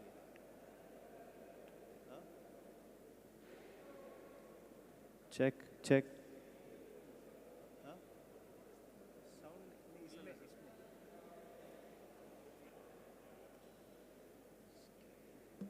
No, your thing is correct. Here, I don't know, like where. Sound to full hai. Sick now? Yeah, well, it's the acoustic. Now, on the video, it's here perfect.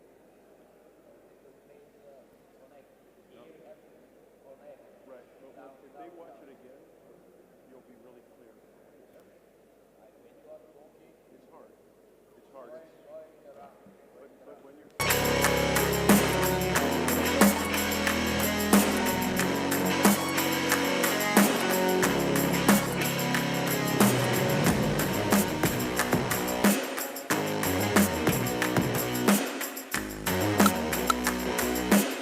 pain is a luxury.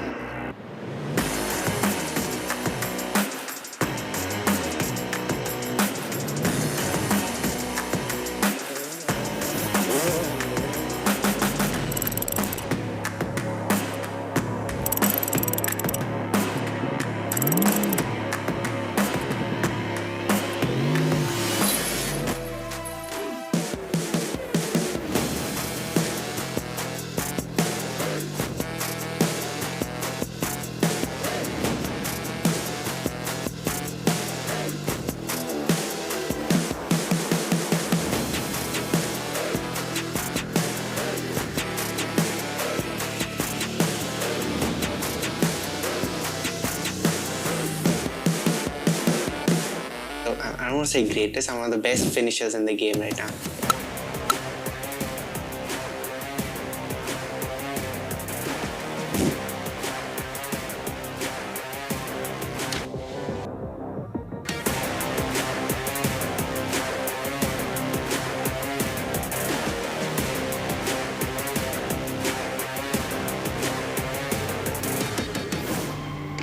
As soon as you leave the ground, you feel every part of your body ache. Just shut out the noise and do what I'm gifted to do.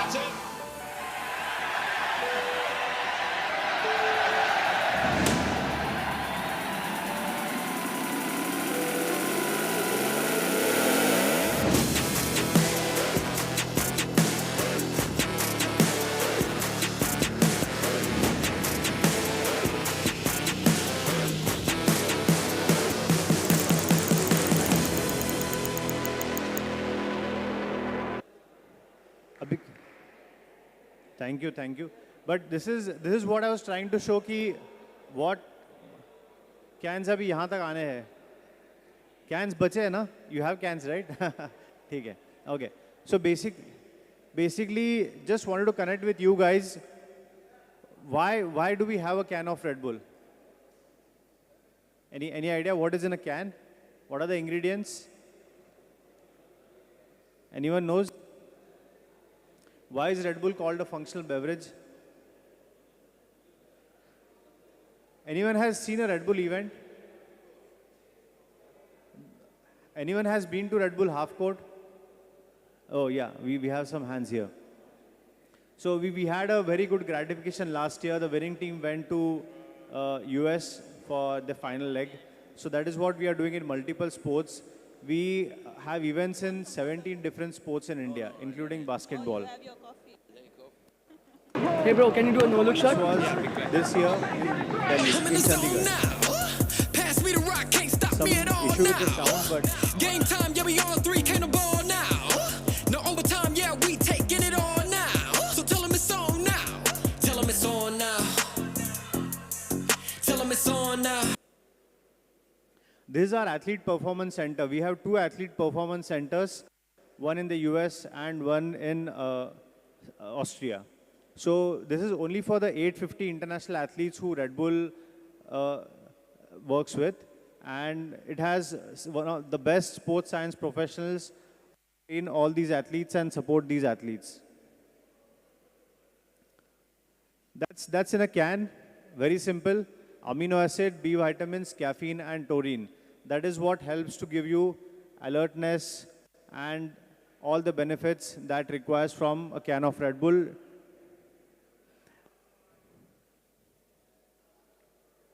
Everybody knows how caffeine works. Caffeine sports में banned नहीं है. It's a dough-free ingredient. And all the ingredients in a can of Red Bull are dough-free. There is no banned ingredient.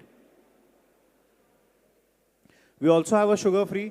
बहुत सारे लोगों को अभी हमने sugar-free दिया है. Why we have given sugar-free is, might be you're feeling sleepy after lunch, so sugar-free will help. You have the caffeine to help you. These are different events that we do across India. We support 300 plus events in different sports, fitness and endurance. So if you guys at your state level are doing something in basketball and would like to connect, I have just shared my number. You can contact us. Thank you.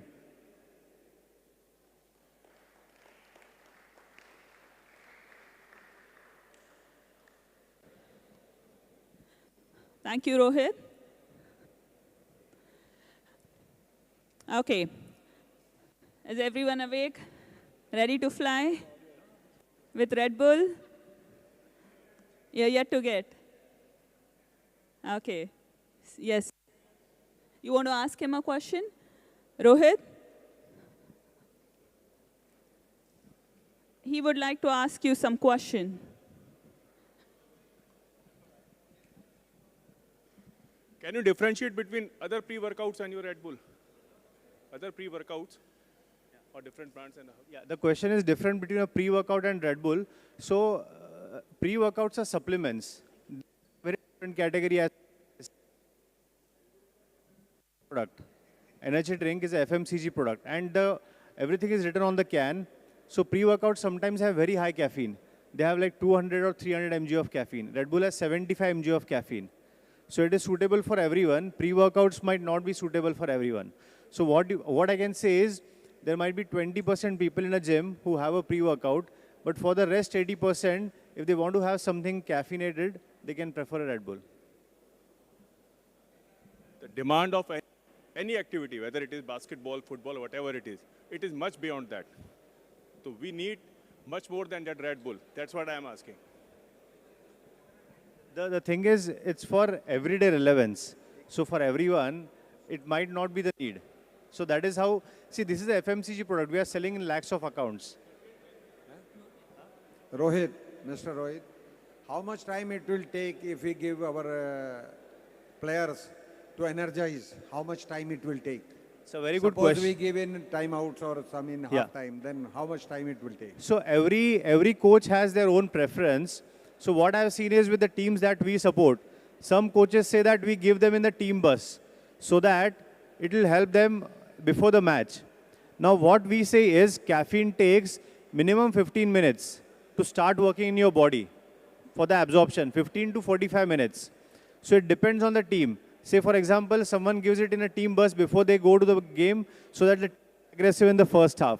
Another football coach or physio says to me, we give first half time because we want our athletes to be attacking second half. We want our athletes. If my athlete is alert, the chances of injuries will go down.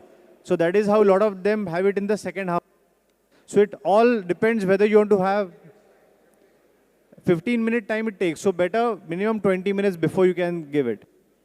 30 minutes.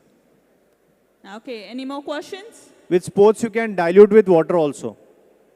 You can dilute with water in a sipper and use it.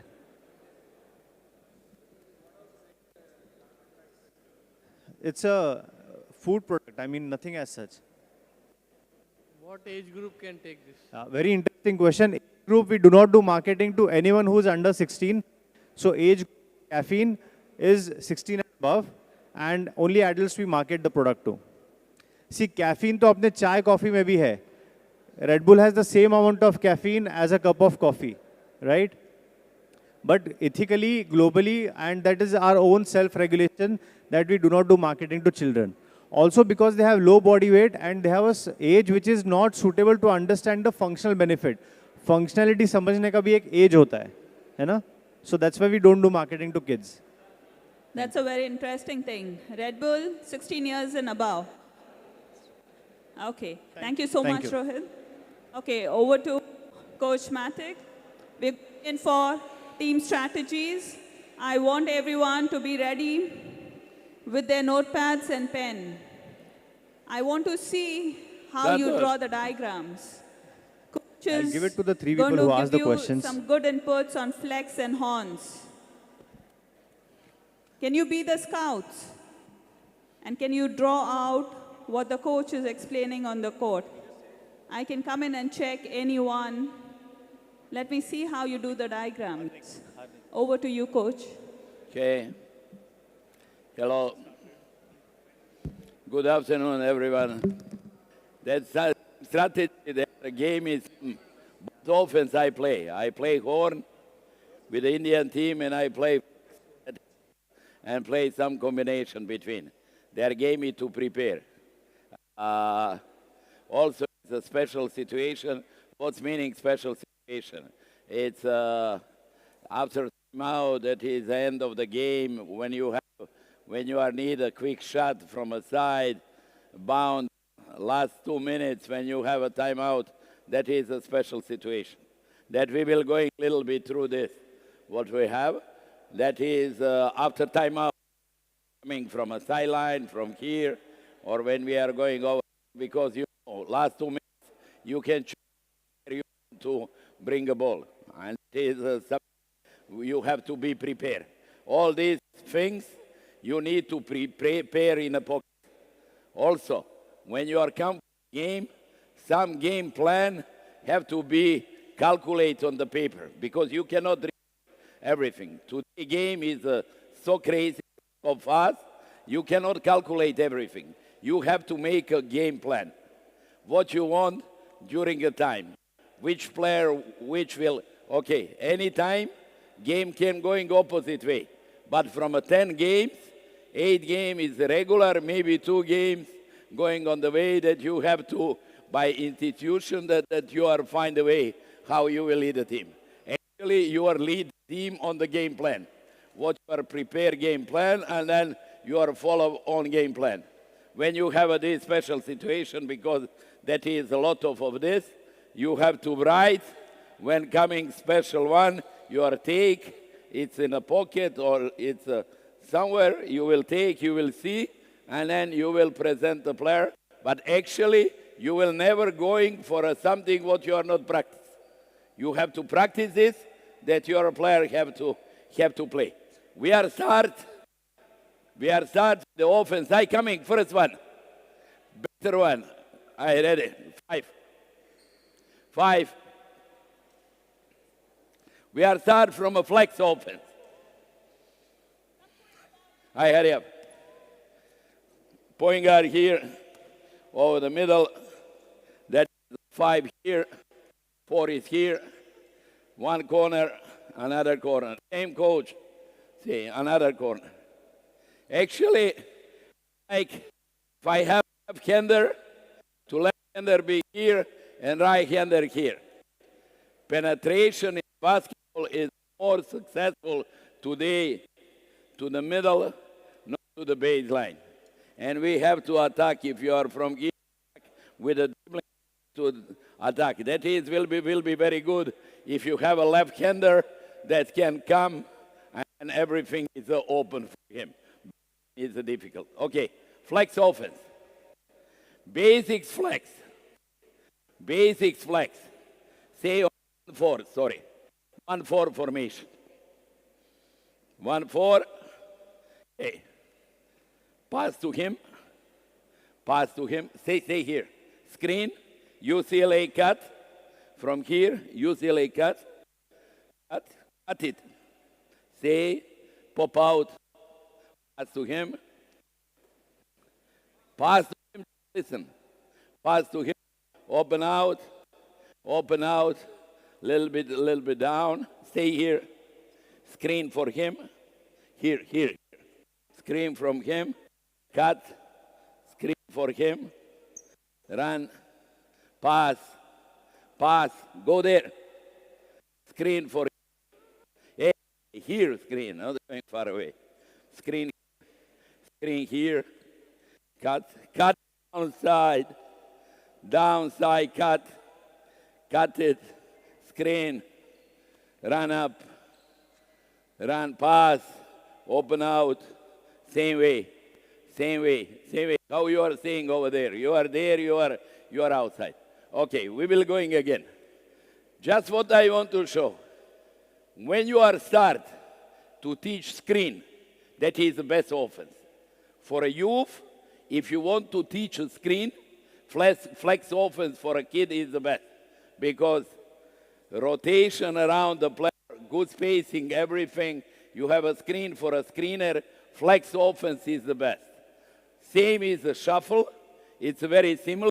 It's a big side attacking with a 3. But my opinion, flex is the better. Beginning. Start the beginning. Start beginning. 1-4. 1-4. Just say. 4. Pass. UCLA cut. Open up. Walk through. Walk, wait. You need to know when is. Stay in defense. I'm here. I'm here. Stay in defense. You're up. Make a pass. Make a pass. Make a pass. Make a pass. Run a screen. Immediately from here, I make a contact, receive the ball, and then I turn. You see, my leg is that I have penetration. What is it? Immediately, you are open. You are open. That is the moment. Here, you have to stop. Run like crazy. I'm a beginning. Beginning. Don't run like crazy. Walk through. We are coaches. You have, I don't know, terminology. Walk through. Walk through, that meaning walk through the offense. That is from anywhere. We are not just walk. Pass. Pass. Walk. Stop. Walk. Walk. Walk. Pass. Walk. Screen. Open. Open. Open. Left feet. Left. Right feet. Very good. Open. Open. Open. Not good. Not good. Every time when I open here, I have to cross step, can attack. I coming, receive the ball like this, and have a hand that can make a pass. And then, if you this player move, before this happen with a cross step, I can attack. Every time cross step, I can. Especially big guy. How you are receive the ball. I walk through. Go, receive on the right. Right, very good. Receive, very good. Cut, stop under, wait. Walk, stop under basket. You need to see him. You have to see. We want to pass under basket. In this moment, immediately, show hand up. Stop. Show hand up. Fist. Ready. Screen. Screen. And open out. Pass here. I come in here. Cut. Stop under basket. Look him be. Hands must be ready. That can pass. And then immediately give screen. I will coming up. Again, this leg that I can cross feet, immediately you are open outside. Ready, flex. Flex.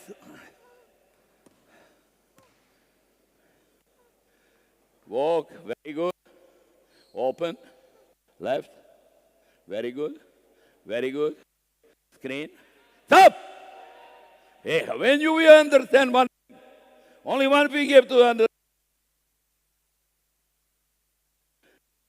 Up, I'm again. One player make mistake again. Ready. Hop. Front side, back side. Good. Feet. Under basket, see here. Continue. Very good. Very good. Pass. Screen, 45. Receive. Open out. Where are you?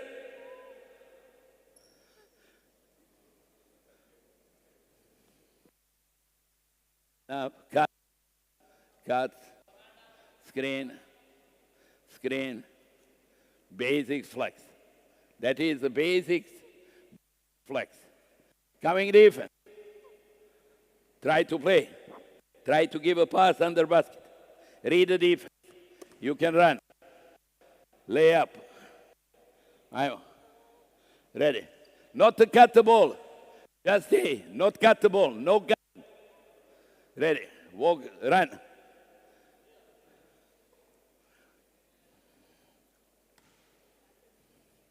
No cutting ball. Okay, good. Ready. Good. Speed up. Good. Bravo. Hop. Lay up. Go. Hey, stop. Good. Now, every time, player free, give him a pass. You receive the ball, you will give him a back. Player here. Screen over there. No, wait. Give me pass. You are there. I receive the ball. Player free. Give him a pass. Give me pass back. Continue. Continue. Continue. Screen. Screen. Up. Open out. Pass. Not late. Immediately you have to pass down. Again. Pass on basket. Pass back. Lay up. UCLA. Ready. Speed up. Good. Pass. Pass. Pass back. Ready. Ready. Timing. Very good. Pass back. Don't get. Ready. Ready. Pass. Hey guys, that is the first thing. When you are teach basketball, first thing, it's not him, it's here. When we are teach basketball, give me ball. Give me ball. Receive ball. What is the first? First that I need to turn to the basket. That's number one. You teach a player. First thing, I'm ready, turn to the basket. If you open, I will go penetrate. Triple threat, I turn to the basket. Again, opposite side, other side. Now other side. Other side, left. Be open, be open, be open. Hey, don't, we want, how we want? No waltzer. No waltzer. No waltzer. I coming around him and I'm ready to receive. And immediately I have a cross step that I can go. Ready. Ready. Cut. Cut. Ready that you can give. Open. Pass. Ready. Cut. Cut. Cut.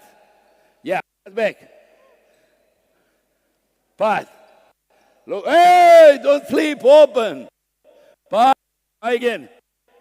Again. Ready.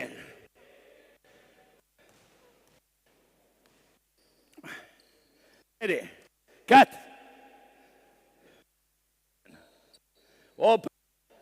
Cut. Pass. Ready. Screen. Stop! Where are you going? Wait. He received the ball. It's your time. Timing. I'm again. Again. Again. Again.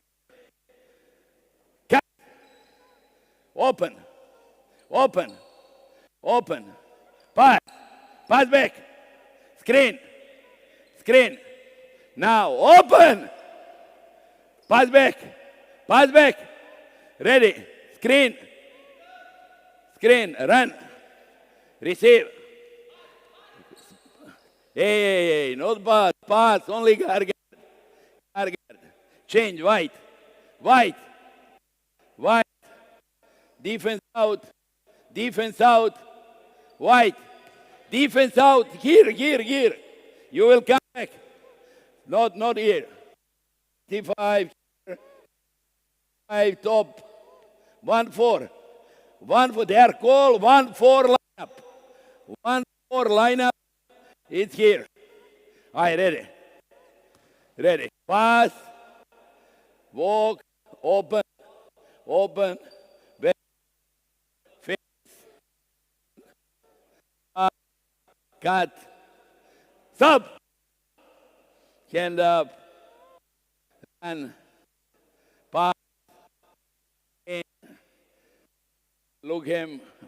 Open break here. In. Very good pass. Screen. Screen. Screen. Screen. No. Back screen. Front screen. Again. Again. All right, ready. Ready. Cut. Ready. Ready. Screen. Face. Screen. Ready. Hop. Very good. Very good. Good screen. Read. Screen. Screen down. Screen down. Down screen. You are for game. Not going before he gets the ball. Hop, pass, cut, open out, open out. I'm again. Again. Who is point guard? Your point guard? Come, everybody. Everybody. Explain them. Explain them. Come here.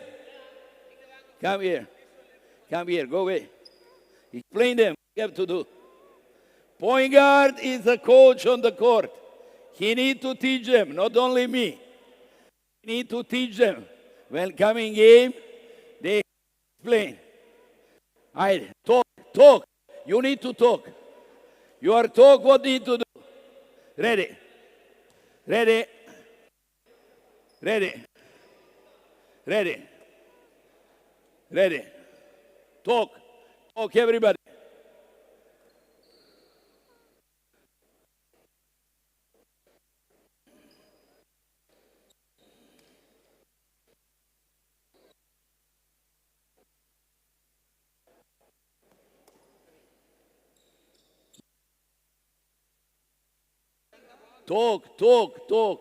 Talk. Very good. Very good. Very good. No. Screen to him. Good. Okay. Come defense. With the pass down. White team. White team. White team.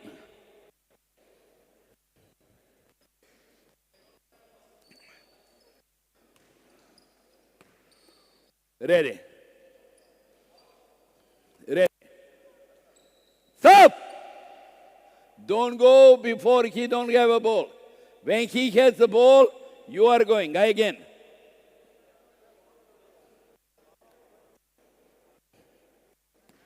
Ready. Pass. Not cut. Speed up. Open. Open.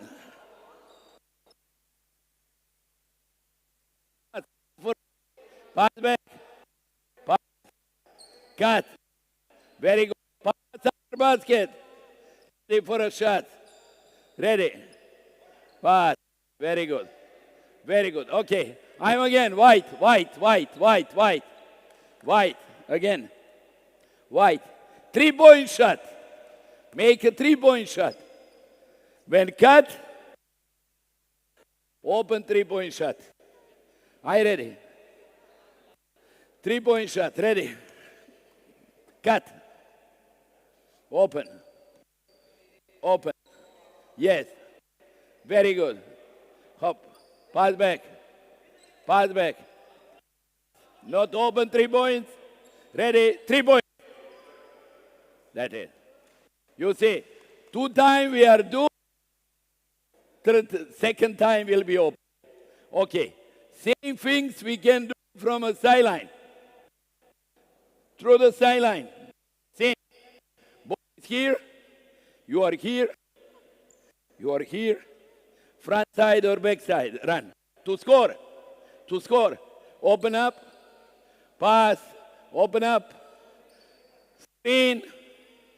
Looking him. Very good. I'm again. Again. Again. Again. Again. From sideline. Cut to score. Look where he stopped. Yeah, very good. Cut to score. You can go around. Don't matter. That is most important. That you can give me to score. Nothing happened. I'm out of the game. Ready. Ready. Ready. Cut. Open. Open. Open. Open. Him. Yes, good. Very good. Very good. Good screen for a 3. Nothing. Come on for a 3. Continue. Good. Black. Other side. Black. Other side. Sideline.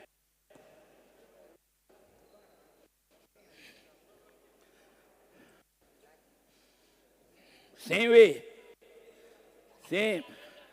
Same. Black now. Black. Change. Black.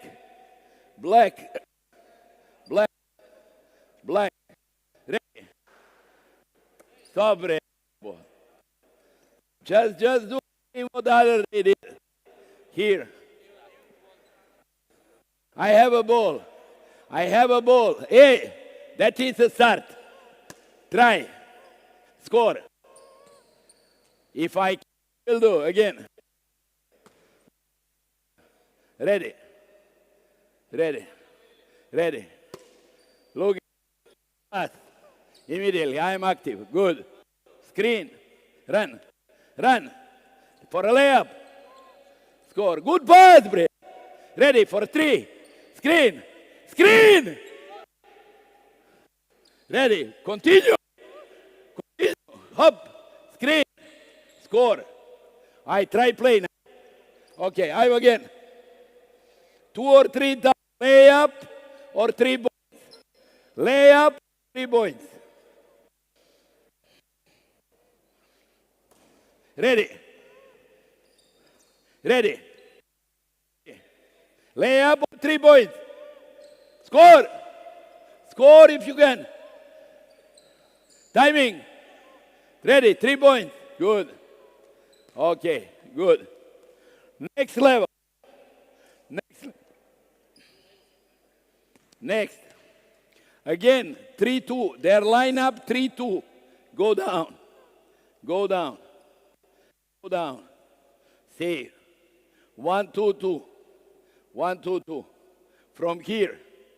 I'm here. I will dribbling one side. I'm here. Ready to receive. Sprint up. Sprint up. Sprint up. Pass. Ready to receive. Stop here. Same way. Same way. Very good. Left. And then immediately. Screen. Run. Run. Screen. Same way. Same way. Ready. Ready. Ready. Play. 1-4 down. 1-4 down. Dribbling one side. Sprint up. Pass. Ready. Cut. Screen for a screener. Life. If you can score. Not like him to receive. Help. Read. Just read. Ready. Ready. Run. Ready. Pass. Try score. Nothing. For a 3. Move. Hey. Don't split. Screen open. Screen open. Ready to shoot.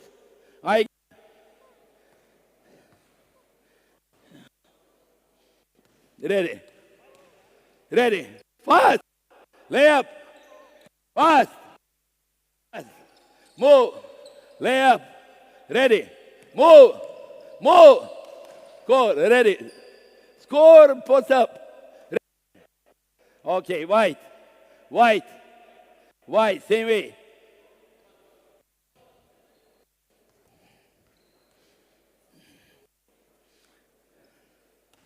Ready. Ready. Pass. Score. I'm again. Again. Don't let to score. Help. Help. Ready.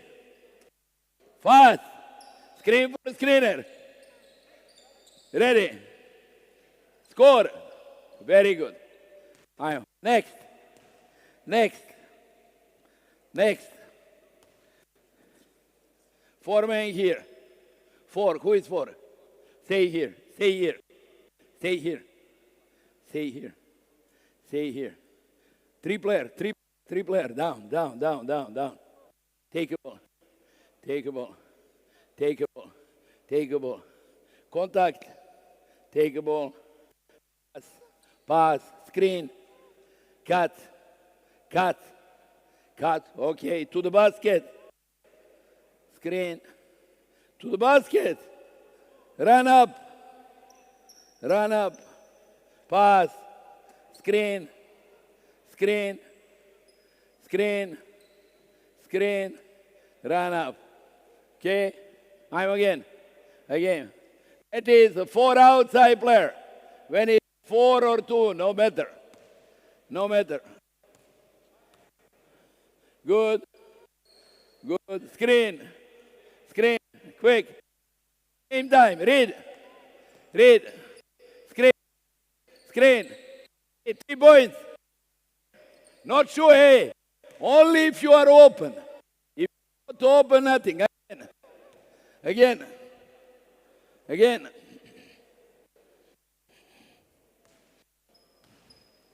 Ready. Fast. Run.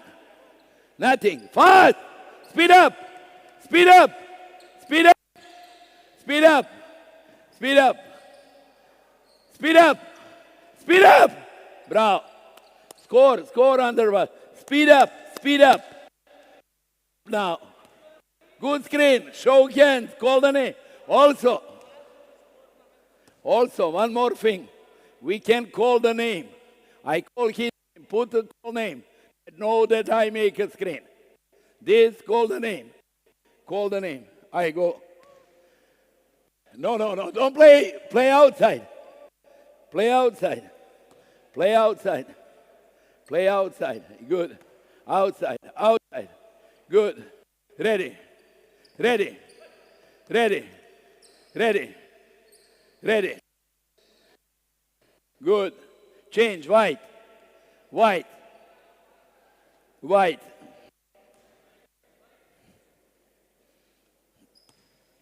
White. Ready. Four. Outside. Outside. Ready. Spot. Screen. Run. Run. Speed. Speed. Screen. Spacing. Use screen spacing. Ready.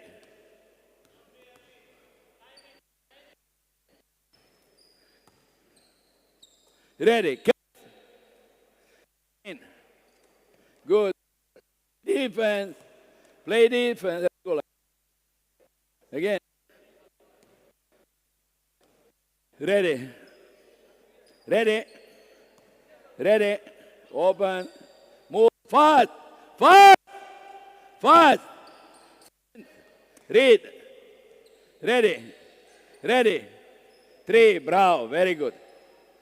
Good. I'm a black. Blue. Blue. Blue. Blue. Blue. Space. Space. Space. Space. Ready. 4. Give 4. Ready. Good. Very good. Good. Again.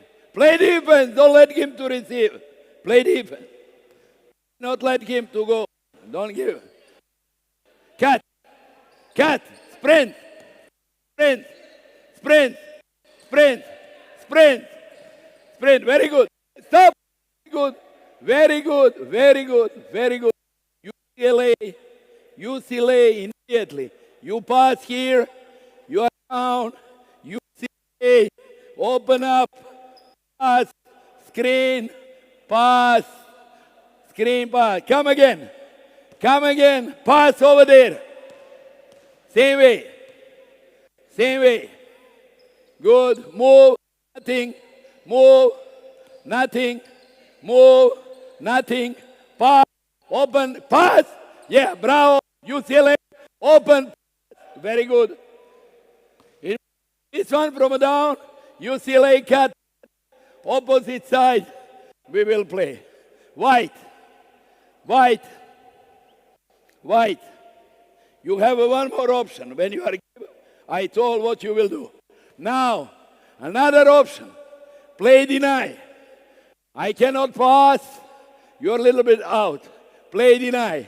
I dribbling here. Immediately you are going screen for him. Going screen for him. I'm here. I have all that. Wait. Immediately sprint up. Sprint up. Sprint here. High screen, high cut. High cut. High cut. Same way. Screen. Run up. Continue. Okay? Play deny on the player. Ball here. Play deny, yeah. Play deny. Ready. Dribbling to him. Ready. Go there.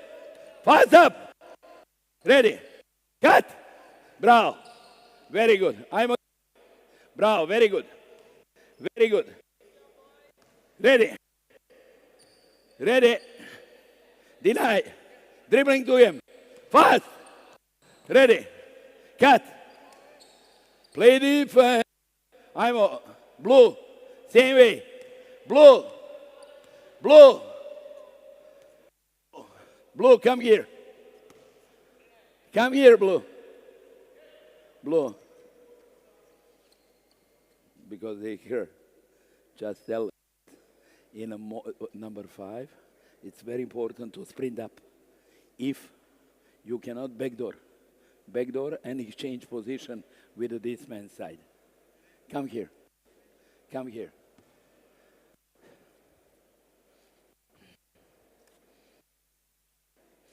Look. That is. Deny. Cannot. And then the player is here.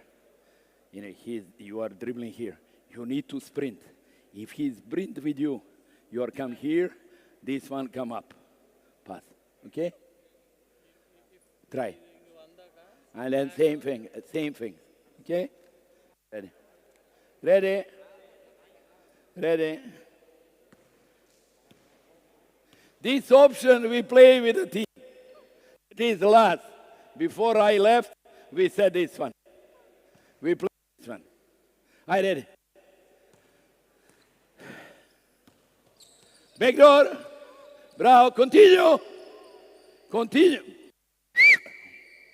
Walk through. Walk through. Walk through. It goes here. Play deny. Play deny. Play deny. Stay here. Be here. Be here. Be here. That is. I dribbling to him. Dribbling to him. Run there. You are going high cut. You are going high cut, maybe down cut, but to have a time. Wait. In this moment, you are more to the ball. More. Defense. Defense. To the ball. Deny. Sprint. Layup. You are immediately coming his place. You are coming out. Backdoor, you are continue. Run. Run. Pass here. Here. Pass here. Screen. Screen. Wait! To ball come here. I try. Walk through. Walk through. Defense out. Defense out. Defense out. Defense out. Dribbling to him. Backdoor. Run. Open out. Continue. Screen. Pass. Pass. Screen. Screen. Him. It's him. Again. I bite. I bite. Bite. Bite. Bite. You catch. Player have to catch. Player have to catch. Not to tell coach. Ready. Ready.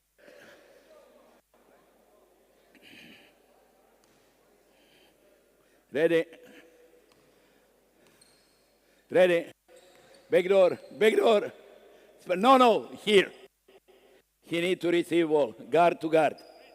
Other way they will cut. Also you are going backdoor. Same way. Dribbling here. Screen here. Yeah. Or sprint, sprint. Coming, stop. Wait! You are going. Your ball. Your ball.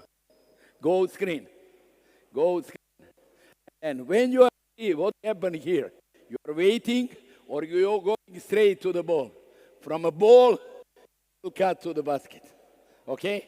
Go inside. Over there. I ready.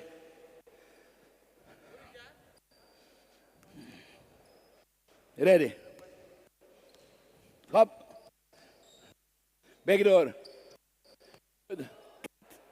Screen. Screen. Good. Cut. Cut. Good. Pass there. Stop. No, don't talk. Don't talk. Don't talk. Don't talk. What you need to do? What you need to do? No. What you have to do? Player need to be intelligent. He watched from a side, and he was in you, impressed with the coach and everything. He's not impressed to be concentrate what he have to do. UCLA, go. Be open. Be open. Pass. Pass. Try to ball. No ball. Cut. Cut. Cut. What you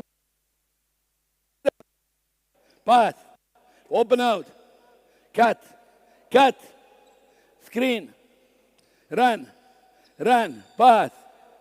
Pass. Wait. When he receives, it's your time. Okay? One more thing. Why? Why? Ball here. Pass here. That is, I'm defense. I'm defense. And then I do here.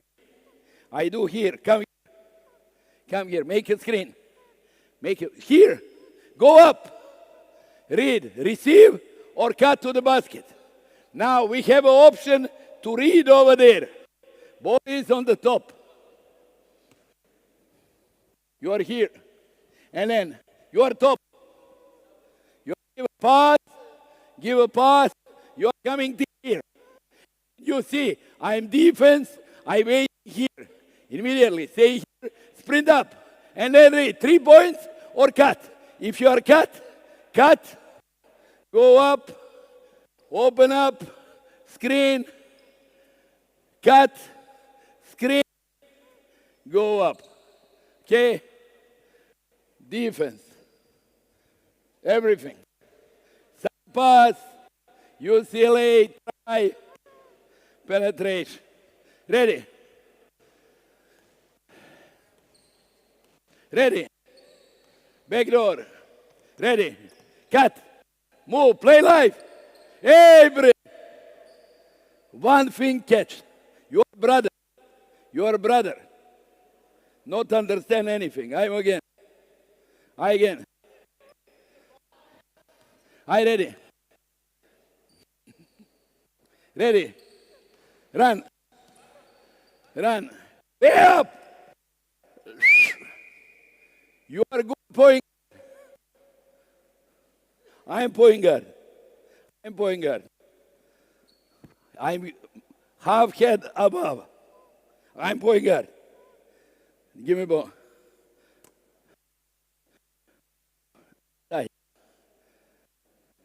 Down. Down. Make a screen. Make a screen for him. Make a screen for him. If you not do this, you will not play basketball. Guard is not this one who is best runner in the team. In a young age, maybe. But later on, that talent of him catch a game. I ready. Ready. Run. Anywhere. Brother.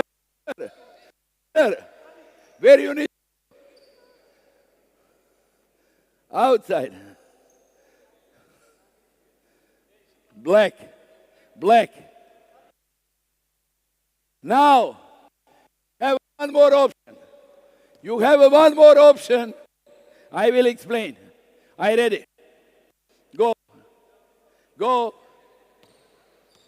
Go. Run. Sprint. Good. Pass. Pass here. Good. Very good. To the block. And then, what do you do? Screen here. You cannot receive the ball. Screen to him. Cut. Cut. Cut. Pass. Pass here. Hey. Pass. Cut. Cut. Screen. Same way. Screen away. Opposite side screen away. Have a more option. I ready. Ready. When you give a pass side. Ready. Big door. Good. Give him. Stop. Come here. Turn. Smaller than me. Position 2. Play 3. I Ready. Ready. Ready. Read. Read. Pass. Move. Move. Stop. Very good. Very good. Very good. Hey. Read the game. Very good. Here, everything same. Be there. Very good from there. Who was here? Who went to the other side? Who was here? Who was here? Somebody was here. Good. Make a screen for him. Run away. Stop. It's a free. Cut. Cut. After that, we will.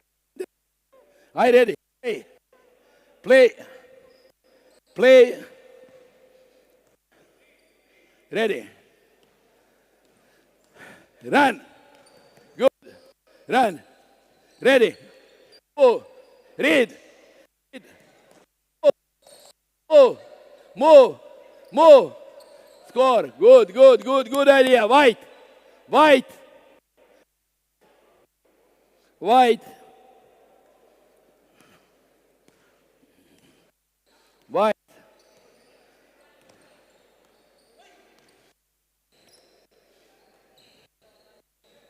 Ready. Ready. Very stop, stop. Stop, stop. Where are you going? Two-way. No, no, he gets the ball. You cannot come to the ball. Where you can go? Up. And second one. Second one. Opposite side.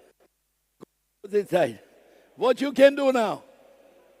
Penetrate is free. Penetrate and score. Again. Again. What is? Stop, stop now. What is idea? You are give a player basic.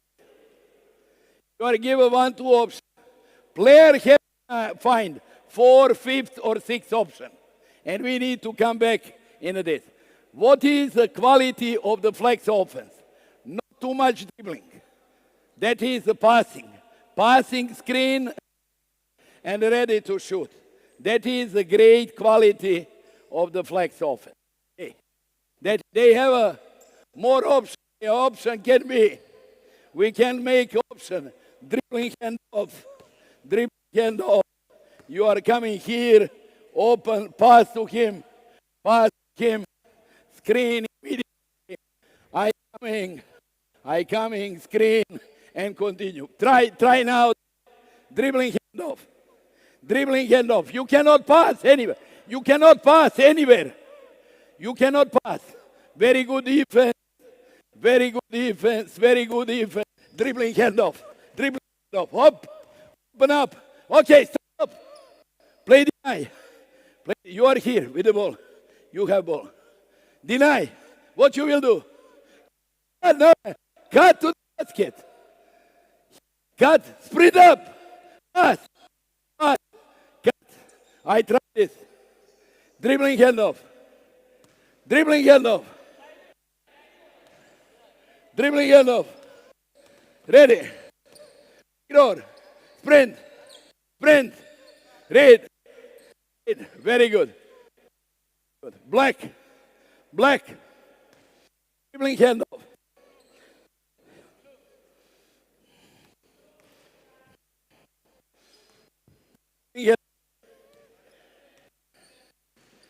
Fast.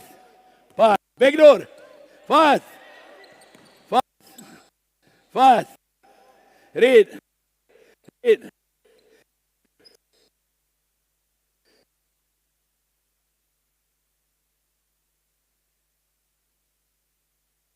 Okay. You can make, come here. That is, they have a much more option. Lot of flex have a lot of options. The one of the options, wait. They asked me about or flex. We also play, when we have a point guard, point is on the point guard, we play flex board. Stay white. 4-5. 1. 4-5. 1. Corner. And now, pass to him. Coming around. Oh, go there. Open up. Pass to him. Pass to him. Screen to him. Screen to him. That is from a horn to flex. Again. Again. Again. Again. Anywhere. Anywhere. Pass. Open. Open out. Two defender. Center. Center. Two big guy. Two big guy. Guard them. Guard them. Guard them. Contact. Contact. If you aggressive defense, you will start down. Aggressive defense, you will start from a first hash mark. Door. You have back door. He want to pass here. Wait, wait. You are safe. If you aggressive, immediately I will come back. That is, if you aggressive, this one. Aggressive. First hash mark. And then ready to receive. You keep. I'm ready. Face. Stop. Screen. You need give him immediately in the middle and ready to receive the ball on the left that you have penetration. Ready. Ready. Ready. Hop. No, no, not here. Exactly here. We want to middle that you can pass to him.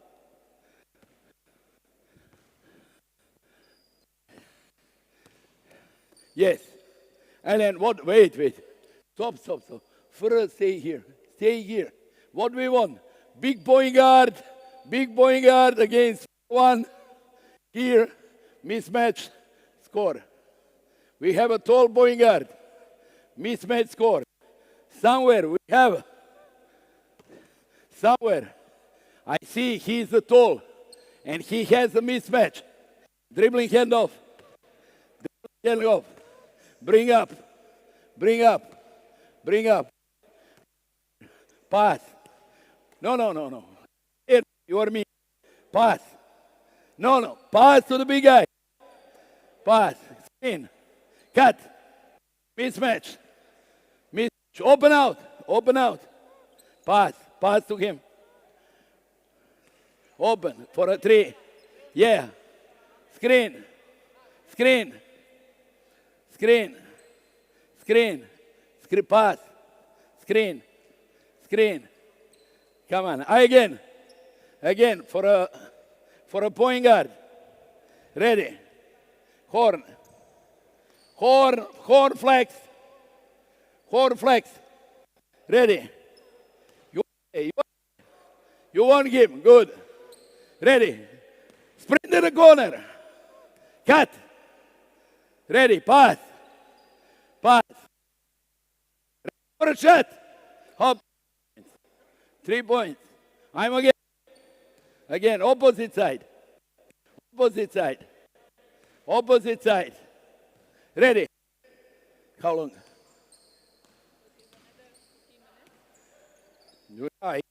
Ready. Receive. Cut. Cut. Pass. Screen.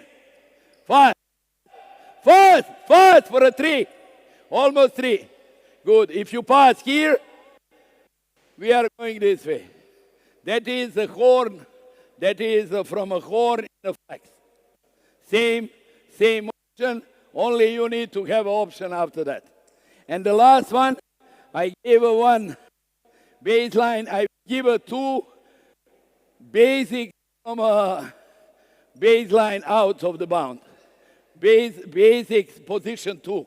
Take a ball. No, position one. One a ball. You are four. You are five. You are five.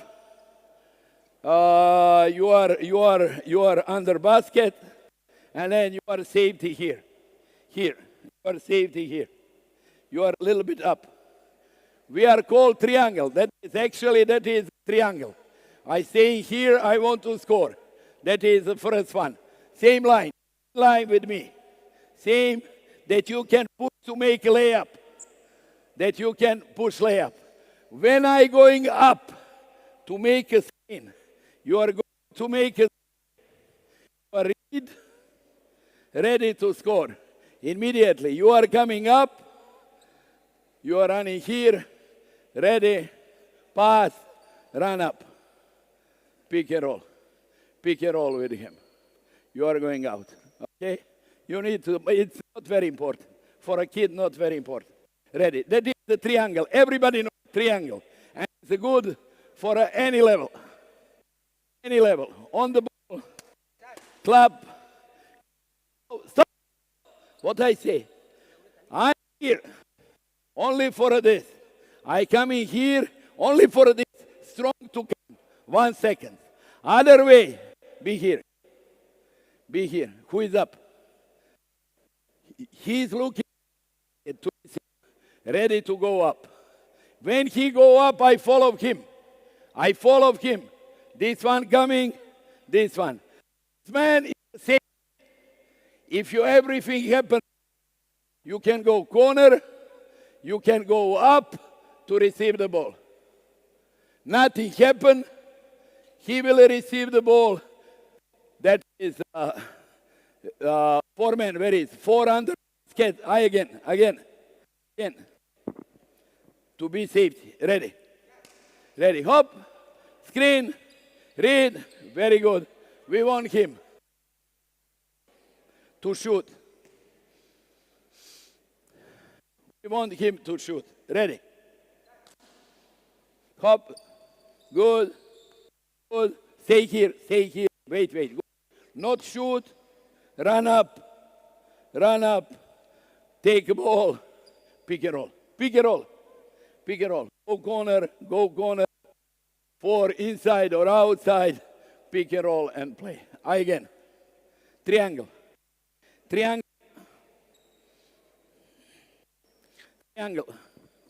attacking, good, ready, run around, good, run up, ready, pick, ready to play, very good, good job.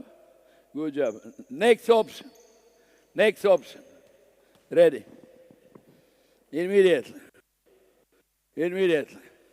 You are here, that is the option from this one. You are ready to come here, a little bit up, follow him, make a screen to him, come around, you are open up. We are these two. When that is good against zone, that is good against man. It's similar, very similar. You are higher every time. You are higher. You are attacking, screen, boom, and then immediately you open. Most of the time, open 3-point shot. Most of the time, nothing happen. If receive ball here. If he receive the ball, this one coming here, center inside, open out. We want to feed big guy inside to give a ball to. Or I give you one more option. Ready, go down. When we want for a shooter, when we want to do this for a shooter, make a screen. Very good. Go down. Make one more screen. Come up. Run around. And open up. Do it. That is shooter here. Screen. Ready. Be open. Yes. Very good. Thank you. Come, boys.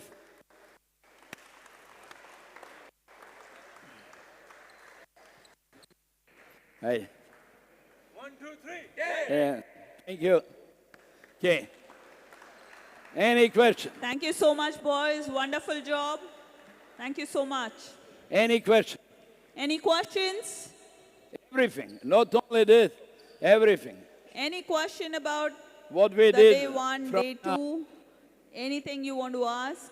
We are open for questions. Okay, thank you. Thank you Thank so you much, very much. Coach. Wonderful to have you. Thank you so much for your time. Okay, with this, we come to the last one.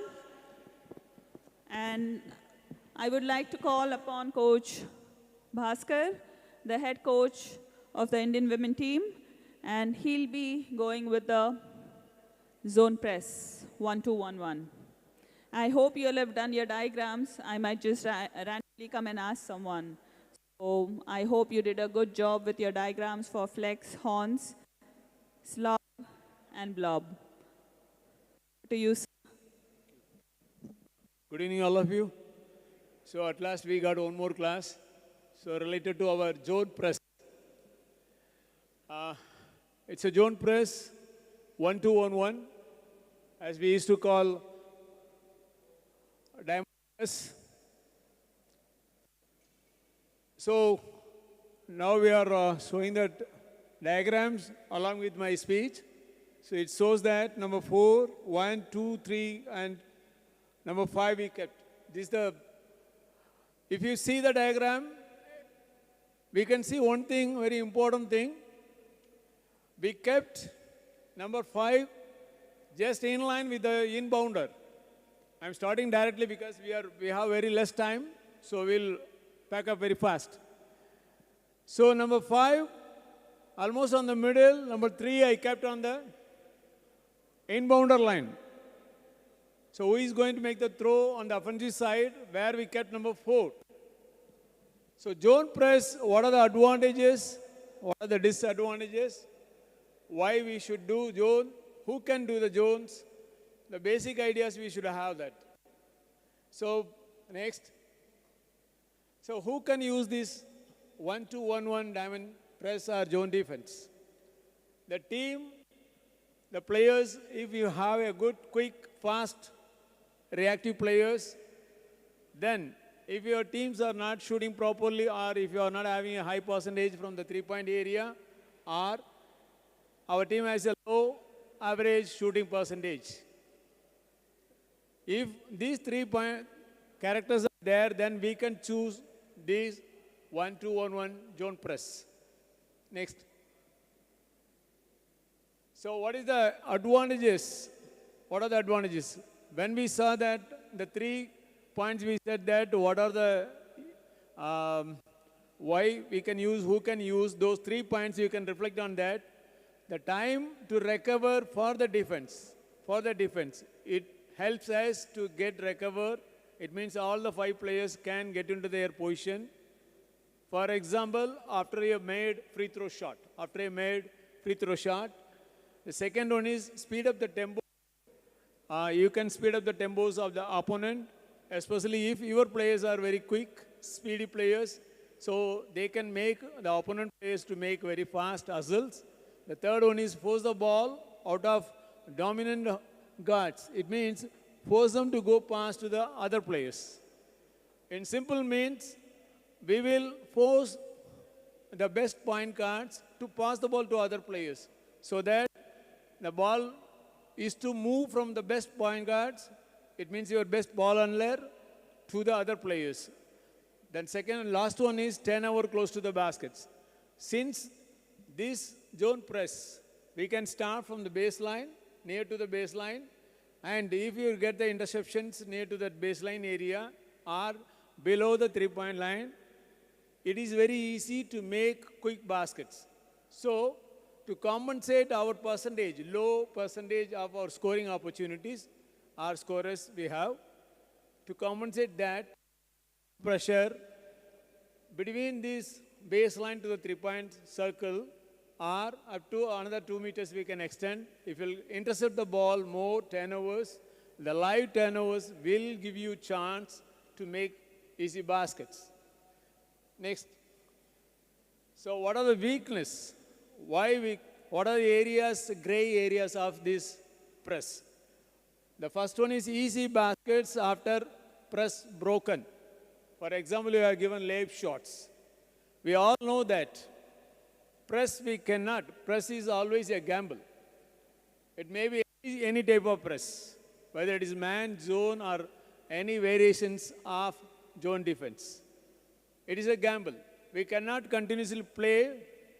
We cannot play continuously. And this press, if once broken, they may go for easy layup shots. Easy layup shots, achieve baskets against the zone press. The second one is takes more time to learn. It needs a lot of chemistry between the players. Communication skills should be high. They need more time to learn and apply on the court. For a longer period, if you want, they have to learn. For a longer time, it takes to teach them also. Need more chemistry, the same points, more communication we need. One player guarding the backside of the court is another greatest weakness. So we are going to keep only one tall player on the next free throw opposite to the baseline. So what will happen that he has to be many times, he has to guard two players to stop. So it is a situation of outnumbering. Outnumbering situation used to happen. So it is also a weakness, another weakness of this zone press. So what are the important rules? What are the important rules we can say that? These are the very big rules, very big rules. Ball, no dribble break down the sidelines. So the player, the offensive player should not dribble the ball all the way on the sideline to beat the defense, either right side or the left side. And no middle passes. If the offensive team is able to make good passes to the middle, again the zone will break. So the third one is no fouls during the trap. Since 1-2-1-1 zone press, we have traps on the corner, maybe on the front court or on the corner of the each side, right side and left side. There is a chance that the trappers may go to commit the fouls. So to control the fouls, it's very difficult to, next one. Selection of players. So how we can select the players? Yesterday we saw that Coach Matic, when he was doing, he asked one of our coach to select the coaches, to place the coach. Same way, whenever we are taking any zone defense or like man-to-man, we are choosing the equal quality of players. Here, we have to choose the position-wise. So how we can choose? The first one, 5 boys. Any 5 boys? Be here. Come, one more.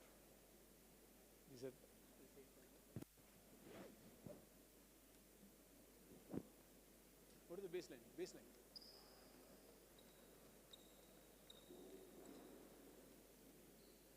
So now we are going to select among these 5 players for the defense of our zone press, 1-2-1-1. The first one we used to call interceptor. Interceptor is the main player who is going to intercept more passes after the trap or any pass inside the mid of the court. So we have to choose the first player who can do better. So he must be very fast, quick. The important thing is he must have more IQs. He has to anticipate the passes. So that first one we will handle. Number 3. Number 3. 8. 8 is here. 8 is here. 77. 24. 24. Yeah, you be here. You be there. So, among these 5 players, he is very fast, so that we are keeping him on the middle. We are keeping him on the middle. The first diagram we saw that how we are going to keep all the players. First, we have to choose the right player for the right place, so that it is easy to run the zone press. Okay. He may be a point guard, a shooting guard, or even a small forward. It's written wrong. Small forward also. So you can change, the coaches can change either your point guard number 1 or your number 2 or even your number 3. Among these 3, who is very fast, those players can be kept on the middle. Now we are going to select the wing players. Wing players we are going to select. Again, the point guards and shooting guards can be used on the wing side. Number 8 here, 77. So the next selection of the players, for this zone press, we are selecting the wing players. So the now remaining two players, we have both tall players. In that tall players, who can do fast? Among these two, we can keep on the first one. So number 11, be here. Number 10, go there. Okay, enough. See, this is our selection of players now. So we said that we have to select the interceptor here, then the wings, then the disruptor, then the big man is little slow so that we can keep him. Now, let's see that what are the duties or responsibilities of these players. So, since we have selected number 11, the tall and fast, among these both big players, he has a good long length of hands, good height, so that he can easily stop or go for the first trap very easily. Now number 77 and 8, both wing players, their primary duty is to trap the ball, to stop the dribble, to stop the ball and go for a trap. Now number 24 is the main player of this, all the 5 players. So he should analyze where the ball is moving, how it is moving. According to that, he has to take a decision, because he may guard 2 players, maybe he may play between 2 players sometimes. So he should be very agile and he should anticipate the passes even after the trap. The last player may be a little slow, but he is the tallest player. We kept him, as we have already said that. Our disadvantages. We are going to keep only 1 tall player on the last. So the last player is the tallest player, and he has to always keep in mind that he must be ready to take outnumbering situations. It may be 2 on 1. So the tallest players we kept on down, the last players. Now, 5 players. Take a ball. Now let's see that how we can move with step by step. So we can, in the diagram, you can see that. Yeah. The first man, since we are here in that level, we have to use the terminologies most of the time. So we have mentioned the terminologies in that. It's disruptor, then wings, then interceptor. The last one is your safety man. So the wings has the role that they have to go for the trap. And the player who is on the top, now he should force the ball should move to the best point guard. Here we have to see that. We all know that the split line on the court, we know that. Now we have to consider that I kept number 11 and 24 on same line. Since the ball is on the right side, left side of the court, we feel that it is the strong side of the ball side. Our ball side is strong. So we kept here number 24 on the same line, because if the ball moves on this side, he is ready to intercept or help the middle players. Okay. Number 11 now he is on that top.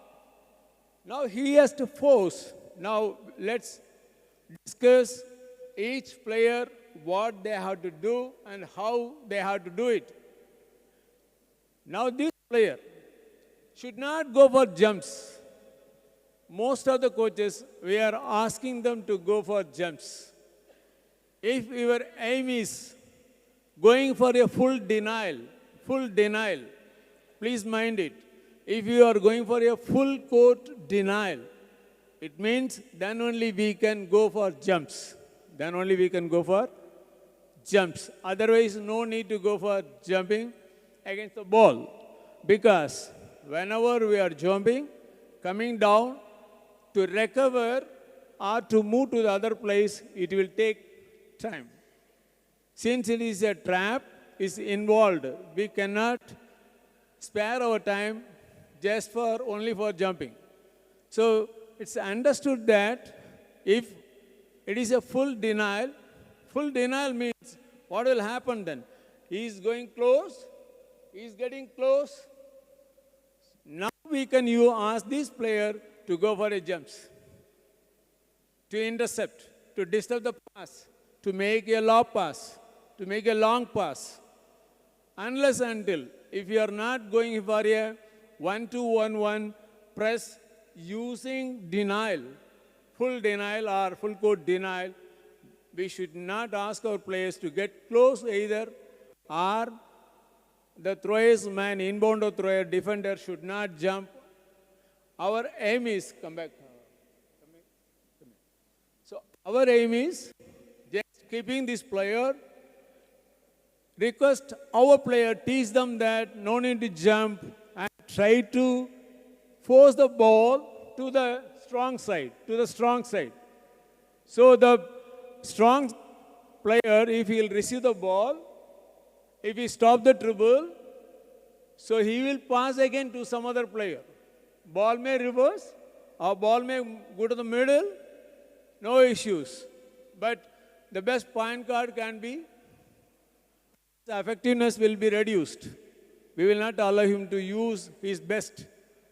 So we are forcing the ball to the strong side. This side, the wing player, we can call him as a strong side wing player.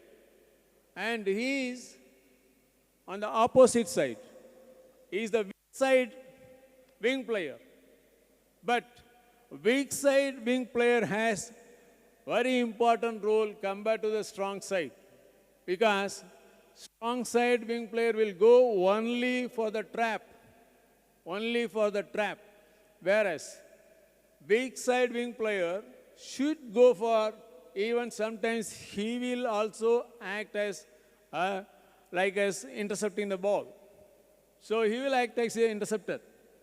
We are not telling that just he will only do, because whenever the players are here in between, he is also going to act according to that. So you be here, you be here. Okay. You be here. You move there. You be here. Middle. You little up. Now, whenever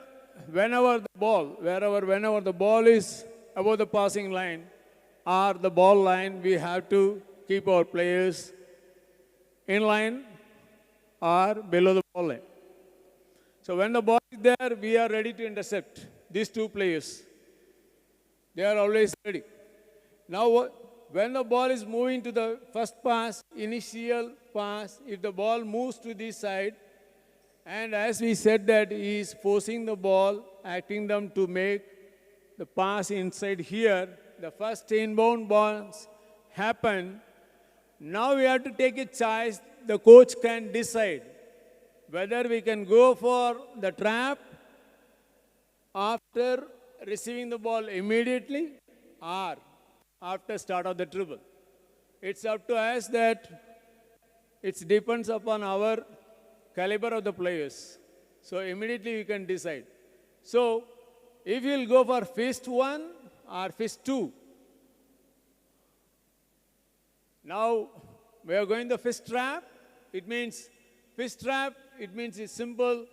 Before drop the ball on the floor, it means before any dribble starts, immediately we'll go for the trap. So pass the ball back.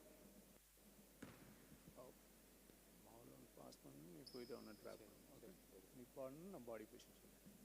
Okay, pass the ball. Now ball moves, his responsibility, always coaches, it's very easy whenever we teach any offense or defense, we used to keep in mind that what are the strength, what are the weakness of that particulars. We are working on that only. We are exactly working on that. What is the strength and weakness? So immediately we have to recall that.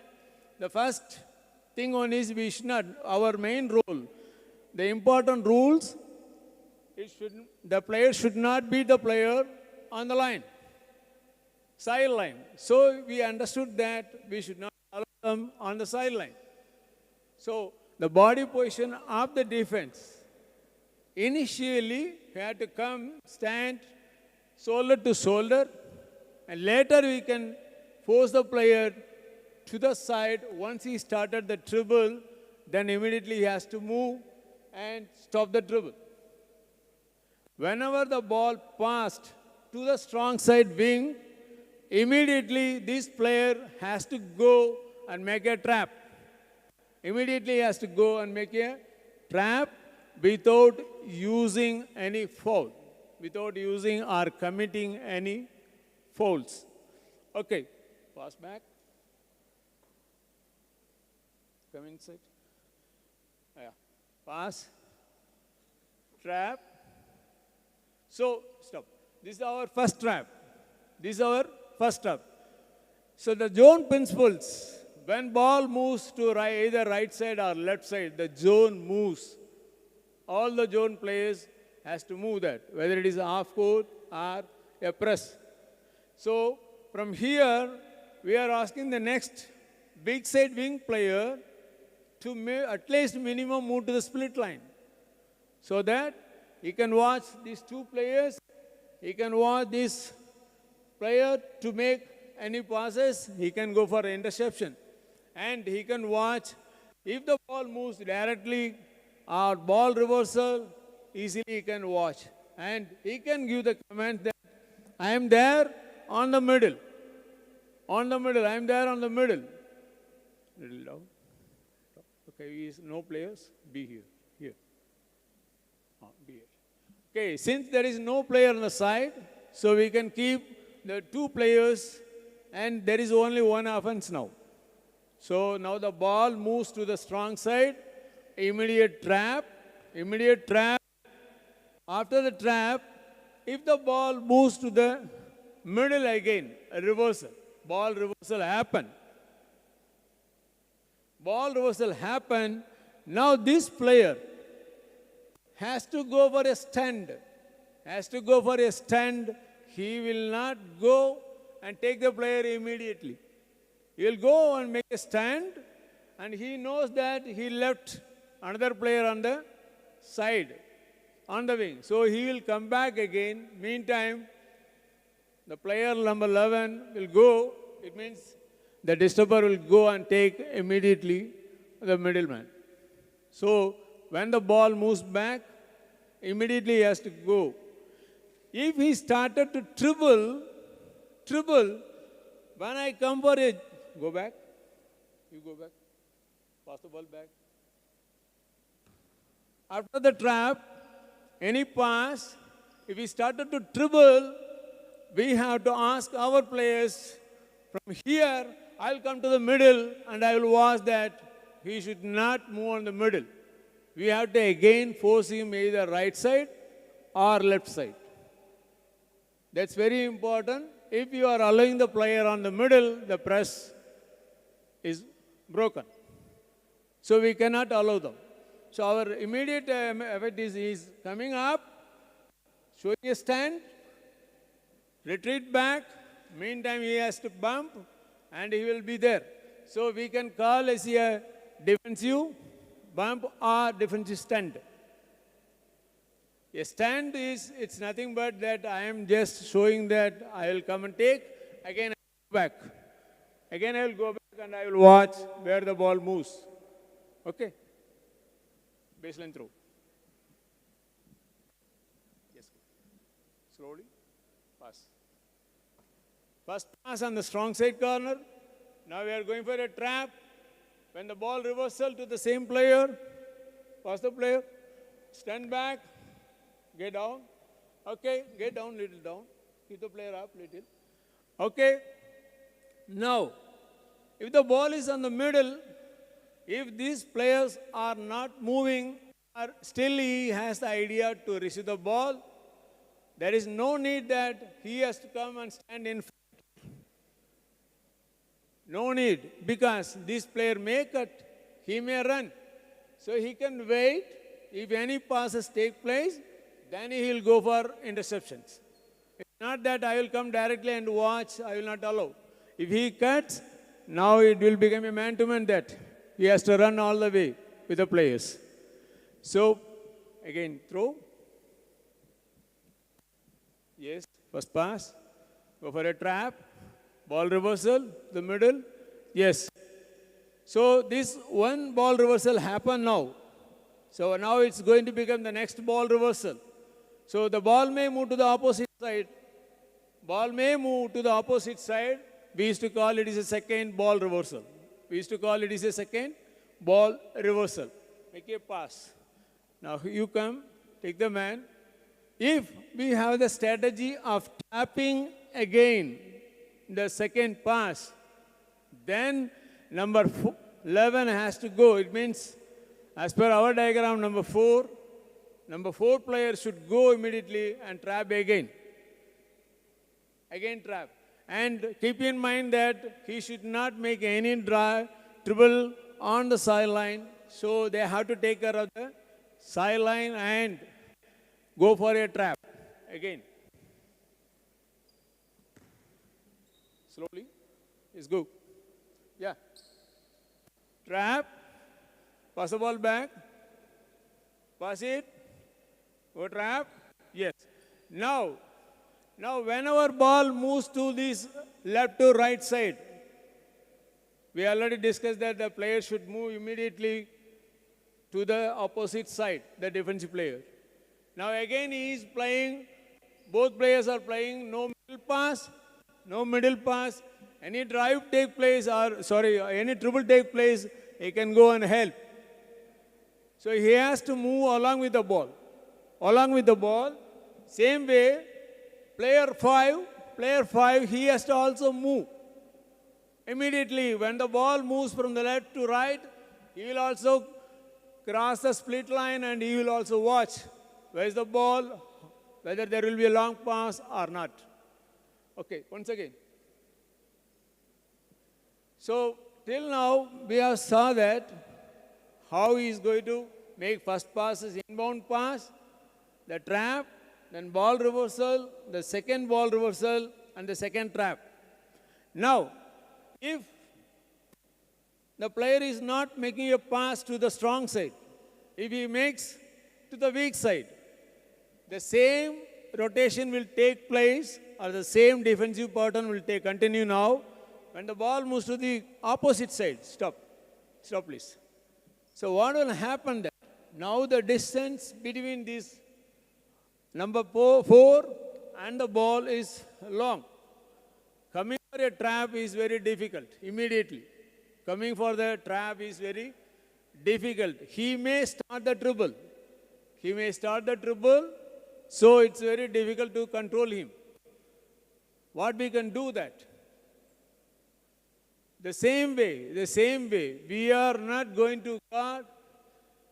Immediately, we have to face, keep the space, let him start the dribble. Start dribble, then I will go. Then I will force him to the sideline. Meantime, I will get the help of my another player, number 4, so that I can go for a trap. Okay, go back.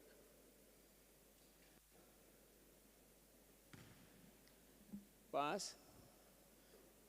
Now, in the beginning we said that trap can be done after a dribble or before a dribble. After a dribble, when the ball reached here, he reached, but he is waiting for the dribble. He is waiting for the first dribble. Till the time, he should not allow this player get back one step, drop one step. From here, drop one step and watch. Watch whether the player started to dribble or not. So he has to give the chance that fist 1, fist 2, he will call. Fist 1. Fist 1 means immediately I will come. Fist 2, I will wait. I will wait. I will wait for the dribble. Let him start the dribble. Then you block him on the sideline. You come. Now you have to go for a trap. So both options we can make use of that. So when we are using as a team tactics, the coach can use that. Sometimes they may go for fist. Sometimes they may go for flat or fist 2. So it's up to us that every time the same way, no need to play. One thing. Second time, whenever any press you are doing, if the passes are happening again and again on the same place, or the ball is moving to the same place, it means press is broken. They understood that what you are doing. So immediately they will break the press. It should not happen so. So once we will go for a fist 1, next time we may go for fist 2. So we must have the understanding with the players. So as we said that the communication, the chemistry between all these 5 players should be in high. Okay, pass the ball. Now ball pass, ball reversal, then you are going for the second ball, trap and stop it. Okay, let's go. Now we are continuing all the 3 inbound pass, then we'll go for a ball reversal, then we'll go for the second ball reversal. So one trap on the ball, first inbounds. Then again we'll go for the second ball reversal. We'll go for another trap. Let's go. Yes. Player move. Yes. Move. Yes. Stop. So in both cases, either right side or left side, we have 2 players inside so that you can easily watch any passes taking place inside passes. So the second one, the weakness and the rule, no middle pass. No middle pass. So if any pass is taking place, both players, they will try to intercept. It's not that this player has to intercept or this player has to intercept. Both players, they have to intercept and watch the movements of the ball as well as the other players. Whenever the trap is taking place, high hand, high hand, high hands. We have to be all tall. We used to call T. We used to call T's. Make T's. Make T's means you are very tall. You are forcing the pass to make a low pass. The low pass, it may move back or you may make a opposite pass, you may make a long pass. So everywhere we have to go for a high. Please go back. Now the condition is, once the ball, he received the ball, yes, now you cut from here, from there you cut, okay, you move from here to here, okay, now you try to intercept the pass, right, and the ball pass, number 3, you cut inside and you move outside, okay, let's go. So inbounds pass, the cut from opposite side, the opposite side cut. It used to happen opposite side, cut, be here, relax, and try to intercept the pass. Try to intercept the pass. And same way, don't get too close, be there. And on the same way, on the sideline also we have to stop the passes. So it's not only the middle pass, same time we have to go for that. As we said that if you have a high, then it is very difficult to make a pass. So next pass, our aim is stopping the middle pass. Stopping the middle pass. Please go back. Yes, please. Start. Yes. Okay. Now there is no middle pass. No middle pass, but the ball may go reversal.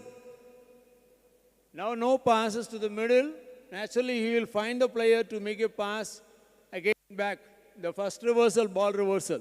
Make a ball reverse. Make a pass. Now, the initial position, how we played, coaches, how we played the initial position, that again we have to come. The ball on the middle now. Ball is on the ball reversal happen. We have to think that how we played for the ball reversal. So immediately what happened that number 11 is coming, play this way, you get down, you be here.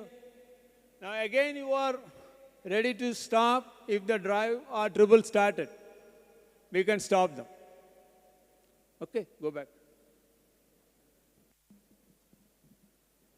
Now, Tambi, you receive the pass. Now you make a pass directly to him. You move, make a direct pass. Okay? Yeah. You move, get the ball. Okay. Now, the pass, if the pass happen, directly make a long pass, either here or there. You cut, make a long pass, low pass. Now, since we have our player who is very quick, very fast, agile athletics, he has to go and intercept the pass. He has to go and intercept the pass so that we can control we can go for easy layup shots on the opposite side. Let's go. Pass the ball back. Okay, come. Pass the ball. Now, once he receives the pass, our first trap, it happened here. The second trap, where we can have. On the sideline, where we can have a better trap.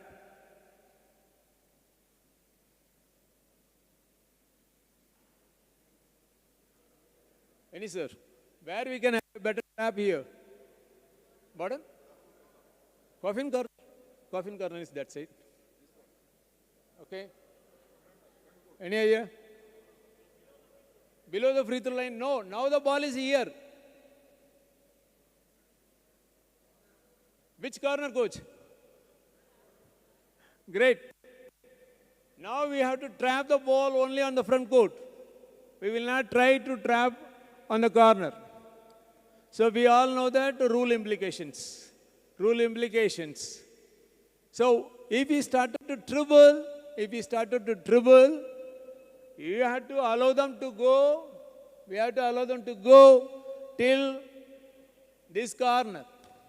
Then he will stop the player. Meantime, 77 has to run and go for a trap. Once the ball directly passed and started the dribble, number 4 will run, number 3 will run, all they will reach the court. So the trap, we will prefer not on this side, we will prefer on the front court. Front court trap is better than the back court trap. Back court trap can give only 8-second violation. Yes. So we will go for the second trap on the same side on the front court. Go back. Now you pass the ball, then you pass the ball, then you reach the ball, both. Now you pass the ball, wait, pass the ball, trap, pass the ball, take him to the corner. From here you run, okay? Let's go. Inbounds, trap, pass, start dribble. Now you run fast, again trap. Now this situation now, the inbound pass happened. There was a trap, and the player moves and receives the ball. Again, if it is possible, we will try to intercept the ball. Once he receives the ball, we will allow him to dribble to the front court. Meantime, the player who is on the wing, strong wing, he will run fast and help the interceptor. Once again.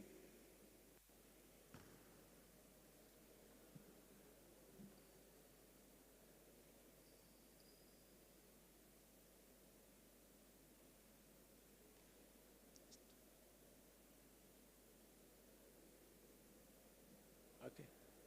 Yes. Down. Last one. Yes. Okay. Now pass the ball. Pass the ball. Trap. Pass the ball to side. Start dribble. Okay. Trap. Now stop it. Once the ball crosses the half court, midline, or the basketball court, we can use whatever we have our own zone defense. It may be any zone defense, which is very easy to convert. It may be 2-3 or 1-3-1. It depends upon the coach's strategies. Okay, go back, please.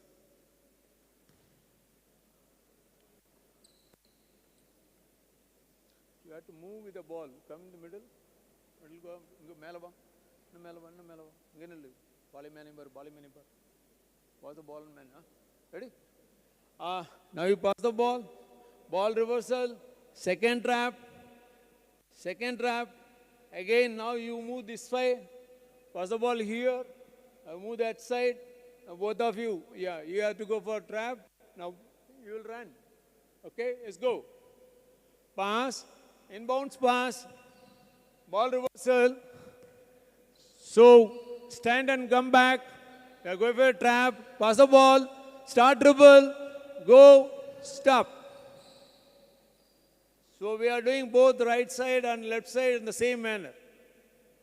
So, we can tell them that when the ball moves, the trap will be here.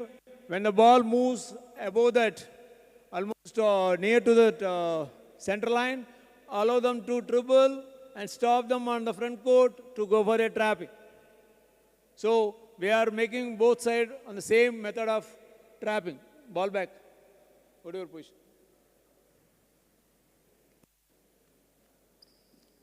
Now what are the variations we can make in that? In that we can go, the first variations, most of the coaches, they are using, immediately they will go for the denial, like a man-to-man. That's called full court denial. Full denial. Full denial. Full denial. What's that meaning of full denial? No. Pardon? We are not allowed to receive the ball, first ball. Okay, not allowing to receive the ball, first pass. How is the body? How we can keep the body position of the defensive player? Not allowing to keep the ball. This is also mine. I'm not allowing. I'm just denying my pass. I'm not allowing. I'll deny. I'll intercept the pass. The full denial. Pardon? Defending wrong side. Can you explain? Yes, please. Great. Defending a wrong side. We have to say that it is a full denial. Full denial. Sir, please. Now the coach, defending the wrong side, he said, full denial. We are showing our back to the ball. We are showing our back side, not the shoulder. He may run. We will come. He may run. He may run. He will go for a long pass, lob pass. Everything will be done. The thing is, in man-to-man also we are using the same tactics. We are facing the player. We are not watching the ball. We are facing the player, we are forcing them to go. Let him make a long pass. We kept our interceptor in the middle who can go and intercept the ball. That's our idea. So the denial, please note down, the denial, if I am playing here, it's a denial. It's a denial.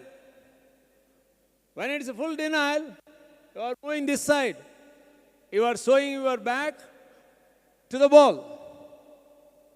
So you are not permitting them. We may force them, this player, as he said that he may run. He may run, but he will not receive the pass. So denial, we have to think about which denial we have to do it. Please go. Thank you. The next one, not this one. please. So the next one, the first pass, we thought that now we are putting the pressure, the coach, think dinner, this way, take that player this way. Come here. Yes, play little low. Let's watch them. Now we are not allowing the first inbounds pass. This is one variation of the 1-2 zone press. One variations we can use sometimes. We cannot use the same 1-2-1-1, same pattern. Sometimes we can use this. Sometimes we can go for flat. Sometimes we can go for fist. But the practical zone defense is same, 1-2-1-1. We are not changing the formats. We are not using. We are only changing the things. Okay, now, go back. Now the second thing, please note down. The second thing is, excuse me. Do you have? We can share with us. Okay. The second thing is, we have to find out. Sometimes we will play. We will not allow the best point guard to receive the pass even. We are allowing the thrower. We are allowing the thrower, inbounder. Okay, let him throw. You go. Play close. Play close. You play close. Come here. Come here. Get close. Just like a man-to-man. Make a change on that. Make a change on that zone press. Make them immediately change. Okay, you go further. Leave the ball. You be here. Leave the ball. Before throw, you go. Watch him. Don't allow the pass. Now put pressure on the best point guard who cannot receive the ball, who cannot dribble on the side, who cannot make a pass. Put pressure on that. Okay, now the last one. Now, in the same way, we can find out who is the best player. Who is the best player sometimes. So full denial. Now point guard is not receiving the ball. And we can find out who is the best player. He may be best player receiving. You can go to the statistics or scouting. Last match, how he played. When we applied, how he played. Whether he is receiving the ball directly or he is moving little forward down to receive the pass. Okay, chess number 3 is the best player in the team. So we have to note down that. We can change again. That particular player zone should be shifted towards the player. And he should not allow the pass. He should not receive the pass. So we can note down the best players. So one is the variation, what we can do that. One is fist. The second one is fist 2 or flat. Then third one is you are going for a denial. The fourth one is you are going for a full denial. Then fifth one you are going for marking a player. Who is the best player? So if chess number 6 is best, as per our scout. Okay, now I will not leave him. I know that he may reach the pass. He may cut right side or left side. Now this player will act just like a man-to-man player. How he will guard? He will not receive the pass. So we will curtail the passes, the reception of the passes. So this way again we can stop them, the best players. Okay, now we will continue. So pass. Before go for the 5-on-5, we will show how to develop 1-2 zone. Yesterday, Coach Matic was taking the class. It was 1-3-1. 1-3-1. Friends, I am telling you that to develop our team passing ability, Coach was giving us 1-3-1 defense. And if you will make your players to play half-court daily 1-3-1 against, they will improve their passing ability. That's very difficult. They have to take a decision to give you good passes. So it will help you to develop the passing ability of our players. Okay, one more player.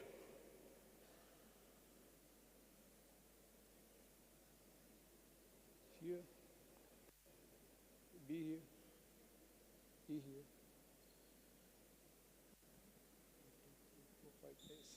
Now we kept 5 players.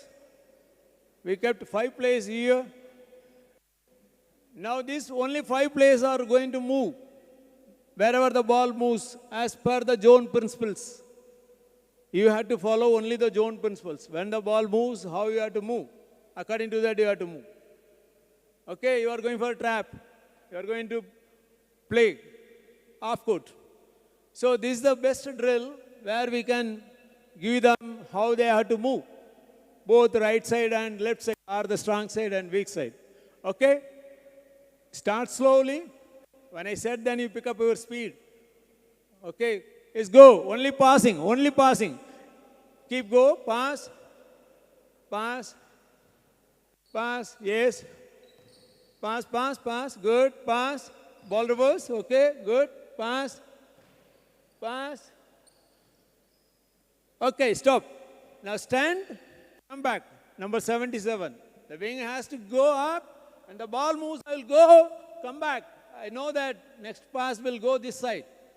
I am just simply going and coming. Once he started to dribble, then I will stop my play. I will keep on the middle. I have to watch whether he is dropping the ball or not. That's very important. Let's go. Once again. Let's go. Start. Yes. Good job. Trap. Yes, pass the ball back. Ball reverse. Ball reverse. Go. Keep go. Yes. Little fast. Speed up. Speed up. Speed up. Speed up. Skip passes. Skip passes. You can pass anywhere. Yes. Yes, pass the ball. Pass the ball. Okay. Stop it. Stop it. Thank you. So this is the best drill. If you want to make a little more, you can add one more player on the middle. One more player on the middle so that they have to think about the middle pass also now. So 6 players against 4 players, they can improve. They will run both right side and left side. They will go for the trap. They will help each other. They will talk more. Okay, I am going to add one more player. Come, you be here, you come here. Be on the middle. Okay, only on the middle, huh? He's on the middle. Are you ready? Defense ready? Let's go. Make more passes. Speed up, speed up, speed up. Yes. Speed up, speed up. Let's go. Yes, speed up, speed up. Yes. Go fast. Go. Okay. Okay, stop. Thank you. You move outside. Go down. Who came from outside? You be there. Now, normally when we used to teach youngsters, this 1-2-1-1 zone press you can teach at any age group. It's tough, but it is advisable to teach any age group. We can teach. Whenever we are teaching, from the teaching point, you will see that we are going by part method. The first pass is what are the pass? 1 pass, 2 pass, 3 pass, 4 pass. They should feel that how they have to go for the interception of the passes, long passes. So there is a strong side pass, there is a weak side pass, there is a long pass, there is a very long pass, low pass and long pass. All passes should be taught. Then we'll go for passing, then ball reversal, we'll go for the dribble. Now, whenever he comes, you receive the ball, okay? You try to intercept. If you're not able to intercept, okay, not able to intercept, stop it there, okay? Right, okay. Okay, you go for trap, pass the ball. Now watch, please. Trap. Now there is a pass. He received. He couldn't able to intercept the ball. Pass the ball. He got the ball. Not able to intercept. He started to dribble. He started to dribble to the front court. You be there. You be there. Triple fast. Triple fast. Go there, allow them. Now you go. The same way. One is not allowing the pass. Once he received the pass, that also we have to take into account. Come back.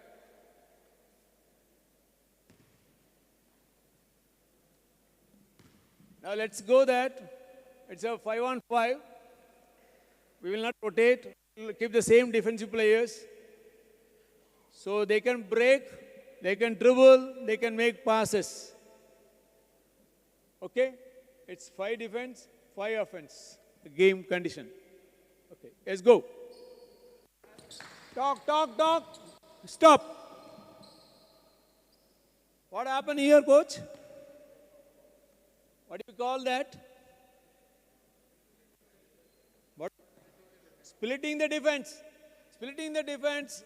2 defenders splitting the trap. Splitting the trap. Great job. Once splitting the trap happen, it means broken. It's broken now. Now it's very difficult. He cannot control anyone. He'll make a pass. It will go 2-on-1 or 3-on-1. Okay, no allow. It's a game now. Let's go. Yes. Stop. Come back. Number 10. Pass. You are not started to move even. We are playing 5-on-5. Last pass. Let's go.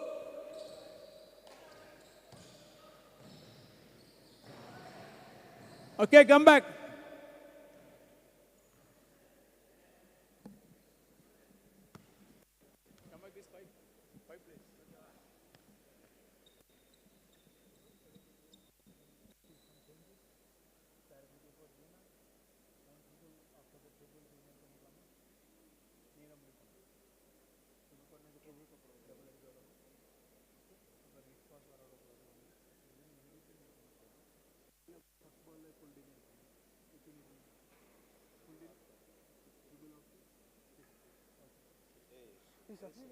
Yes, offense ready. The last chance.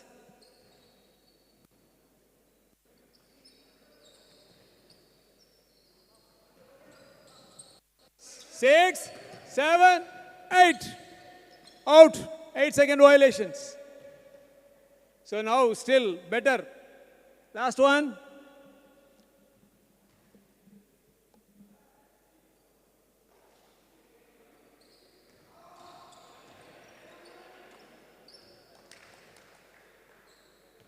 Okay, the last, any variations?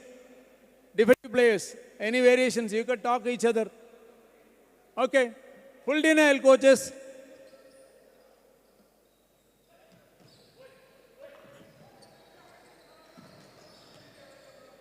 Okay, good job. Baseline.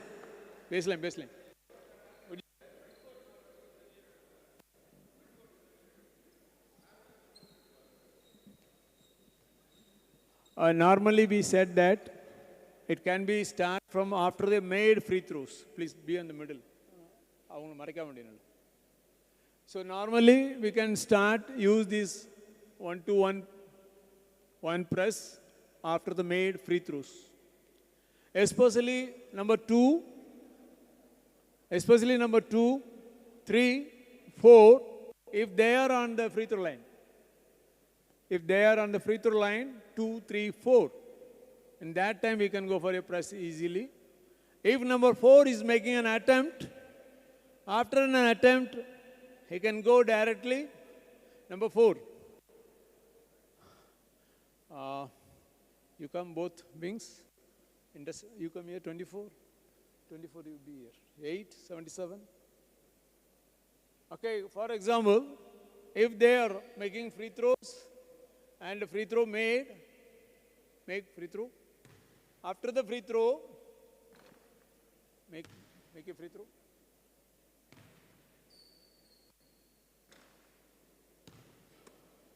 He's tired. He's so tired. Okay, stop. Now, once the ball down, the thrower will be there, either any. He'll be here. Now he'll be there, going for a throw. You move to the side, move up, set your zone. Set your zone immediately. That's why the first point we said that we have enough time to set down our zone defense. You can fix your players. Suppose number 2 or 3, they are making baskets. Again, it is easy for. Number 4 will go immediately after the basket, he will come. If number 1, if you want to change 1 and 2, you can change it. No issue. So we have to make practice. Then only we can use this 1-to-1, 1 zone press. Okay. Thank you so much. Thank you, boys. 1, 2, 3. Yeah. Any questions, please?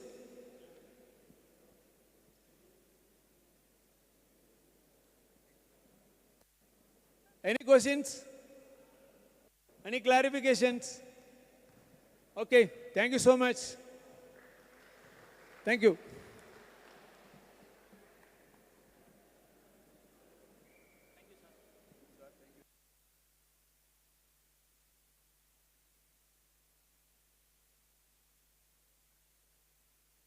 Okay, thank you so much, everyone, for your time, for your patience. And with this, if there are no more questions, I think we come to an end of a beautiful clinic with lots of learning and lots of things to take back home. You will get a feedback form to be filled in on the group. Make sure you'll fill the feedback form because your feedback will help BFI to improve with the next clinics. I hope everyone has a bag full of kitty, of knowledge, which they're taking back home. So good luck to everyone. Safe journey back home. And thank you so much for everything. Just hold on, give me 1 minute. 1 more minute. Let me take 1 minute.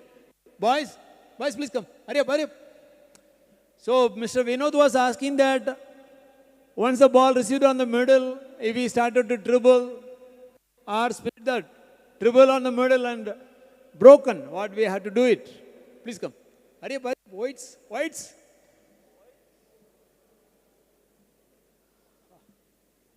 Call them. Come, boys, please. Hurry up. Come on, guy. Only 1 ball. Come on, make. All 5 defense, all 5 offense. Allow them to get the receive the ball on the middle. Try to receive the ball on the middle. Start to dribble, okay? You come here. You receive the ball. Start to dribble. Allow them to receive the pass. Okay? You be here. You try. You pass the ball. Allow him to start the dribble. It's nothing but it's not very big one. So, pass the ball. So, ball went inside. Now the middle pass, start dribble slowly. Stop. Okay, stop. Hey, be on the line, middle. Now our aim is we have to go along with the ball. Both they will run along with the ball. You run with the ball. Dribble, tap the ball from the back. And never allow them to easily dribble the ball. Anyway, zone broken, no problem, but you have to go fast, right side and left side. They have to put pressure on the ball. They have to run along with them. No issue to stop. If it is happening, outnumbering, he will take care of that. Thank you, Mr. Vinod. Thank you, coaches. Thank you.